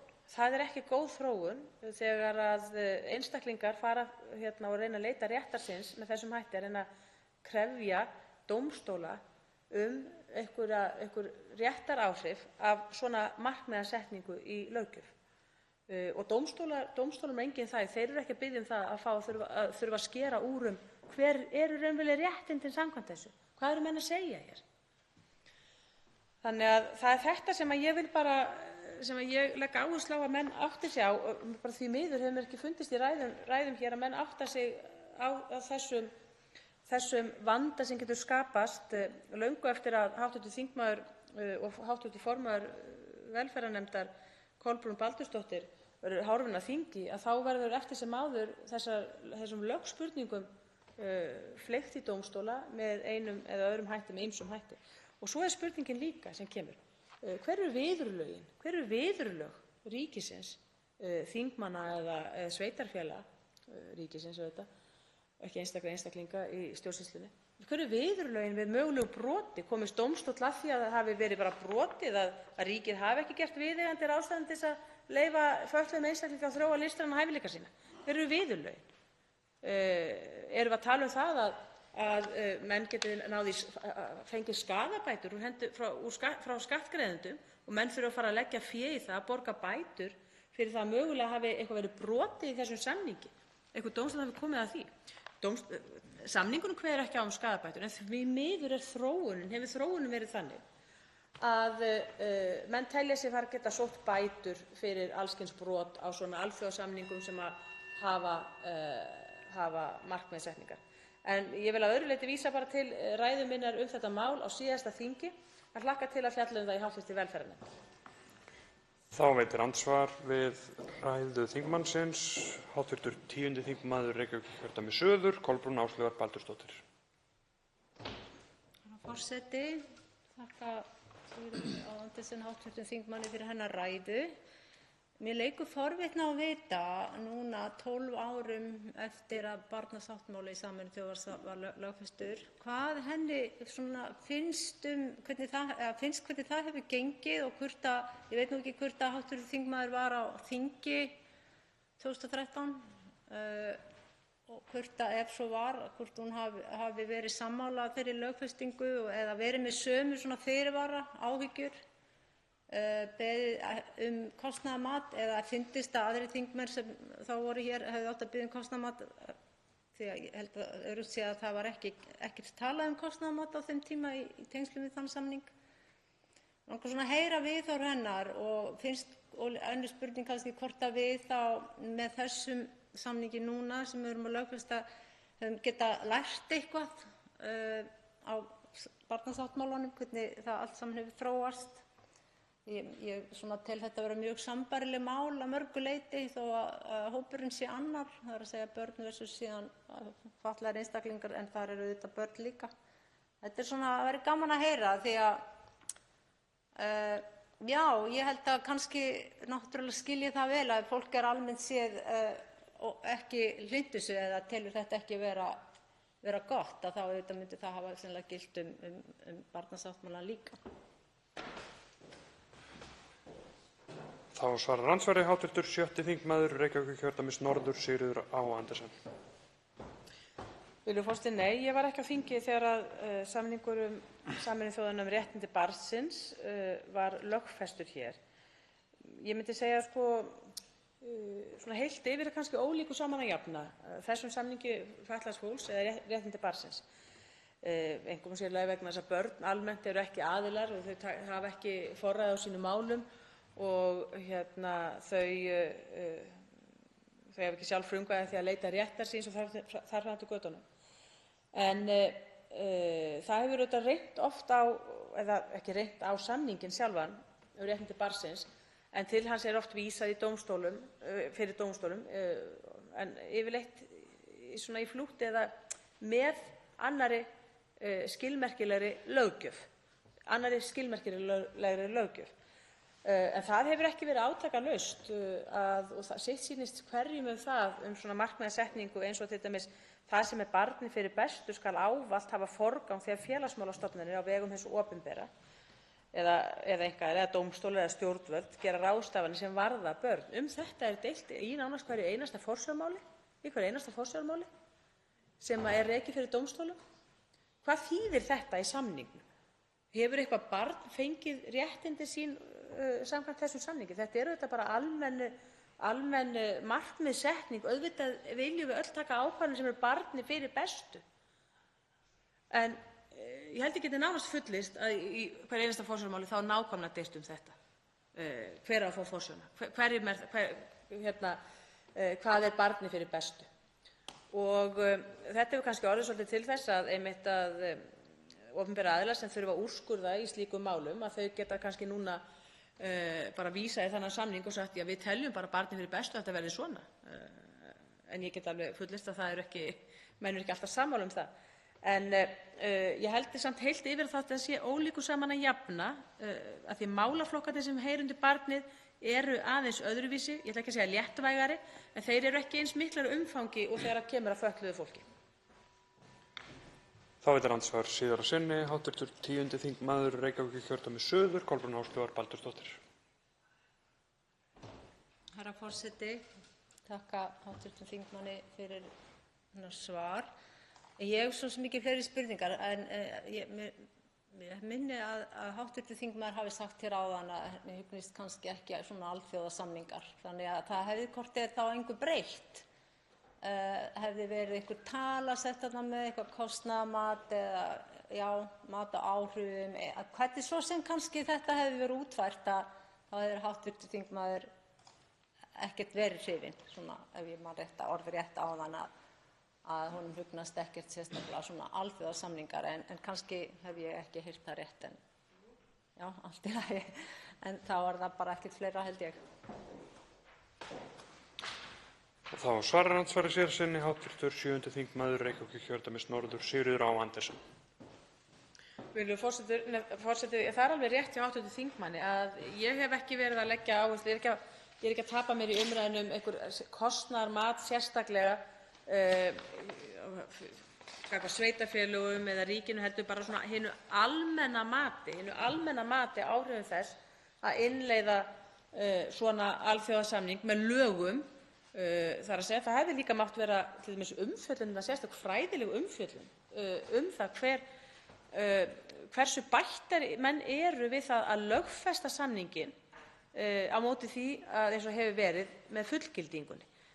Mér finnst vanta allt svona kjöt á beinin í greinargerð með þessu frumvarpi, vegna þess að það hefði bara verið mjög áhugavert, og þetta er fyrir ráðuneytið, þetta hefði verið holl hugarleikfimi fyrir ráðuneytið að setja það aðeins niður á blað, velta því fyrir sér og leggja það á borð fyrir okkur, fyrir þingið, hverju þetta breyti, vegna þess einkum og sér í lagi að það kemur fram í greinargerðinni, sérstaklega kemur fram að með frumvarpinu eigi ekki að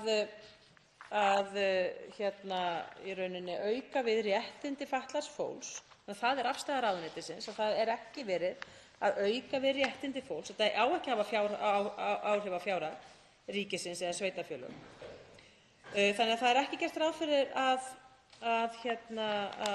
réttindin verði aukin. Þannig að mér finnst það hefði verið svo blasa við að þurfa þá að svara spurningunni: nú til hvers eru þá refirnir skornir hér? Til hvers er þá verið að lögfesta samninginn í stað þess að vinna kannski og eyða orkunni líka í það að laga það sem við vitum að þarf að laga þegar kemur að málefnum fatlaðs fólks, bæði svona eftir bara í ljósi þessar löggildingar og þátttöku okkar í þessu samningi, en einnig líka svona bara með vísan til heilbrigðrar svona almennrar skynsemi í málefnum fatlaðs fólks. Andsvörum er þá lokið og þar sem fleiri hafa ekki hvatt sér hljóðs er umræðu lokið. Frumvarpið gengur nú til 2. umræðu og velferðarnefndar ef enginn hreyfir andmælum. Það er samþykkt. Tekið er fyrir 3. dagskrármálið, fjöleignarhús, dýrahald, stjórnarfrumvarp, 107. mál, þingskjal nr. 107, 1. umræða. Til máls tekur hæstv. félags- og húsnæðismálaráðherra Inga Sæland.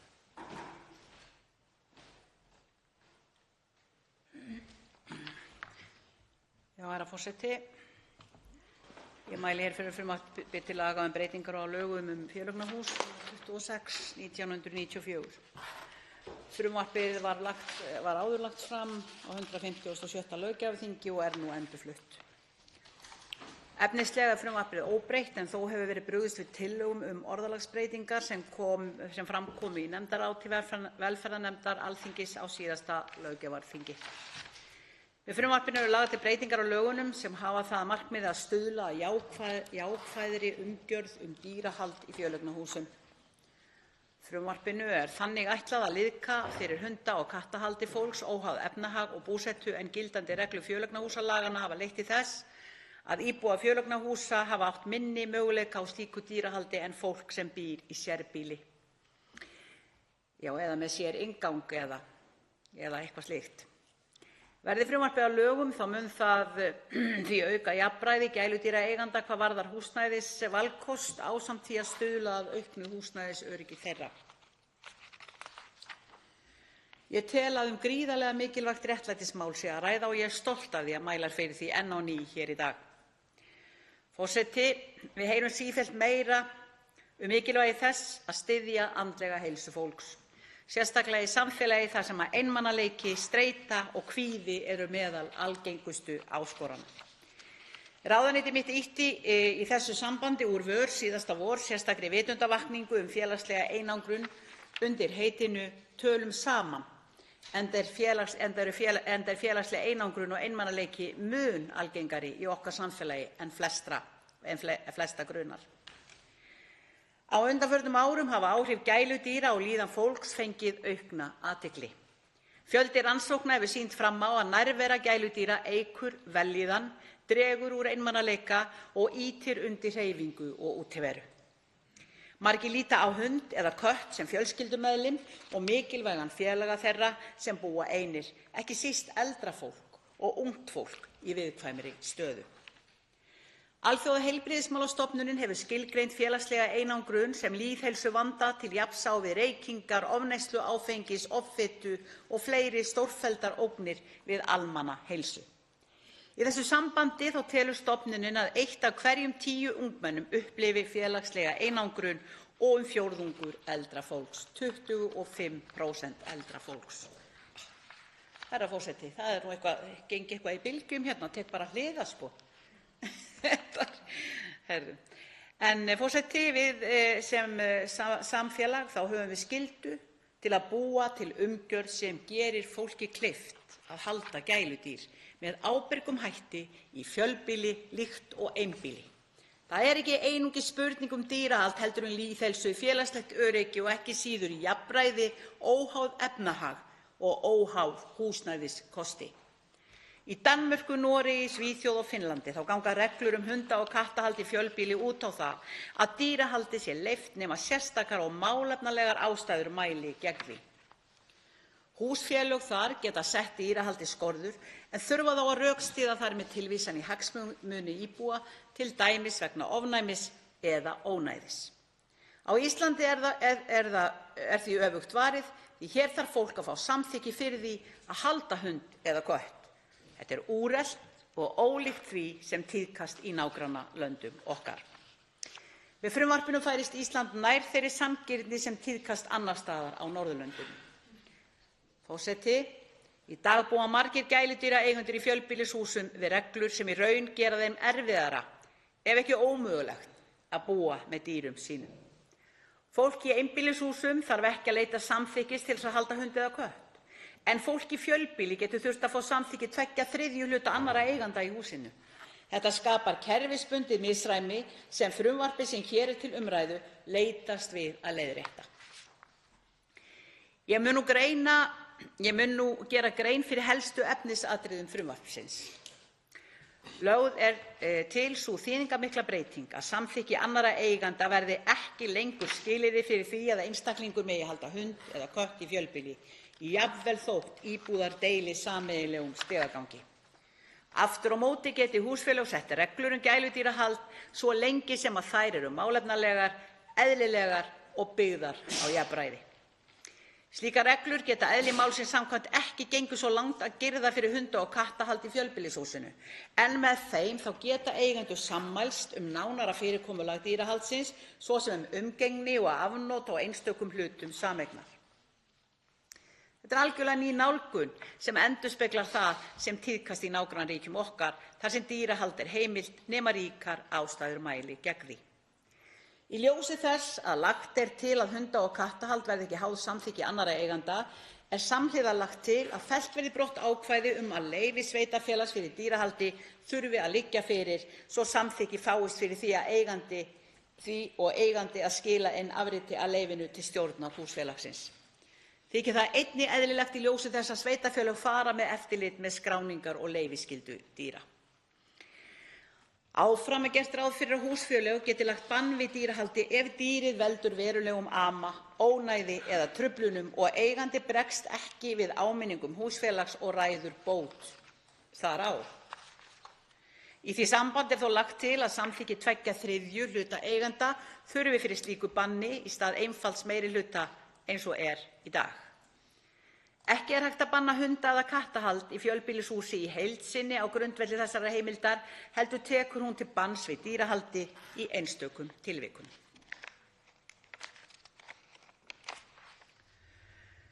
Gæti heimildin til dæmis náð til tilvika þar sem mikið og langvarandi gelt hunds hefur valdið öðrum eigendum verulegum ama, ónæði eða truflun og eigandanum hefur ekki tekist að ráða bót á þrátt fyrir áminningu frá húsfélaginu.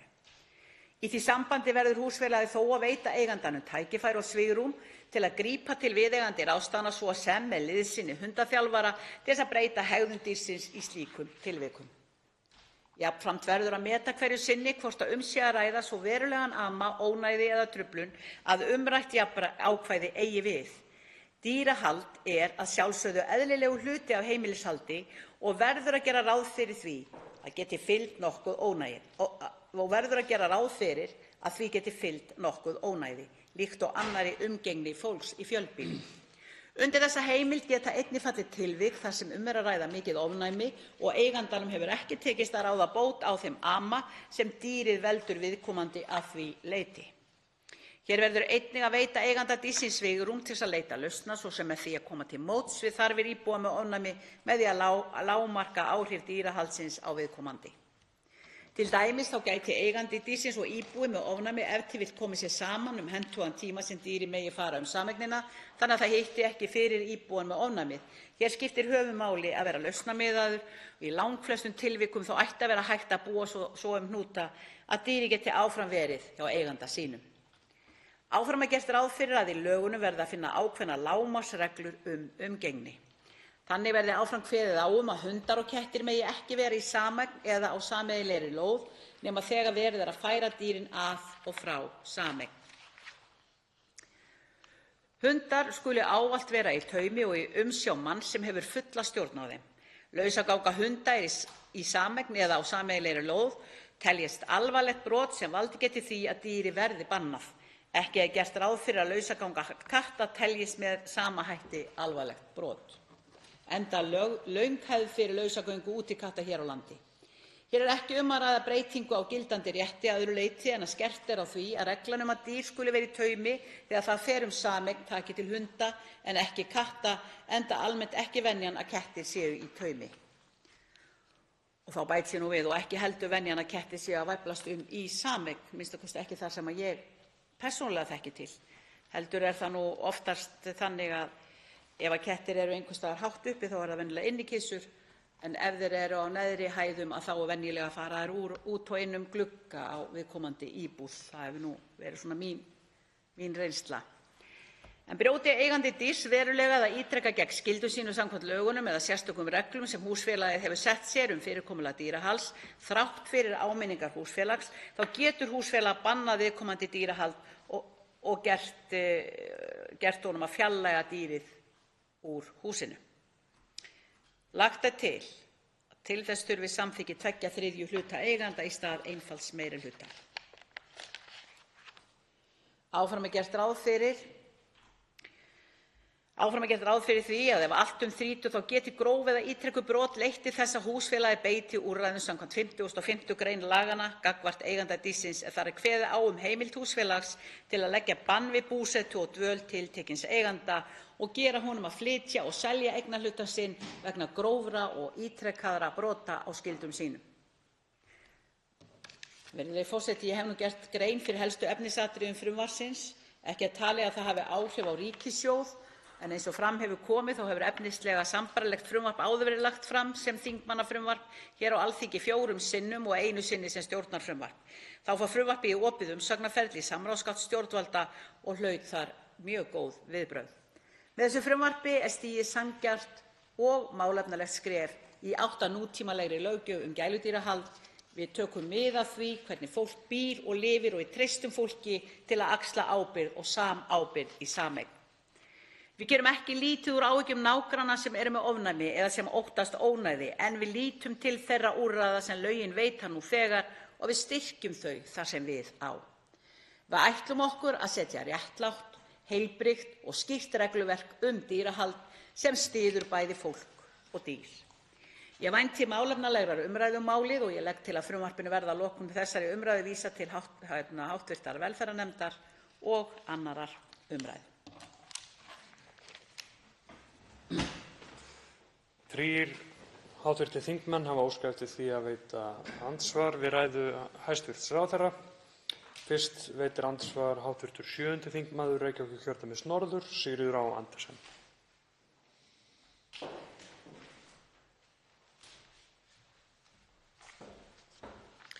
Virðulegur forseti.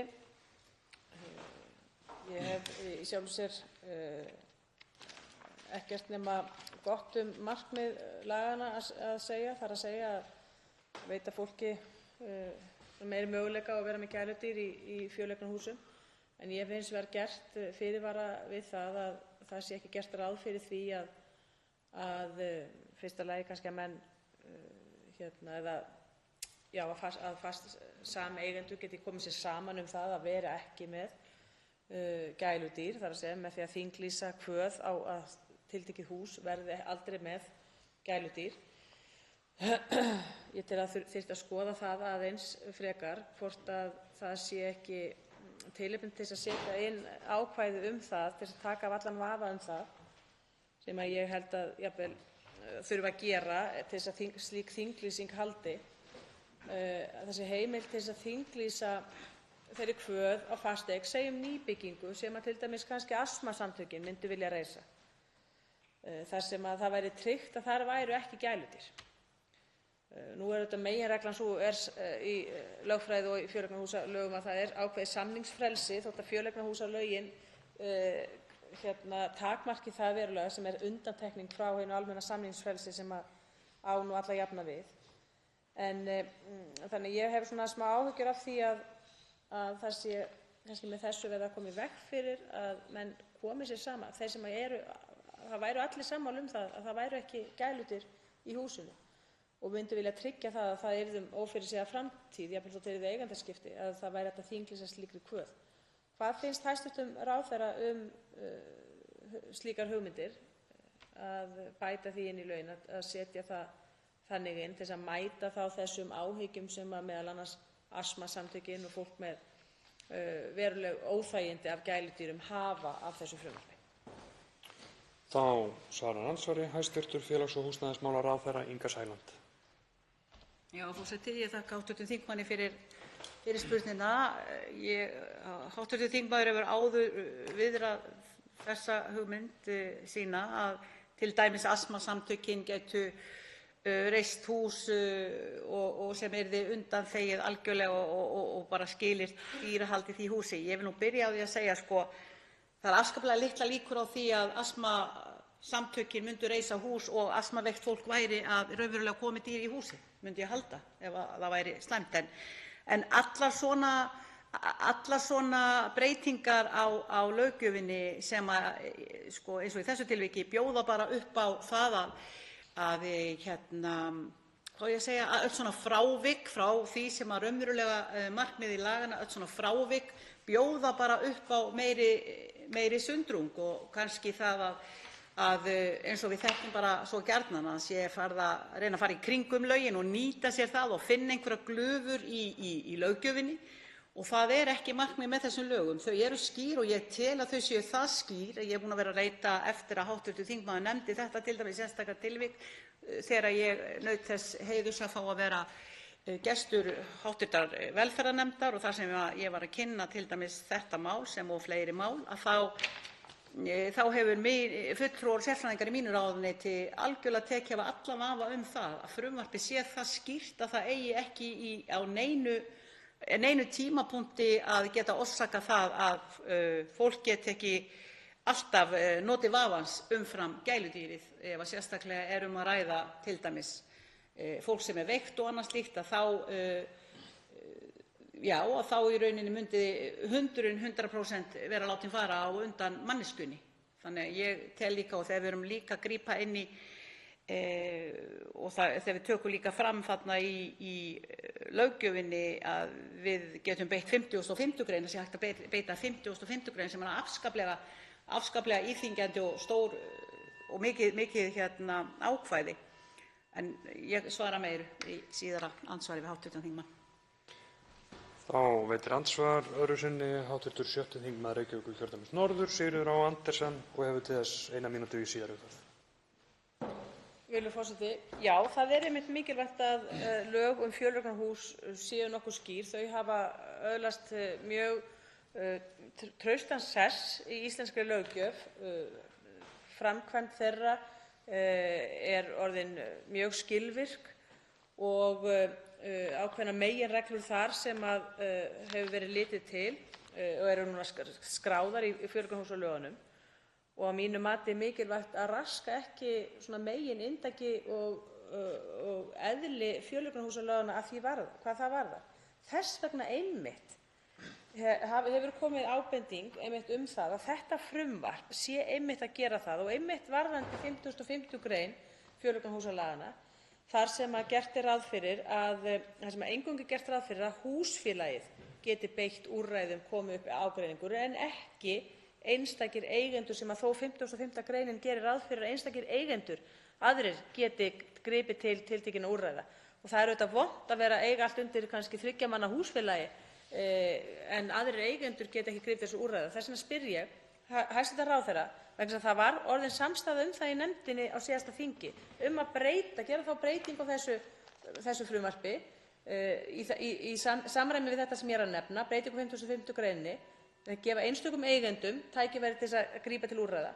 Af hverju hefur hæstv. ráðherra ekki sett það inn í þetta nýja frumvarp, þá samstöðu sem náðist í hv. velferðarnefnd á síðasta þingi?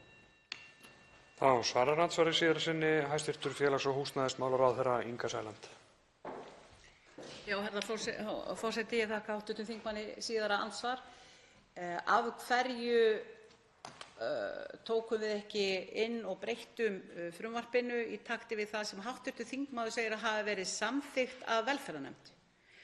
Ég veit nú ekki alveg hvernig því hefur verið háttað, nema formaður velferðarnefndar ásamt meirihluta velferðarnefndar kannaðist bara einfaldlega ekki við málið.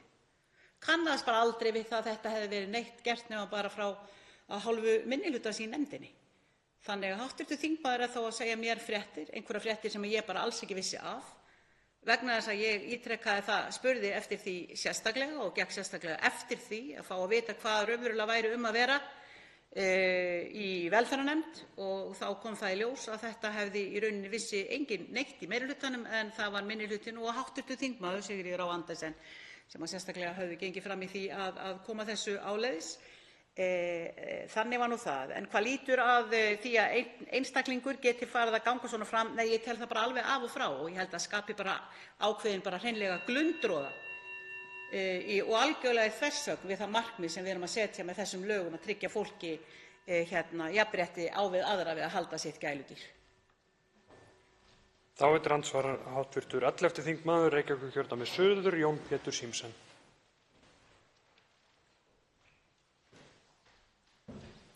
Herra forseti, ég vil þakka hæstv. ráðherra fyrir sína framsögu þetta mál.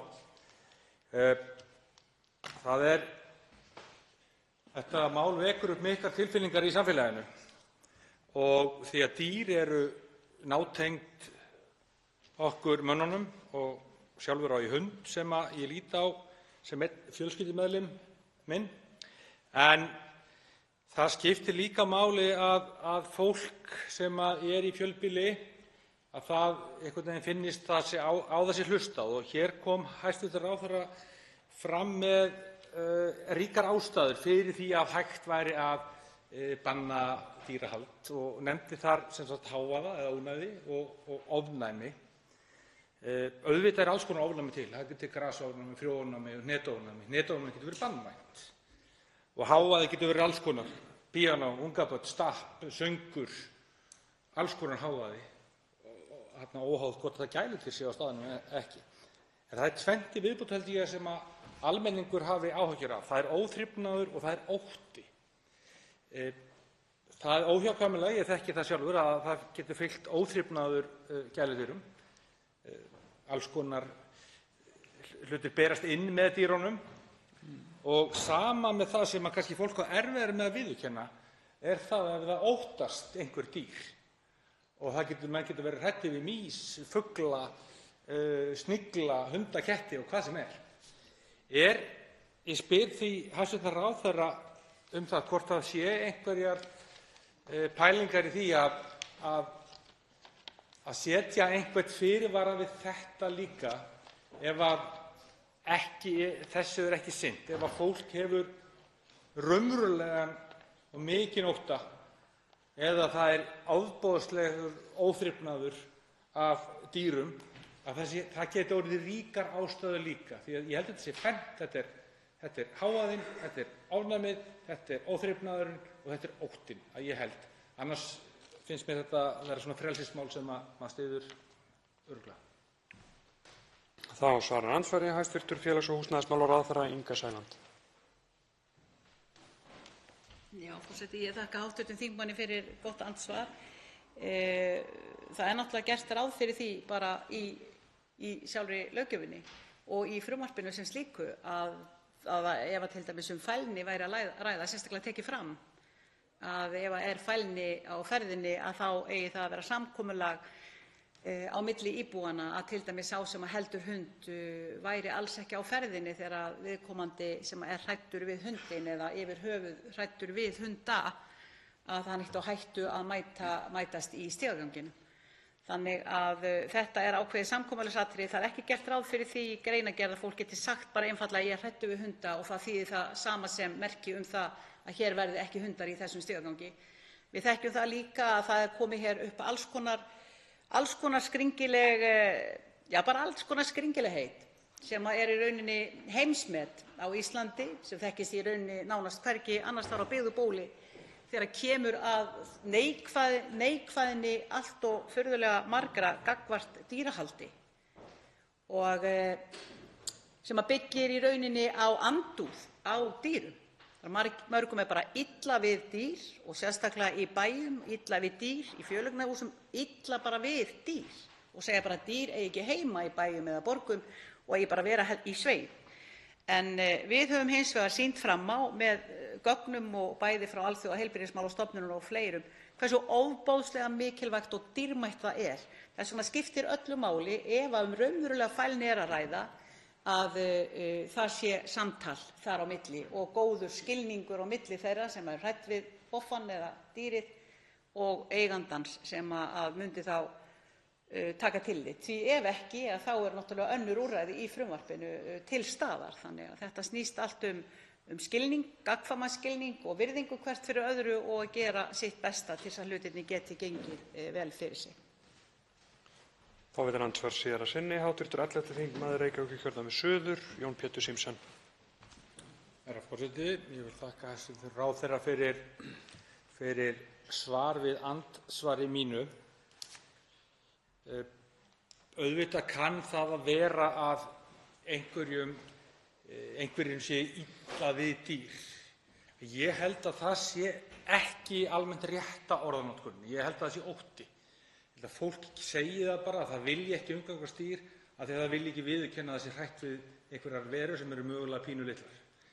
En við verðum að taka tillit til þeirra tilfinninga líka því að þetta mál á eftir að vekja mjög mikið umtal í samfélaginu. Þetta er mikið tilfinningamál.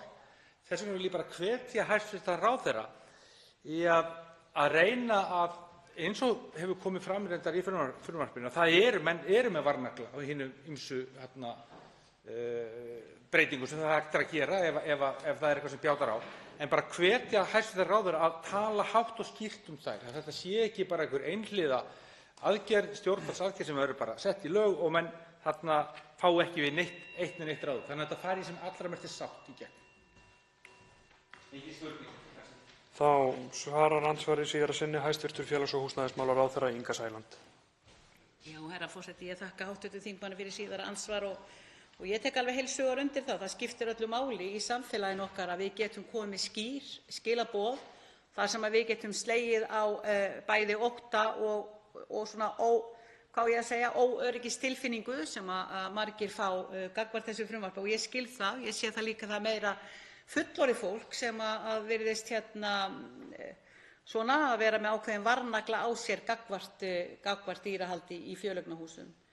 Og svona til gamans þá fékk ég skammarbréf frá fullorðnum hjónum sem að bjuggu í einbýlishúsi langt frá öllu fjölbýli og voru einhvers þau alverstu út í frumvarpið. Þannig að þú veist, ég er að segja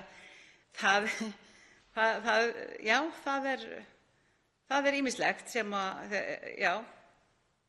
ef að er gáð sem með þörf að ræða og svona ýmislegt sem kemur svona flýtur á fjöruna. En að gera hlutina í sátt og samlyndi, þá er það besta og þetta frumvarp gerir 100% ráð fyrir öllu slíku og með alla sína varnagla þá eigum við að geta gert þetta farsællega. Lokum veitir andsvar hv. 9. þingmaður Suðvesturkjördæmis, Rósa Guðbjartsdóttir. Virðulegur forseti, ég þakka hæstv. ráðherra fyrir hennar framsögu hér í kvöld. Það er gaman að vera með þetta mál aftur til umfjöllunar hér í þinginu. Þetta er eitt af forgangsmálum Flokks fólksins, ekki rétt? Og gaman að það sé komið hérna núna á þessu hausti aftur til umfjöllunar. Ég er í grunninn mjög sammála því að dýr, og við þekkjum það sem að sjálf eigum dýr, hversu mikinn stuðning og hlýju og slíkt það getur veitt fólki og það er náttúrulega, held ég, að þeir sem að þekkja dýr og hafa verið með dýr geta vitnað um. Og ég er í eðli mínu einmitt mjög á móti öllum boðum og bönnum og þess vegna skil ég mjög vel eðli þessa frumvarps að frekar að leyfa í þessu tilviki dýrin heldur en að banna þau heilt yfir og fólk eigi að reyna að komast að samkomulagi þar sem einhver ágreiningur kann að vera. En húsfélögin eiga að ráða þessu sjálf og þá ef einhver ágreiningur og óánægja eða vandamál koma upp. Það hefur komið fjöldi umsagna á málið á síðasta þingi, umsagna málið og þar eru svona bara með og móti eins og gengur. Þetta er svona einmitt eins og hér er komið fram, svona tilfinningaríkt mál. En mig langaði að vita hvernig ráðherrann, hvort hún telji út af hverju þetta er svona aðkallandi og hvort hún telji að þetta geti jafnvel búið til og skapað bara ný vandamál eða óánægju eða vandamál í stað þess að leysa þeir sem fyrir eru. Bara hvort hvað veldur því að þetta sé svona aðkallandi að gera þetta einmitt vegna þess að þetta mun valda alls kyns, varpa upp alls kyns spurningum og valda óánægju einhverra. Þá svarar andsvari hæstv. Félags- og húsnæðismálaráðherra Inga Sæland. Já, herra forseti, ég þakka hv. þingmanni fyrir andsvarið en ég get ekki tekið undir það með hv. þingmanni að þetta eigi að þurfa að skapa einhver óþarfa vandamál og ég bara get alls ekki komið, bara þvert á móti.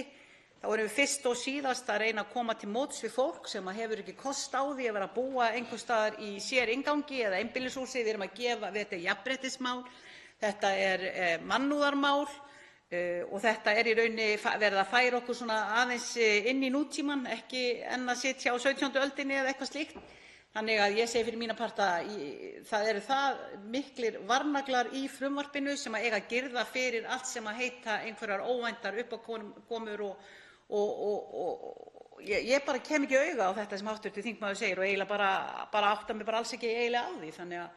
Þannig að ég get alls ekki tekið undir það. Þannig að þetta er bara fyrst og síðast mál og hvort að þetta er eitthvað af hverju núna en ekki af hverju eftir 10 ár eða einhvern tímann seinna. Ég meina, fátækt fólk hefur endalaust þurft í þessu samfélagi að bíða eftir réttlætinu og það er þess vegna sem að Flokkur fólksins hefur komið fram með þetta mál og finnst það vera hjartansmál af því að við viljum ekki mismuna fólki eftir efnahag, hvort heldur sem það býr í bæ eða borg.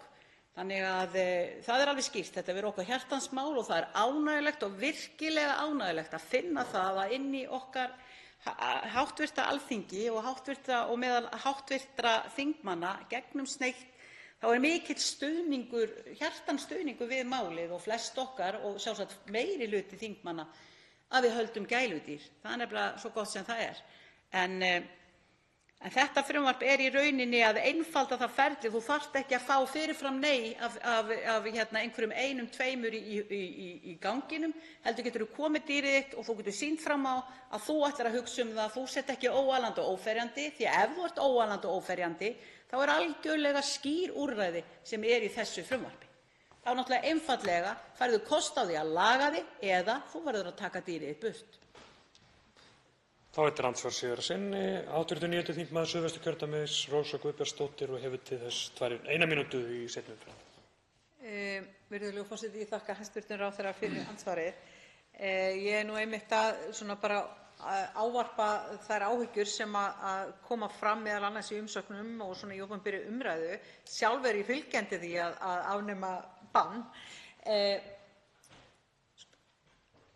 Ég verð að segja það að í nefndinni að þá var spunnust ansi líflegar umræður þetta mál og svona með skemmtilegri málum sem hafa verið þar til umfjöllunar, ef ég get orðað það þannig. Og ég tek alveg undir það með hæstv. Ráðherra að þetta er nútímalegra að hafa fyrirkomulagið svona og þetta er það sem við þekkjum í löndunum alls staðar í kringum okkur og alls staðar þar sem við ferðumst, allavega í nágrannalöndum. Mér finnst það líka mjög skemmtilegt eftir að kaffihús fór að bjóða gæludýr velkomin og svona. Þetta er bara ákveðin þróun og gæludýr er haldið náttúrulega gríðarlega orðið almennt og í rauninni er þetta hið besta mál. En maður verður bara að snerta á þeim áhyggjum sem fólk hefur og koma þarna fram. Það eru heilu húsfélögin og einstaklingar sem eru að lýsa yfir þessum áhyggjum, hvernig eigi nú eiginlega að leysa það ef að koma upp ágreiningsmál. Og ég veit að við erum ekkert að leysa það hér í þessum þingsal og ég ætlast ekki til þess. En það hefur líka komið fram, afsakaðu forseti, spurning um það hvort það eigi að setja hömlur á fjölda eða tegundir gæludýra. Hvað finnst ráðherranum um það? Þá svarar andsvarið síðara sinni hæstv. Félags- og húsnæðismálaráðherra Inga Sæland.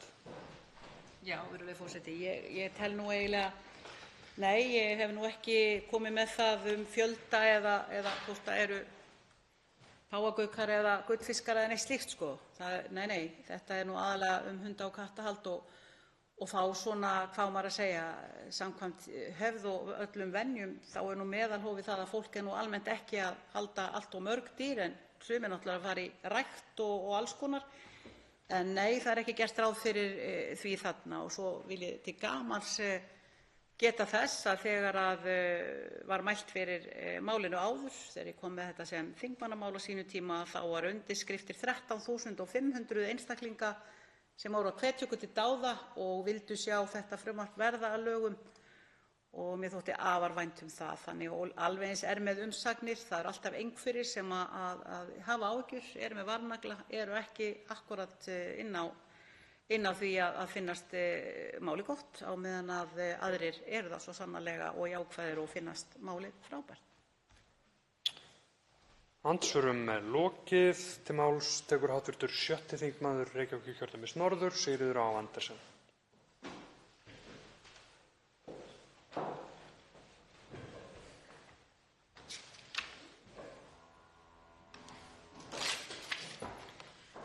Virðulegi forseti, ég vildi bara koma fram, setja hér fram sjónarmið mín sem ég hef haft uppi á síðasta þingi varðandi þetta mál. Það er einkum tvennt sem að ég vildi nefna hér á þessu stigi málsins. Ég tek það fram að ég tel að, ég veit ekki hvort að málið er endilega til bóta, en ég tel að þetta mál almennt nái það fram að ganga verði kannski ekki til mikilla vandræða svona almennt. Hins vegar er það þannig, eins og með önnur mál sem varða fjölögnarhús, að þegar að mál verða til vandræða þá geta þau orðið mjög til vandræða. þ.e. það eru ekki mörg mál en þau mál sem verða, þau geta orðið mjög erfið viðureignar. Þannig ég hallast að því tilhneigingu til þess að lýsa yfir ákveðnum stuðningi við markmið þessa máls, en það er tvennt sem ég vildi nefna. Annars vegar þetta, að það kom fyrir nefndina, hv. velferðarnefnd á síðasta þingi, þá komu fram sjónarmið þeirra sem eru með ofnæmi til dæmis eða hafa af því einhvern ama að vera innan hunda og ketti, að það væri ekki nóg mikið tillit tekið til þeirra með þessu frumvarpi. Og það er vissulega þannig að það er fjallað um það hérna í frumvarpinu, gert ráð fyrir því að það sé hægt að grípa til einhverra aðgerða gagnvart íbúum fjölbýlishúss sem hafa gæludýr sem ami er af með áminningu og jafnvel banna viðkomandi hunda- eða kattahald eða a.m.k. gert eigandanum að fjarlægja dýrið úr húsinu með hefðbundnum 2/3 hluta eiganda. Svo er líka gert ráð fyrir því að ef maltun þrýtur að þá getur húsfélagið beitt úrræðum samkvæmt 55. gr. gagnvart eiganda dýrsins. Það eru úrræði sem varða það að fá viðkomandi eiganda bara borinn út úr húsinu eða banna honum að búa í húsinu. Það kom fram ábendingar um það að 55. greinin gerir ráð fyrir því að einstakir eigendur geti líka gripið til aðgerða eða úrræða samkvæmt 55. greininni, en það er þó auðvitað hlýtur að vera í samfloti við annað sem greinin kveður á sem er aukinn meirihluti íbúa. Það komu sem sagt fram sjónarmið um það að það væri svolítið gæti verið þungbært húsfélögum að þurfa að grípa til úrræða, þ.e. húsfélög sem kannski eru skipuð bara einhverjum 3 einstaklingum og eins og menn þekkja að það er lítið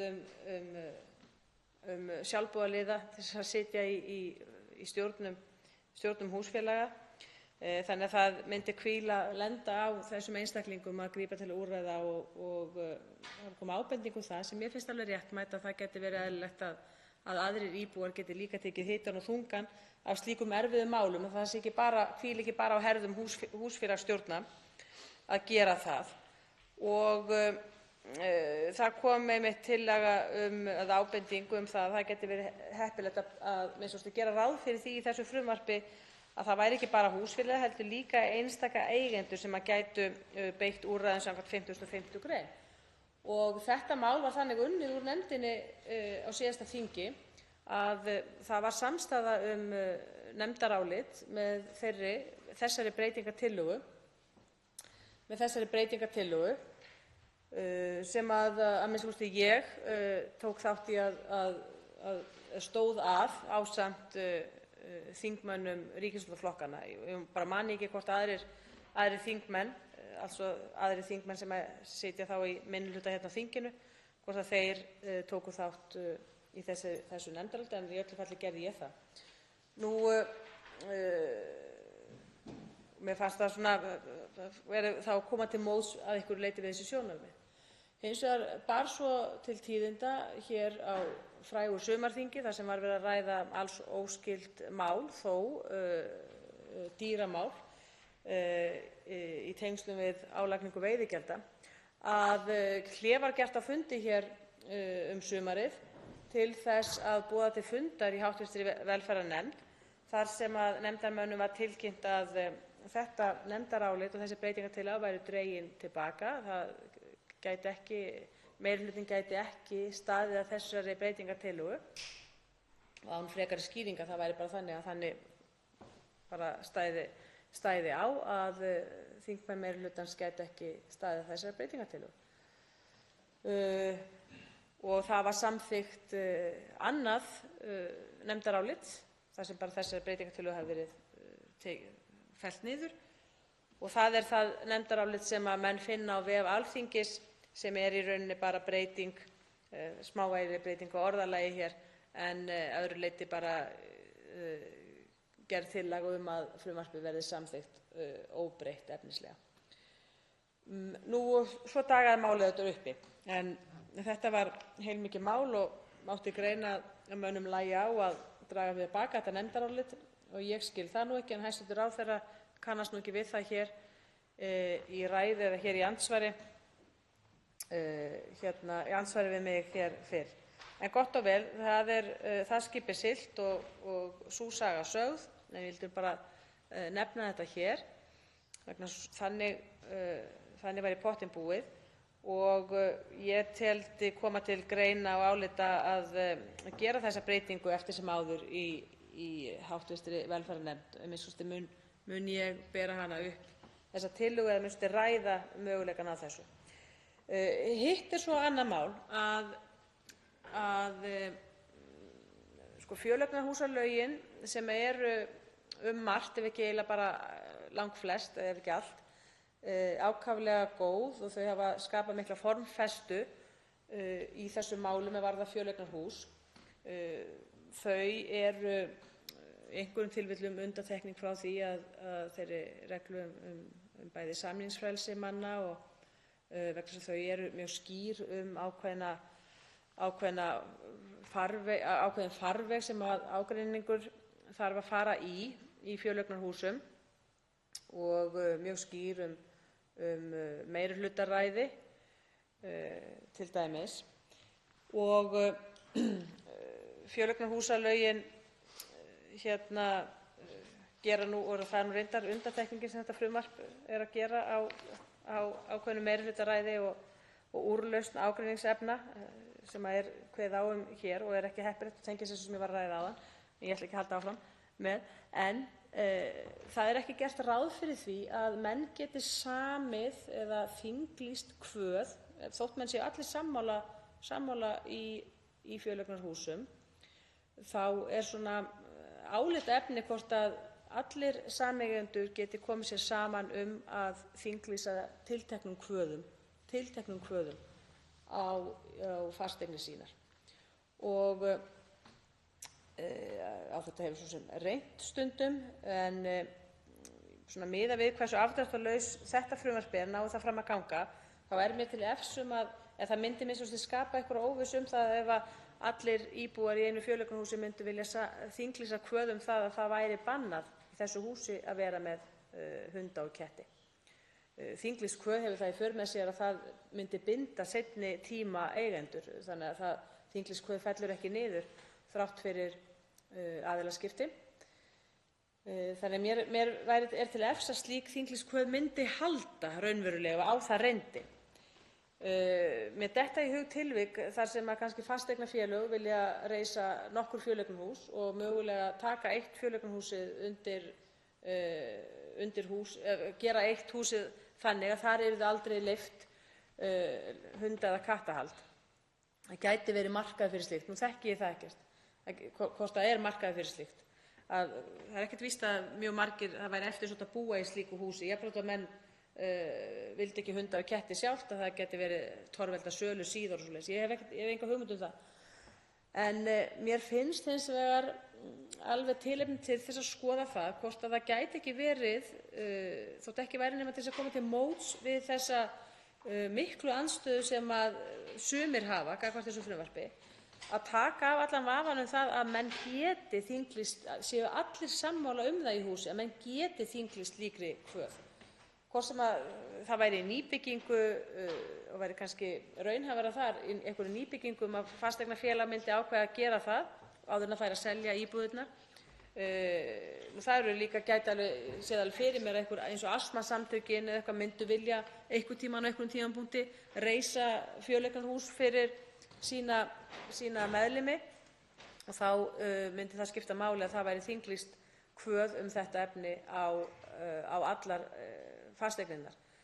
Og það er vissulega rétt sem hæstv. Félagsmálaráðherra nefndi í andsvari við mig þetta atriði að það er kannski ekki líklegt að einhverjir myndi flytja inn slíkt hús, en það breytir því ekki að með tímanum geta orðið aðilaskipti af ýmsum ástæðum í slíku húsi og þá er brýnt að það sé þinglýst kvöð það að það megi ekki vera með hunda og ketti, því að öðrum kosti þá myndi það ekki binda seinni eigendur eftir aðilaskipti þótt að astmasamtökin hefðu reist þetta hús. Ég tek þetta fram, ég hef engin áform eða tala ekki fyrir hönd astmasamtakanna og hef enga hugmynd hvort þau hafi áhuga á að reisa slíkt hús. Ég tek þetta bara sem dæmi. Þannig að þetta var hitt atriði sem ég vildi bara nefna í þessu og ég mun taka þetta upp í hv. velferðarnefnd og kanna svona aðeins stuðninginn við þetta við þinglega meðferð. Þá veitir andsvar hv. 11. þingmaður Reykjavíkurkjördæmis suður, Jón Pétur Sigurðsson.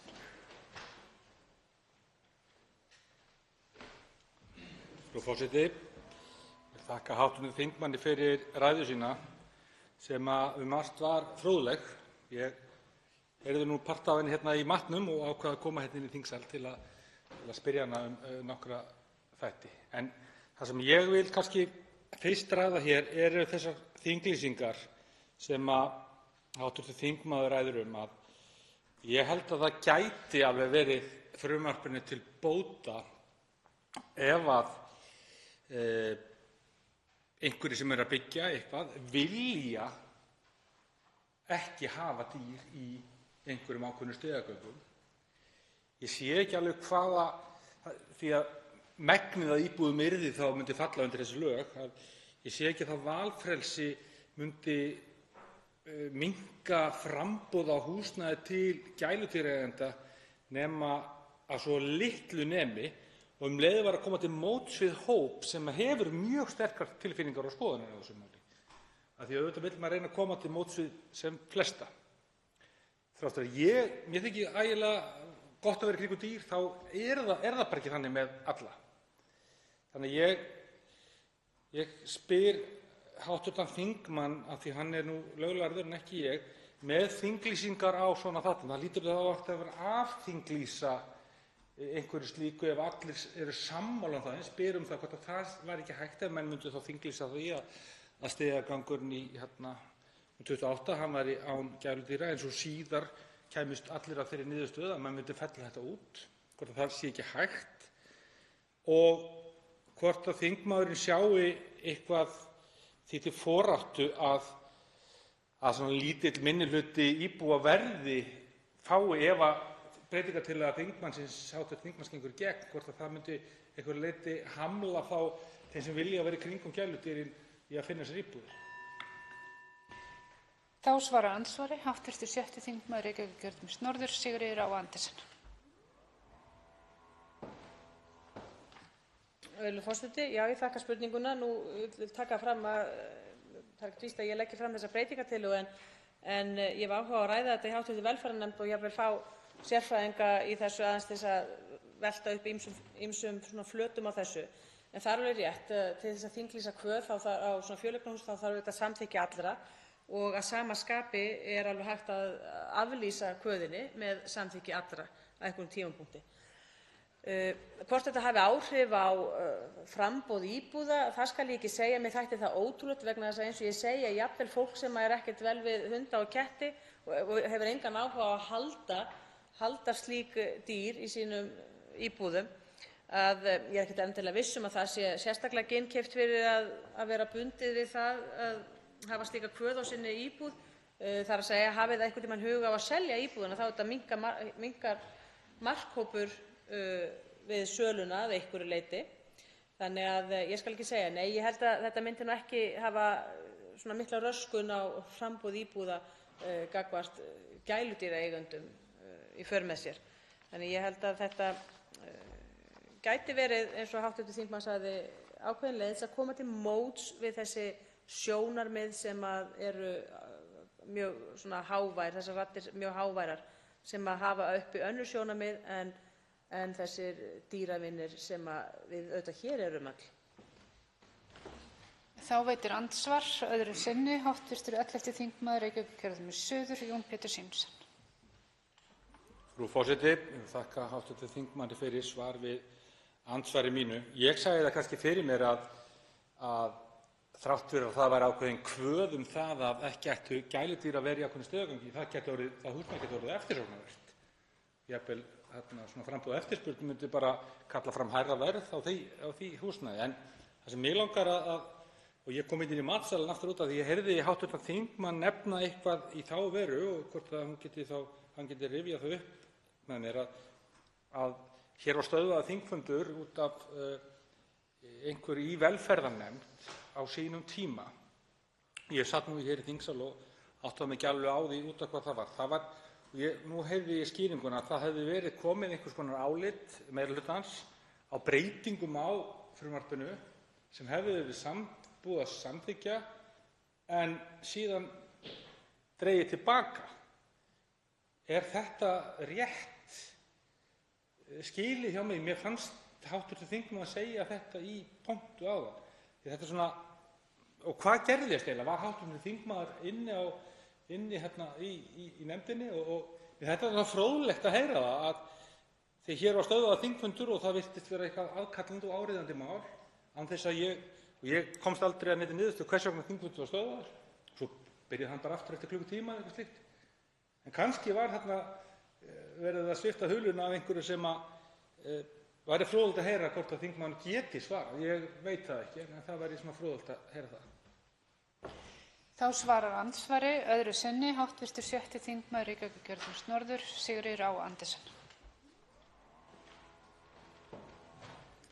Virðulegur forseti, já, ég lýsti því að það hefði verið komið nefndarálit sem að ég stóð að.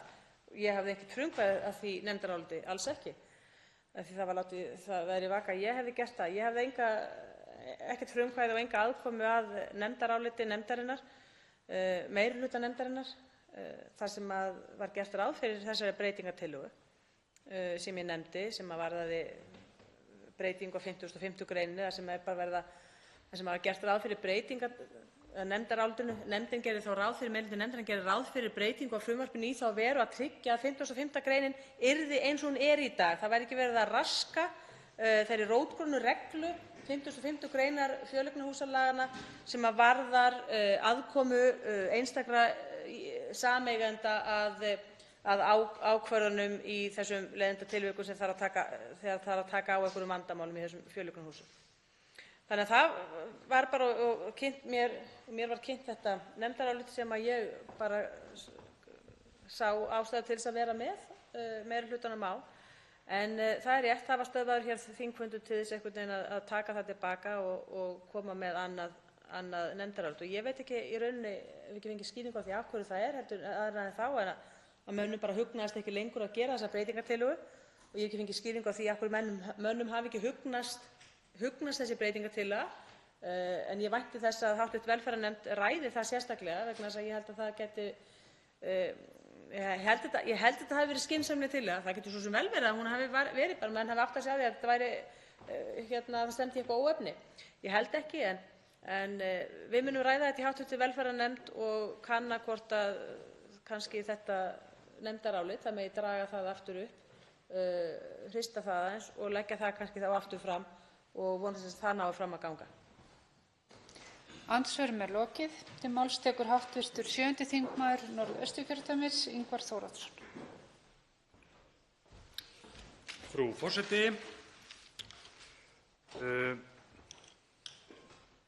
minn flokkur og Viðreisn og flokkur hæstv. ráðherra, Flokkur fólksins, tilheyra eins og allir vita stjórnarmeirihluta sem við höfum gjarnan lýst sem samhendum og samstíga, enda er það sem við erum og það verður mjög ánægjulegt að vinna með hæstv. ráðherra. Ég held þó að sjaldan hafi mitt svona frjálslynda Viðreisnarhjarta og hjarta hæstv. ráðherra slegið jafn mikið í takt og hér núna í framsögu hæstv. ráðherra þetta mál. Í greinargerðinni með frumvarpinu og í framsöguræðu hæstv. ráðherra eru færð mjög góð rök fyrir því af hverju við eigum að stíga þetta skref. Eins og kemur fram hér í greinargerðinni, með leyfi forseta: Gæludýraeign er almennt talin draga úr félagslegri einangrun og einmanaleika ásamt því að geta átt þátt í því að draga úr streitu, kvíða og þunglyndi.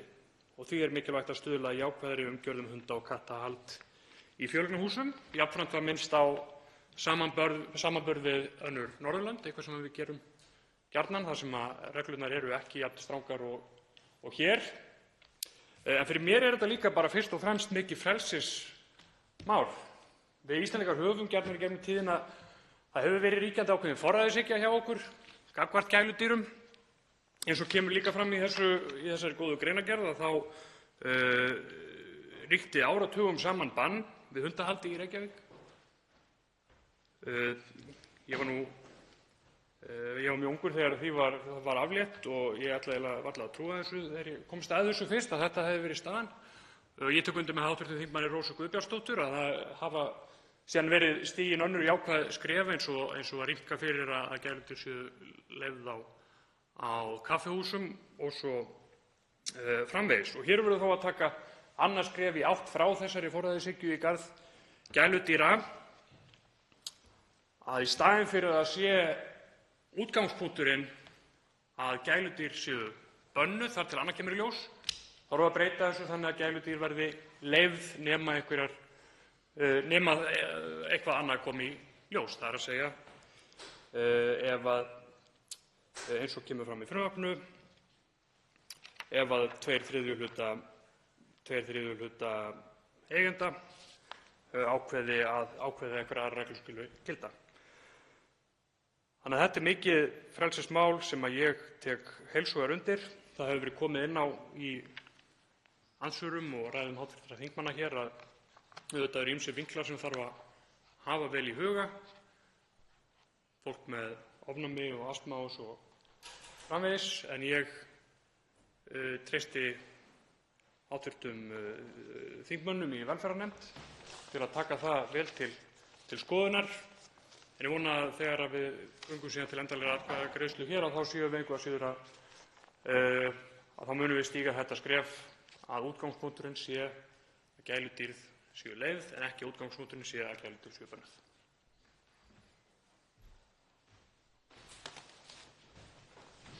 Tveir hv. þingmenn hafa óskað eftir að veita andsvar. Fyrstur til að veita andsvar hv. 9. þingmaður Suðvesturkjördæmis, Rósa Guðbjartsdóttir.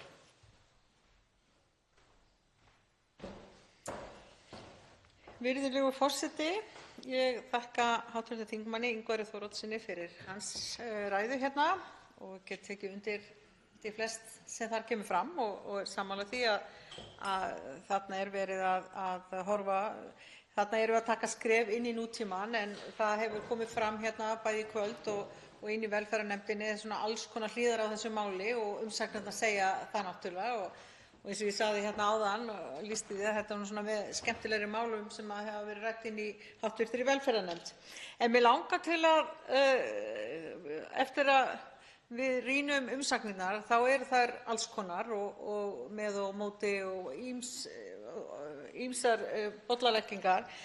Sko, á einum stað þá er húsfélag sem að mótmælir og telur frumvarpið brjóta á réttindum íbúðareigenda og sé í andstöðu við eignarréttarákvæði 72. greinar stjórnarskrár.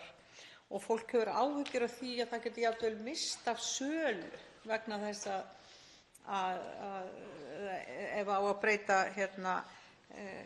aflétta þessu og breyta hlutunum í þessa átt. Er þetta eitthvað sem að þingmaðurinn hefur skoðað, eða af því að ég heyrði að hann virtist vera í nánu sambandi við hæstv. ráðherra? Mér láðist að spyrja hæstv. ráðherra aðeins áðan hvort þetta væri eitthvað sem væri búið að skoða.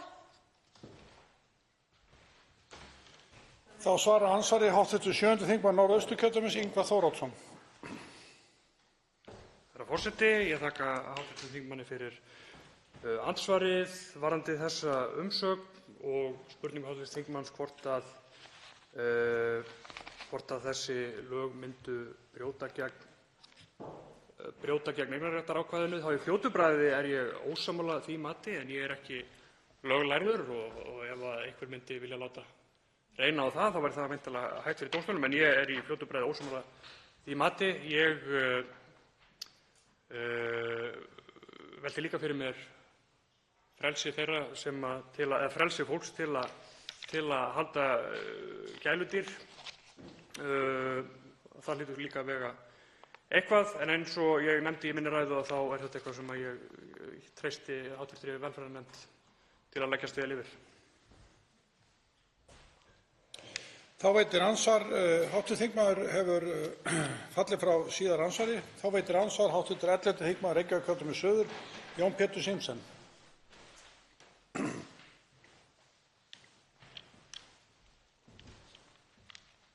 Herra forseti. Ég vil þakka hv. þingmanni fyrir sína ræðu hér í pontu áðan. Og mig langar svona í ljósi þess að þetta mál, þrátt fyrir að kannski að það sé léttvægt í hugum margra, þá er þetta ofboðslega mikið tilfinningamál fyrir aðra.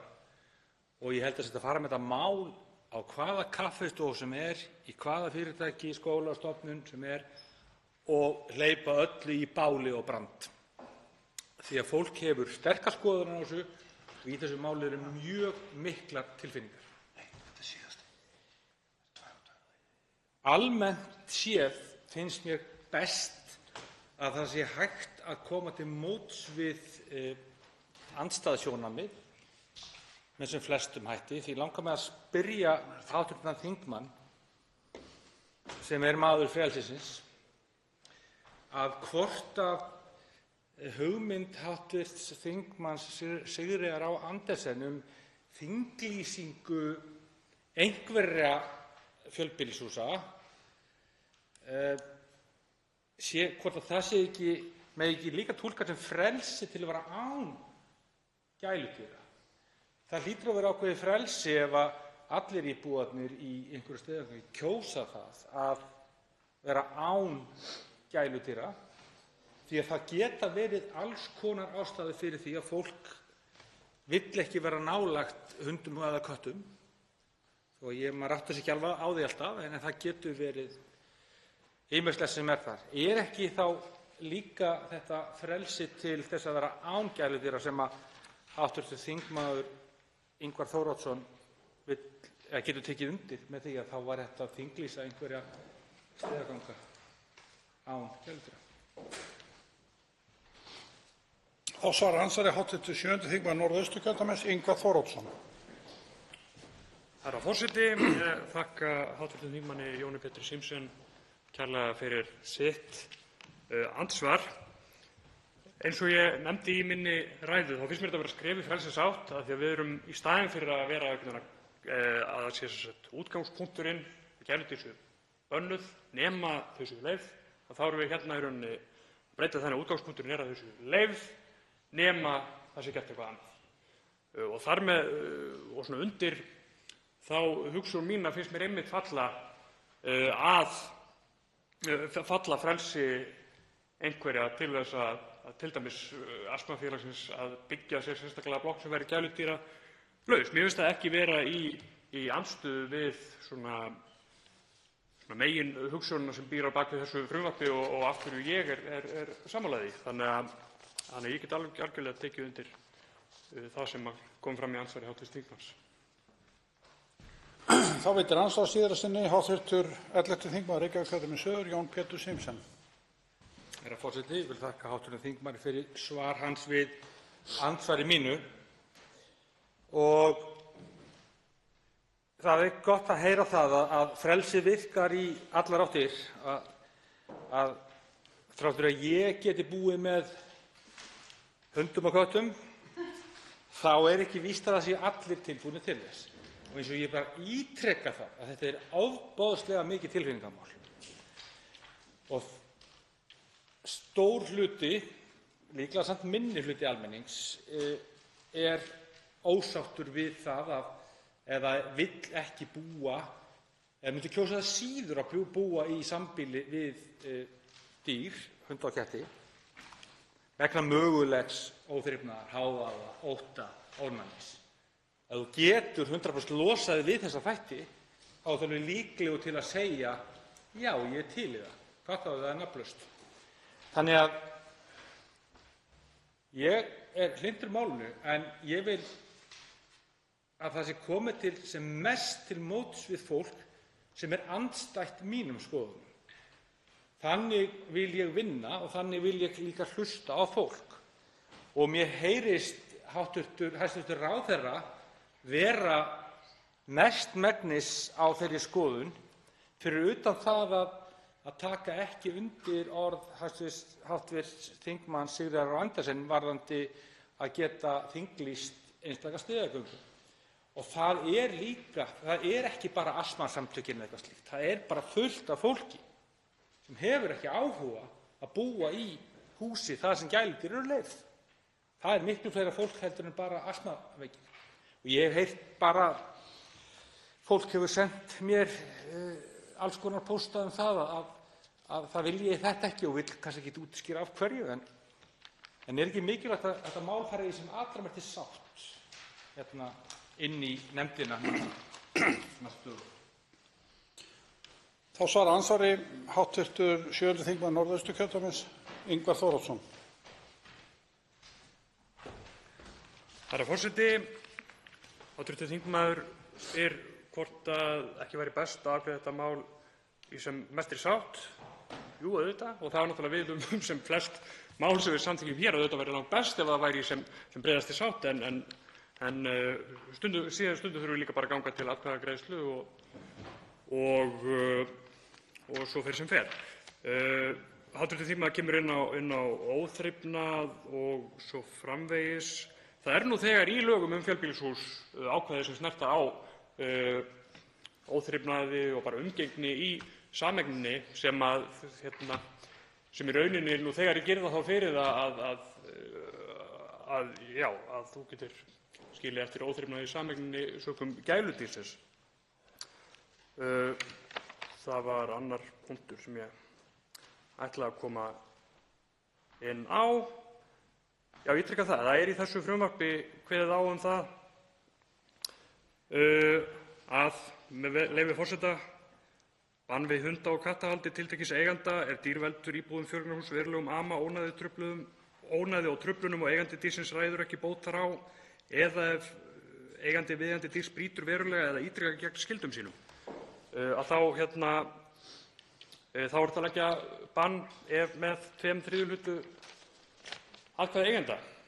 Þannig að ég sé ekki hvernig þau sjónarmið sem hv. þingmaður lýsir séu stangast á við það frumvarp sem við höfum hér fyrir framan okkur. Andsvörum er lokið. Til máls tekur hv. 9. þingmaður Suðvesturkjördæmis, Rósa Guðbjartsdóttir.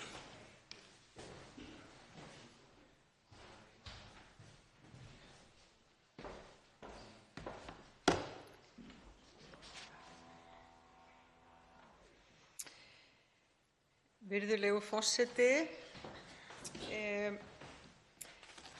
þetta eins og hér hefur komið fram og við erum að fjalla að þá á þetta mál sér marga ólíka fleti og þetta hefur hreyft við mörgum í samfélaginu. Miklar tilfinningar þarna að baki, með eða á móti og allt þar á milli, held ég.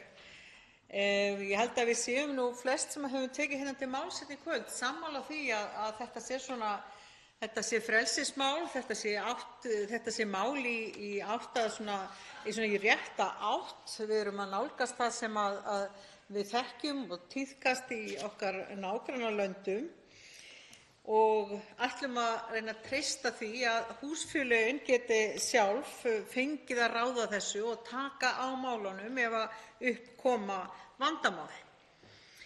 Við höfum fagnað því líka að hundar og kettir eru í auknum mæli velkomin á kaffihús og jafnvel inn í verslanir og slíkt og við vitum hvað gæludýrin eru mikilvæg bara mjög mörgu fólki og í sívaxandi mæli sem fólk að taka að sér slík dýr sér til ánægju og yndisauka.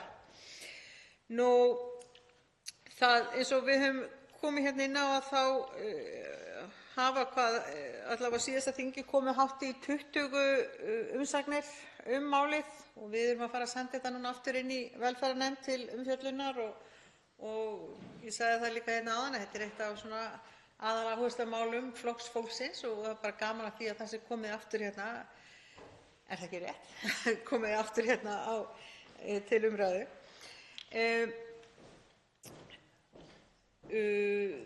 Eitthvað getum við spáð í það hvort það eru skiptar skoðanir á því hvort að þetta geti valdið þvílíku vandamálum líka inni í húsum, að það sé kannski verið að búa til ný vandamál í stað þeirra sem fyrir voru. En ég er svona á því, eins og hæstv. Ráðherra, að við treystum fólki og það séu leiðir og við treystum fólki til þess að geta leyst slík mál komi þau upp sem er viðbúið, rétt eins og núna í því kerfi sem við þekkjum núna. En ég nefndi hérna fyrr að húsfélög og einstaklingar og alls kyns samtök hafa sent inn umsagnir og ég spurði hérna út í, fékk viðbrögð frá stjórnarþingmanni út í áhyggjur sem að húsfélag í Kópavogi hefur af þessu breytingum og þar segir meðal annars, með leyfi forseta: undirritaðir telja framlagt frumvarp brjóta á réttindum íbúðareigenda í fjöleignarhúsum og sé í andstöðu við eignarréttarákvæði 72. gr. stjórnarskrár íslenska lýðveldisins, til dæmis ef fólk missir af sölu vegna þessara lagabreytinga. Annars staðar er einstaklingur að lýsa yfir áhyggjum. Þær eru alls konar umsagnirnar, alls konar, með og á móti, og þetta er í rauninni alveg dásamlegt mál. En ég trúi því, rétt eins og hæstv. Ráðherra, að það sé hægt að stíga þetta skref, og hér hafa þingmenn boðað það að vilja ræða ákveðnar mögulegar breytingar á frumvarpinu inn í hv. velferðarnefnd, og við förum bara glöð inn í þá vinnu. En annars held ég að það sé bara tilhlökkunarefni að takast á við þetta mál og reyna. Auðvitað er skemmtilegra og betra, allavega betra, að náist svona bara nokkuð góð sátt um þetta og við getum fundið eitthvert flöt á því að gera þær breytingar sem menn telja eftir yfirlegu að séu til bóta. En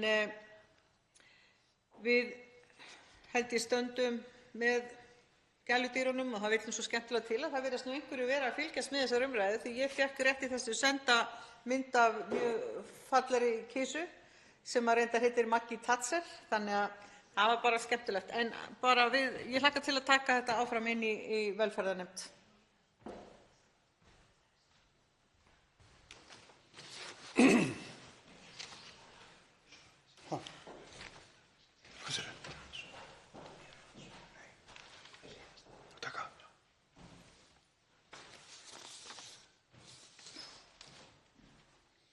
Fleiri hafa ekki hvatt til hljóðs og er umræðu lokið.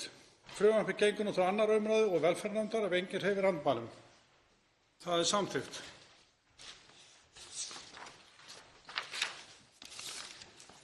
Tekið fyrir 4. dagskrármálið, húsaleigulög, almenn skráningarskylda leigusamninga og breyting leigufjárhæðar. Stjórnarfrumvarp, 108. mál, þingskjal 108, 1. umræða. Til máls tekur hæstv. félags- og húsnæðismálaráðherra Inga Sæland. Forseti. Ég mæli hér fyrir frumvarpi til laga um breytingar á húsaleigulögum nr. 36/1994 og frumvarpið var lagt fram á 157. löggjafarþingi og er nú endurflutt. Efnislega frumvarpið er óbreytt en þó hefur verið brugðist við tillögum um orðalagsbreytingar sem komu fram í nefndaráliti velferðarnefndar Alþingis á síðasta löggjafarþingi. Með frumvarpinu eru lagðar til breytingar á lögunum sem hafa það að markmiði að auka réttarvernd og húsnæðisöryggi leigjenda með því að stuðla að aukinni langtímaleigu og fyrirsjáanleika breytingar á leigufjárhæð. Frumvarpið hefur það ekki síður að markmiði að bæta upplýsingar leigumarkaðinn með almennri skráningu leigusamninga og auknu gagnsæi upplýsingar í leigusamningunum. Í fyrsta lagi er lagt til að í tímabundnum samningum verði óheimilt að semja að leigufjárhæð taki breytingum á fyrstu 12 mánuðum samnings. Samkvæmt gildandi lögum er óheimilt að semja að leigufjárhæð breytist á leigutímanum ef gerður hefur verið tímabundinn leigusamningur til 12 mánaða eða skemmri tíma. Markmið ákvæðisins var að stuðla að auknum fyrirsjáanleika leigufjárhæð og hvetja til þess að gerðir væru ótímabundnir leigusamningar frekar en tímabundnir. Komið hefur í ljós að í kjölfar lögfestingar ákvæðisins sumarið 2024 hefur borið á því að gerðir hafa verið verðtryggðir tímabundnir leigusamningar til 13 mánaða og þannig hefur verið komist hjá markmiðum breytinganna. Því er lagt til að óheimilt verði að semja að leigufjárhæð taki breytingum á fyrstu 12 mánuðum leigutíma þegar er að ræða tímabundna leigusamninga.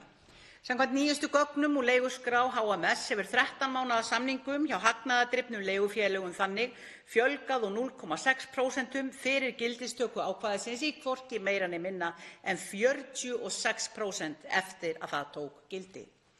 Eins hefur tímabundnum samningum til 14 til 25 mánaða fjölgað úr 7,2% í 18% hjá þeim. Fjölgun tímabundinna samninga sem gerðir eru til lengri tíma en 12 mánaða hefur verið nokkuð minni á einstaklingum sem leigja út húsnæði.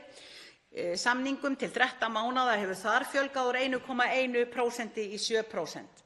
Tímabundnum samningum til 14 til 25 mánaða hefur einnig fjölgað hjá einstaklingum úr 8,7% í 11%. Í öðru lagi er lagt til í frumvarpinu að skylda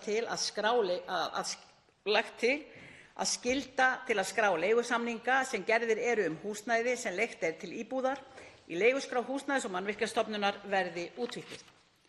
Öllum þeim sem leigja út húsnæði til íbúðar verði þannig framvegis skylt að skrá leigusamninginn í leiguskrá sem og að skrá þar breytingar á leigufjárhæð og afskrá samninginn að leigutíma loknum. Heimild HMS til að leggja stjórnvaldssektir verði útvíkkuð samhliða og nái einnig til umræddra leigusala vanræki þeir skráningarskylduna.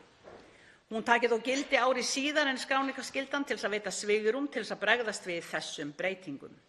Skráningarskyldan tekur nú aðeins til þeirra sem hafa atvinnu að leigustarfsemi í skilningi tekjuskattalaga, það eru með 3 eða fleiri íbúðir eða einingar til útleigu og gefi því aðeins mynd af hluta leigumarkaðarins. Það stóð þó alltaf til að skráningarskyldan yrði almenn og er þetta í 4. sinn sem frumvarp þess efnis er lagt fram á Alþingi, en ekki náðist pólitísk samstaða málið í þinginu í tíð fyrri ríkisstjórnar, auk þess sem þetta var eitt þeirra mála sem voru mjög langt komin í þinglegri meðferð á síðasta löggjafarþingi en því miður náðist ekki að klára fyrir þinglok. Þessi breyting er gríðarlega mikilvæg til að heildstæðar og greinargóðar upplýsingar fáist leigumarkaðinn, meðal annars þróun leiguverðs og tegund og lengd leigusamninga. Þær upplýsingar skipta miklu máli við gerð leigusamninga, ekki síst við ákvörðun leiguverðs, en eru ekki síður mikilvægar til að undirbyggja upplýstar ákvarðanir stjórnvalda við stefnumótun í málaflokknum. Upplýsingarnar koma einnig til með að auðvelda eftirlit með búsetu og óviðunandi húsnæði sem munu meðal annars nýtast slökkviliðinu en einnig með svartri starfsemi, leigustarfsemi sem sagt. Forseti, þessar upplýsingar geta því til að mynda nýst til að koma auga á svarta skammtímaleigu íbúðarhúsnæðis til ferðamanna. Leiguskráin getur því nýst sem mikilvægt verkfæri stjórnvalda á mörgum sviðum. Skráning leigusamninga í leiguskrá hefur nú þegar falið í sér byltingu hvað varðar bættar upplýsingar leigumarkaðinn hér á landi. Í upphafi þessa mánaðar voru tæplega 32.000 gildir leigusamningar skráðir í leiguskrána. Við eigum þó enn langt í land með að ná utan allan leigumarkaðinn. Áður var áætlað að 34.000 heimili væru á leigumarkaði hér á landi, en nýlegar greiningar HMS benda aftur á móti til þess að leigumarkaðurinn sé orðinn miklu stærri. Greiningarnar, stofnanirnar benda í þessu sambandi til þess að allt að 37.000 einstaklingar kunna hafa verið vantaldir á leigumarkaði. Ég endurtek að allt að 37.000 einstaklingar kunni að hafa verið vantaldir á leigumarkaði. Samkvæmt því kunna allt að 28% fullorðinna einstaklinga á Íslandi að vera á leigumarkaði í stað 16% líkt og áður hefur komið fram í opinberum könnunum húsnæðismarkaðinn. Forseti, þannig er talið að næstum þriðjungur þjóðarinnar sé nú á leigumarkaði. Þetta er bara eitt dæmi sem undirstrikar hve takmarkaðar upplýsingar liggja enn fyrir leigumarkaðinn og hve mikilvægt það er að fá heildstæðari upplýsingar í stöðu mála á þessu sviði. Með því að skráningarskyldan nái til allra samninga sem gerðir eru húsnæði til íbúðar þá munum við því fá áreiðanlegar og heildstæðar upplýsingar leigumarkaðinn og ólíka hluta hans sem nú skortir meðal annars. Stærð leigumarkaðarins, bæði eftir fjölda heimila og íbúa og einstaka hluta hans, svo sem eftir leigusölum og tegund samningsins, leiguverð og þróun þess eftir leigusölum, svæðum, tegundum, húsnæðisstærð og fleira. við hvaða vísitölu eða viðmið breytinga á leigufjárhæð eru tengdar, tíðni þeirra breytinga og umfang, lengd og tegundir leigusamninga, það er skiptingu í ótímabundna og tímabundna samninga, en einnig tegundir eftir húsnæði og flokkum leigusala. Tíðni endurnýjana og framlenginga samninga sem og tíðni flutninga. Gerð íbúða, svo sem stærð, aldur, fjölda herbergja, staðsetningu herbergjaleigu og íbúðaleigu, búsetu í óviðunandi húsnæði, svo sem í atvinnuhúsnæði og þröngbýli fólks. Þessar upplýsingar eru vitaskuld mikilvægar til að undirbyggja alla stefnumótun og ákvarðanatöku stjórnvalda í málaflokknum.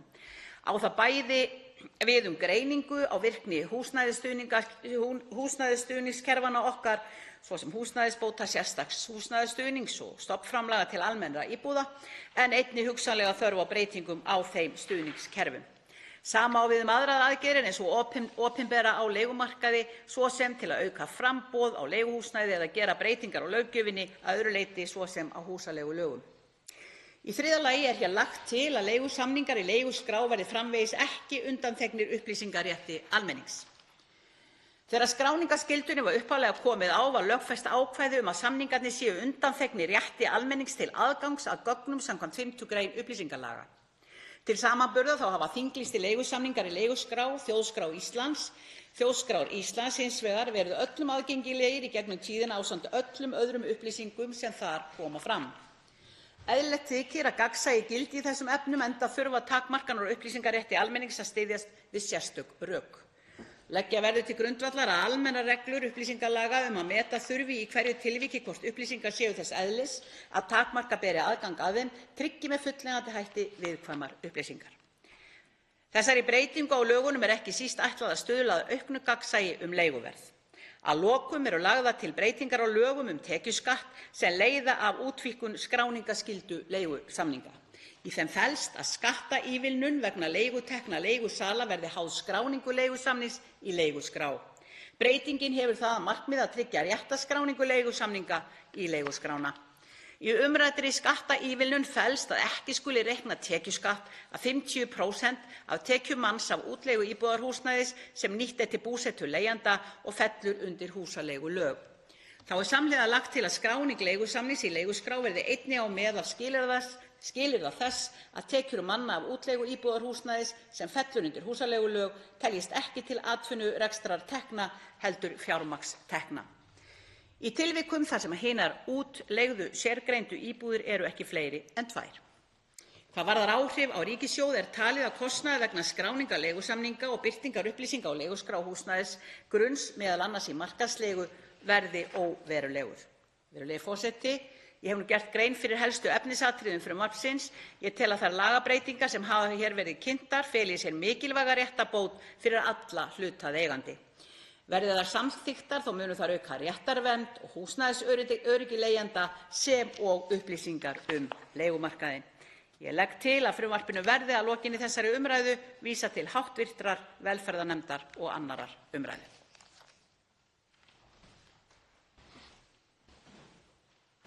Tveir hv. þingmenn hafa óskað eftir því að veita andsvar. Fyrstur til að veita andsvar er hv.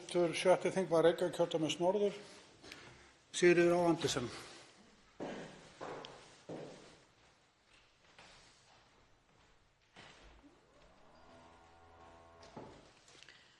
Virðulegur forseti. Skjótt skipast veður í lofti. Við ræddum hérna heilmikið frelsismál eins og það var kallað hérna hunda og ketti í málinu hérna á undan, en hér liggur fyrir þinginu heilmikið forsjárhyggjumál og frumvarpið lýtur að miklu eftirliti og er í ætt við og er full sæmandi flokkum sem að styðja eftirlitsþjóðfélagið með einum eða öðrum hætti. Hér er verið að reyna að kortleggja íbúðamarkaðinn með því að leggja miklar kvaðir á leigusala og íbúðareigendur. Og mig langar að spyrja hæstv. ráðherra að því hvernig það megi vera að í svona frumvarpi sem felur í sér róttækar breytingar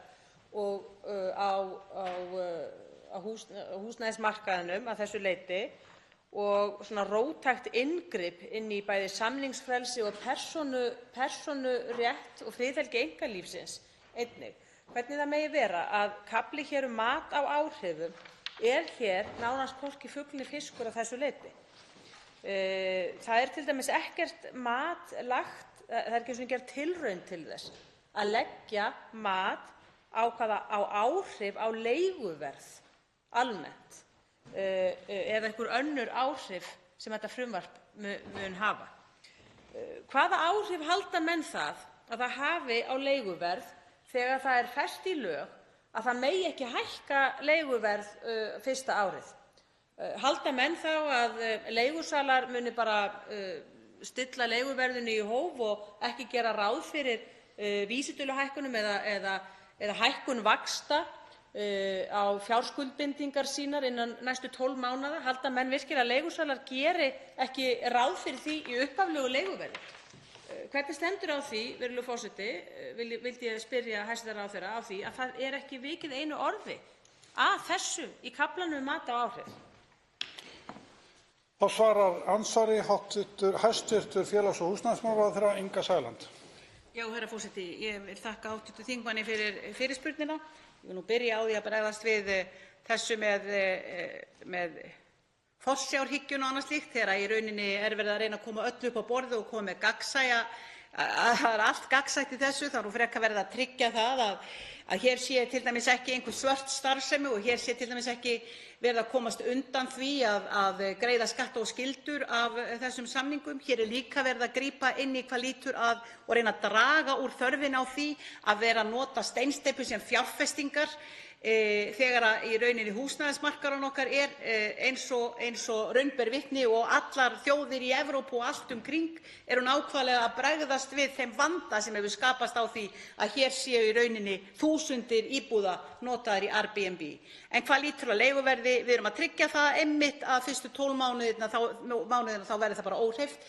Ég get ekki alveg, það er enn sem komið er, þá er algjört frelsi og hér hafa leigusalar bara hækkað leiguna eftir BH og það veit hv. þingmaður ef ég skil það rétt. Þannig að ég tel þetta frumvarp gjörsamlega frábært frumvarp. Ég tel að þurfi ekki að taka neitt frekar fram heldur en kemur fram í greinargerð með þessu frumvarpi. Mér finnst það skýrt og skorinort og það markmiðin eru algjörlega skýr. Það er neytendavernd, það er verið að reyna að verja hér fjölskyldur sem er verið að segja upp leigusamningum eftir nokkra mánuði til þess að endurleigja þeim aftur og þá hefur leigusalinn í einhverjum tilfellum hækkað bara einhliða leiguverðið eins og honum hefur dottið í hug og nýta sér þá bágu stöðu sem er í samfélaginu núna í sambandi við leigumarkaðinn.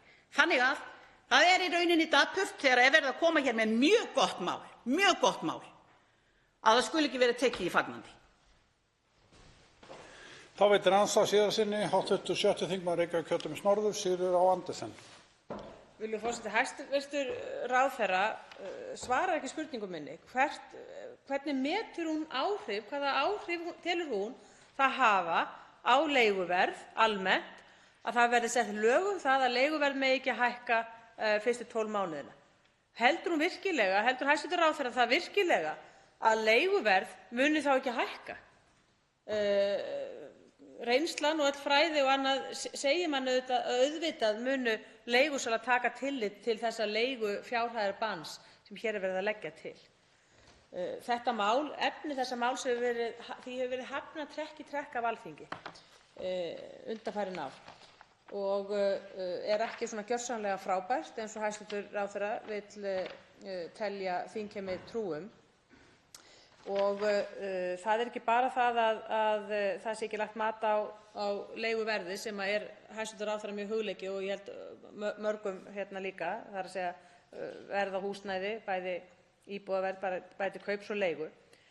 Það er ekki bara það að þetta frumvarp skauti algjörlega framhjá því að ræða það eða reyna að leggja eitthvað raunhæft mat á það, á afleiðingar þessa frumvarps.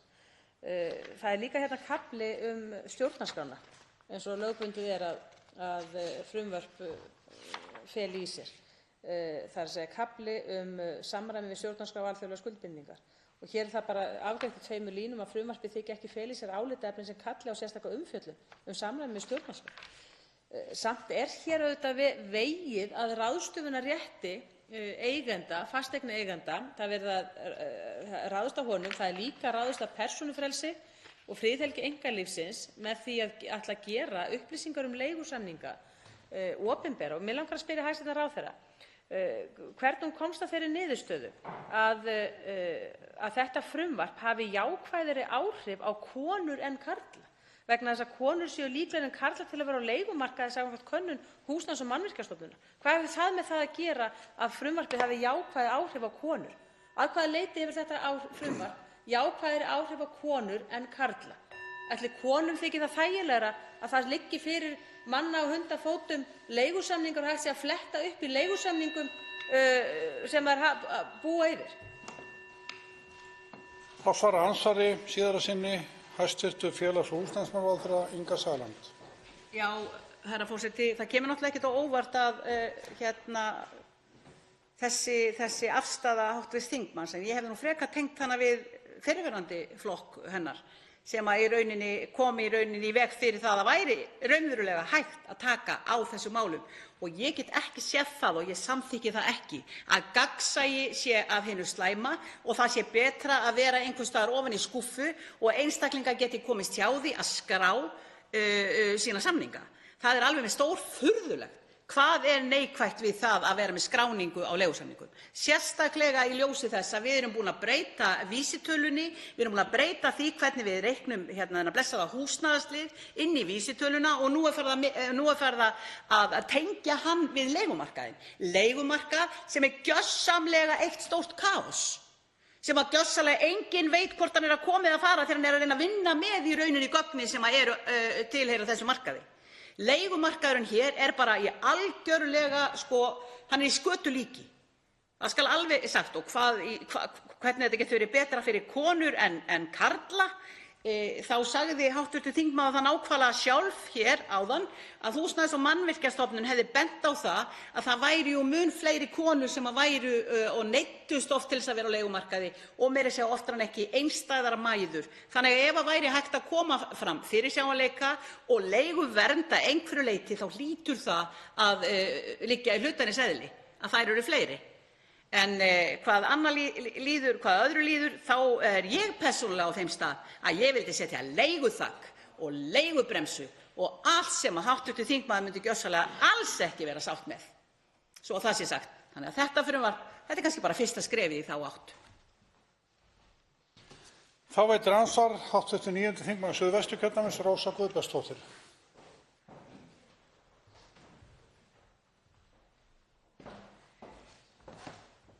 Virðulegur forseti.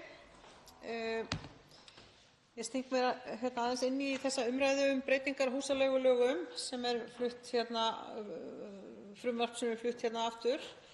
Ég verð nú svona á svipuðum nótum og hv. þingmaður Sigríður Andersen hvað það varðar að hér er augljóslega verið að takmarka frelsi fólks, verið að takmarka samningsfrelsi einstaklinga á markaði og þetta því má kalla það þannig að það sé verið að svipta fólk frelsi í þessum efnum.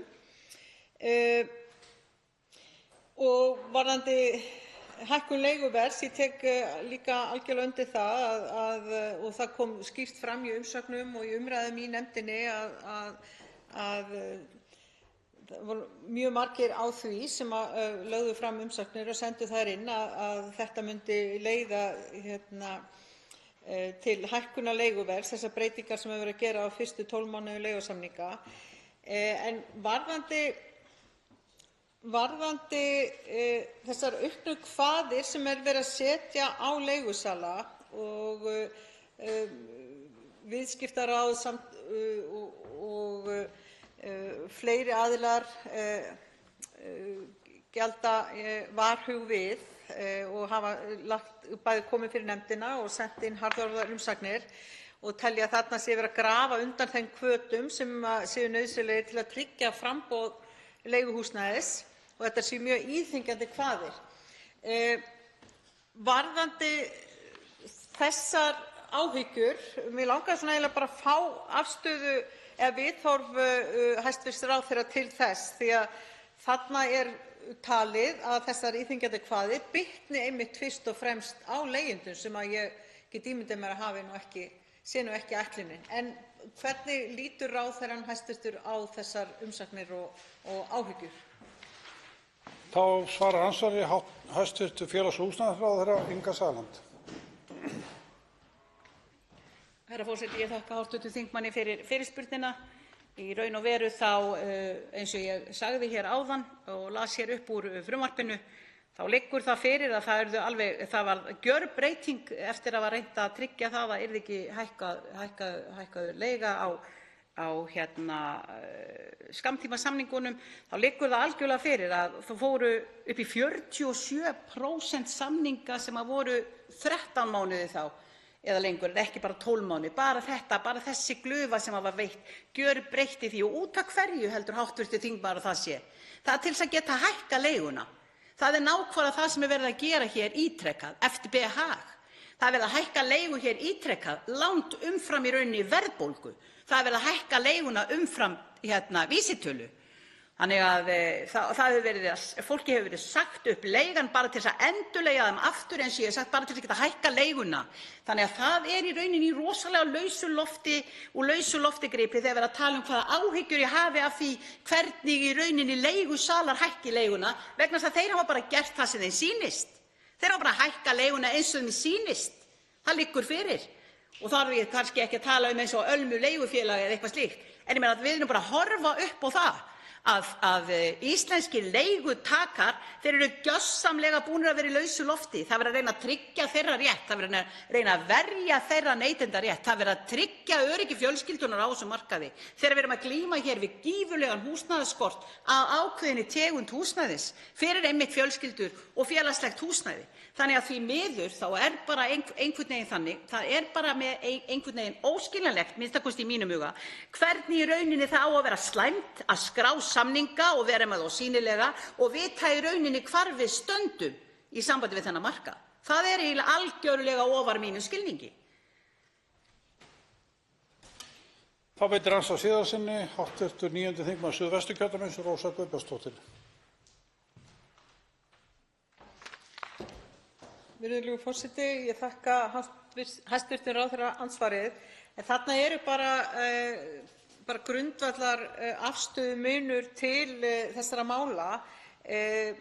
Þessar takmarkanir sem að felast í því að þessari upplýsingaskyldu og því að mega ekki breyta leigufjárhæð fyrstu 12 mánuðina. Það er bara grundvallarmunur á afstöðu til þess hvort þetta sé hvetjandi eða letjandi.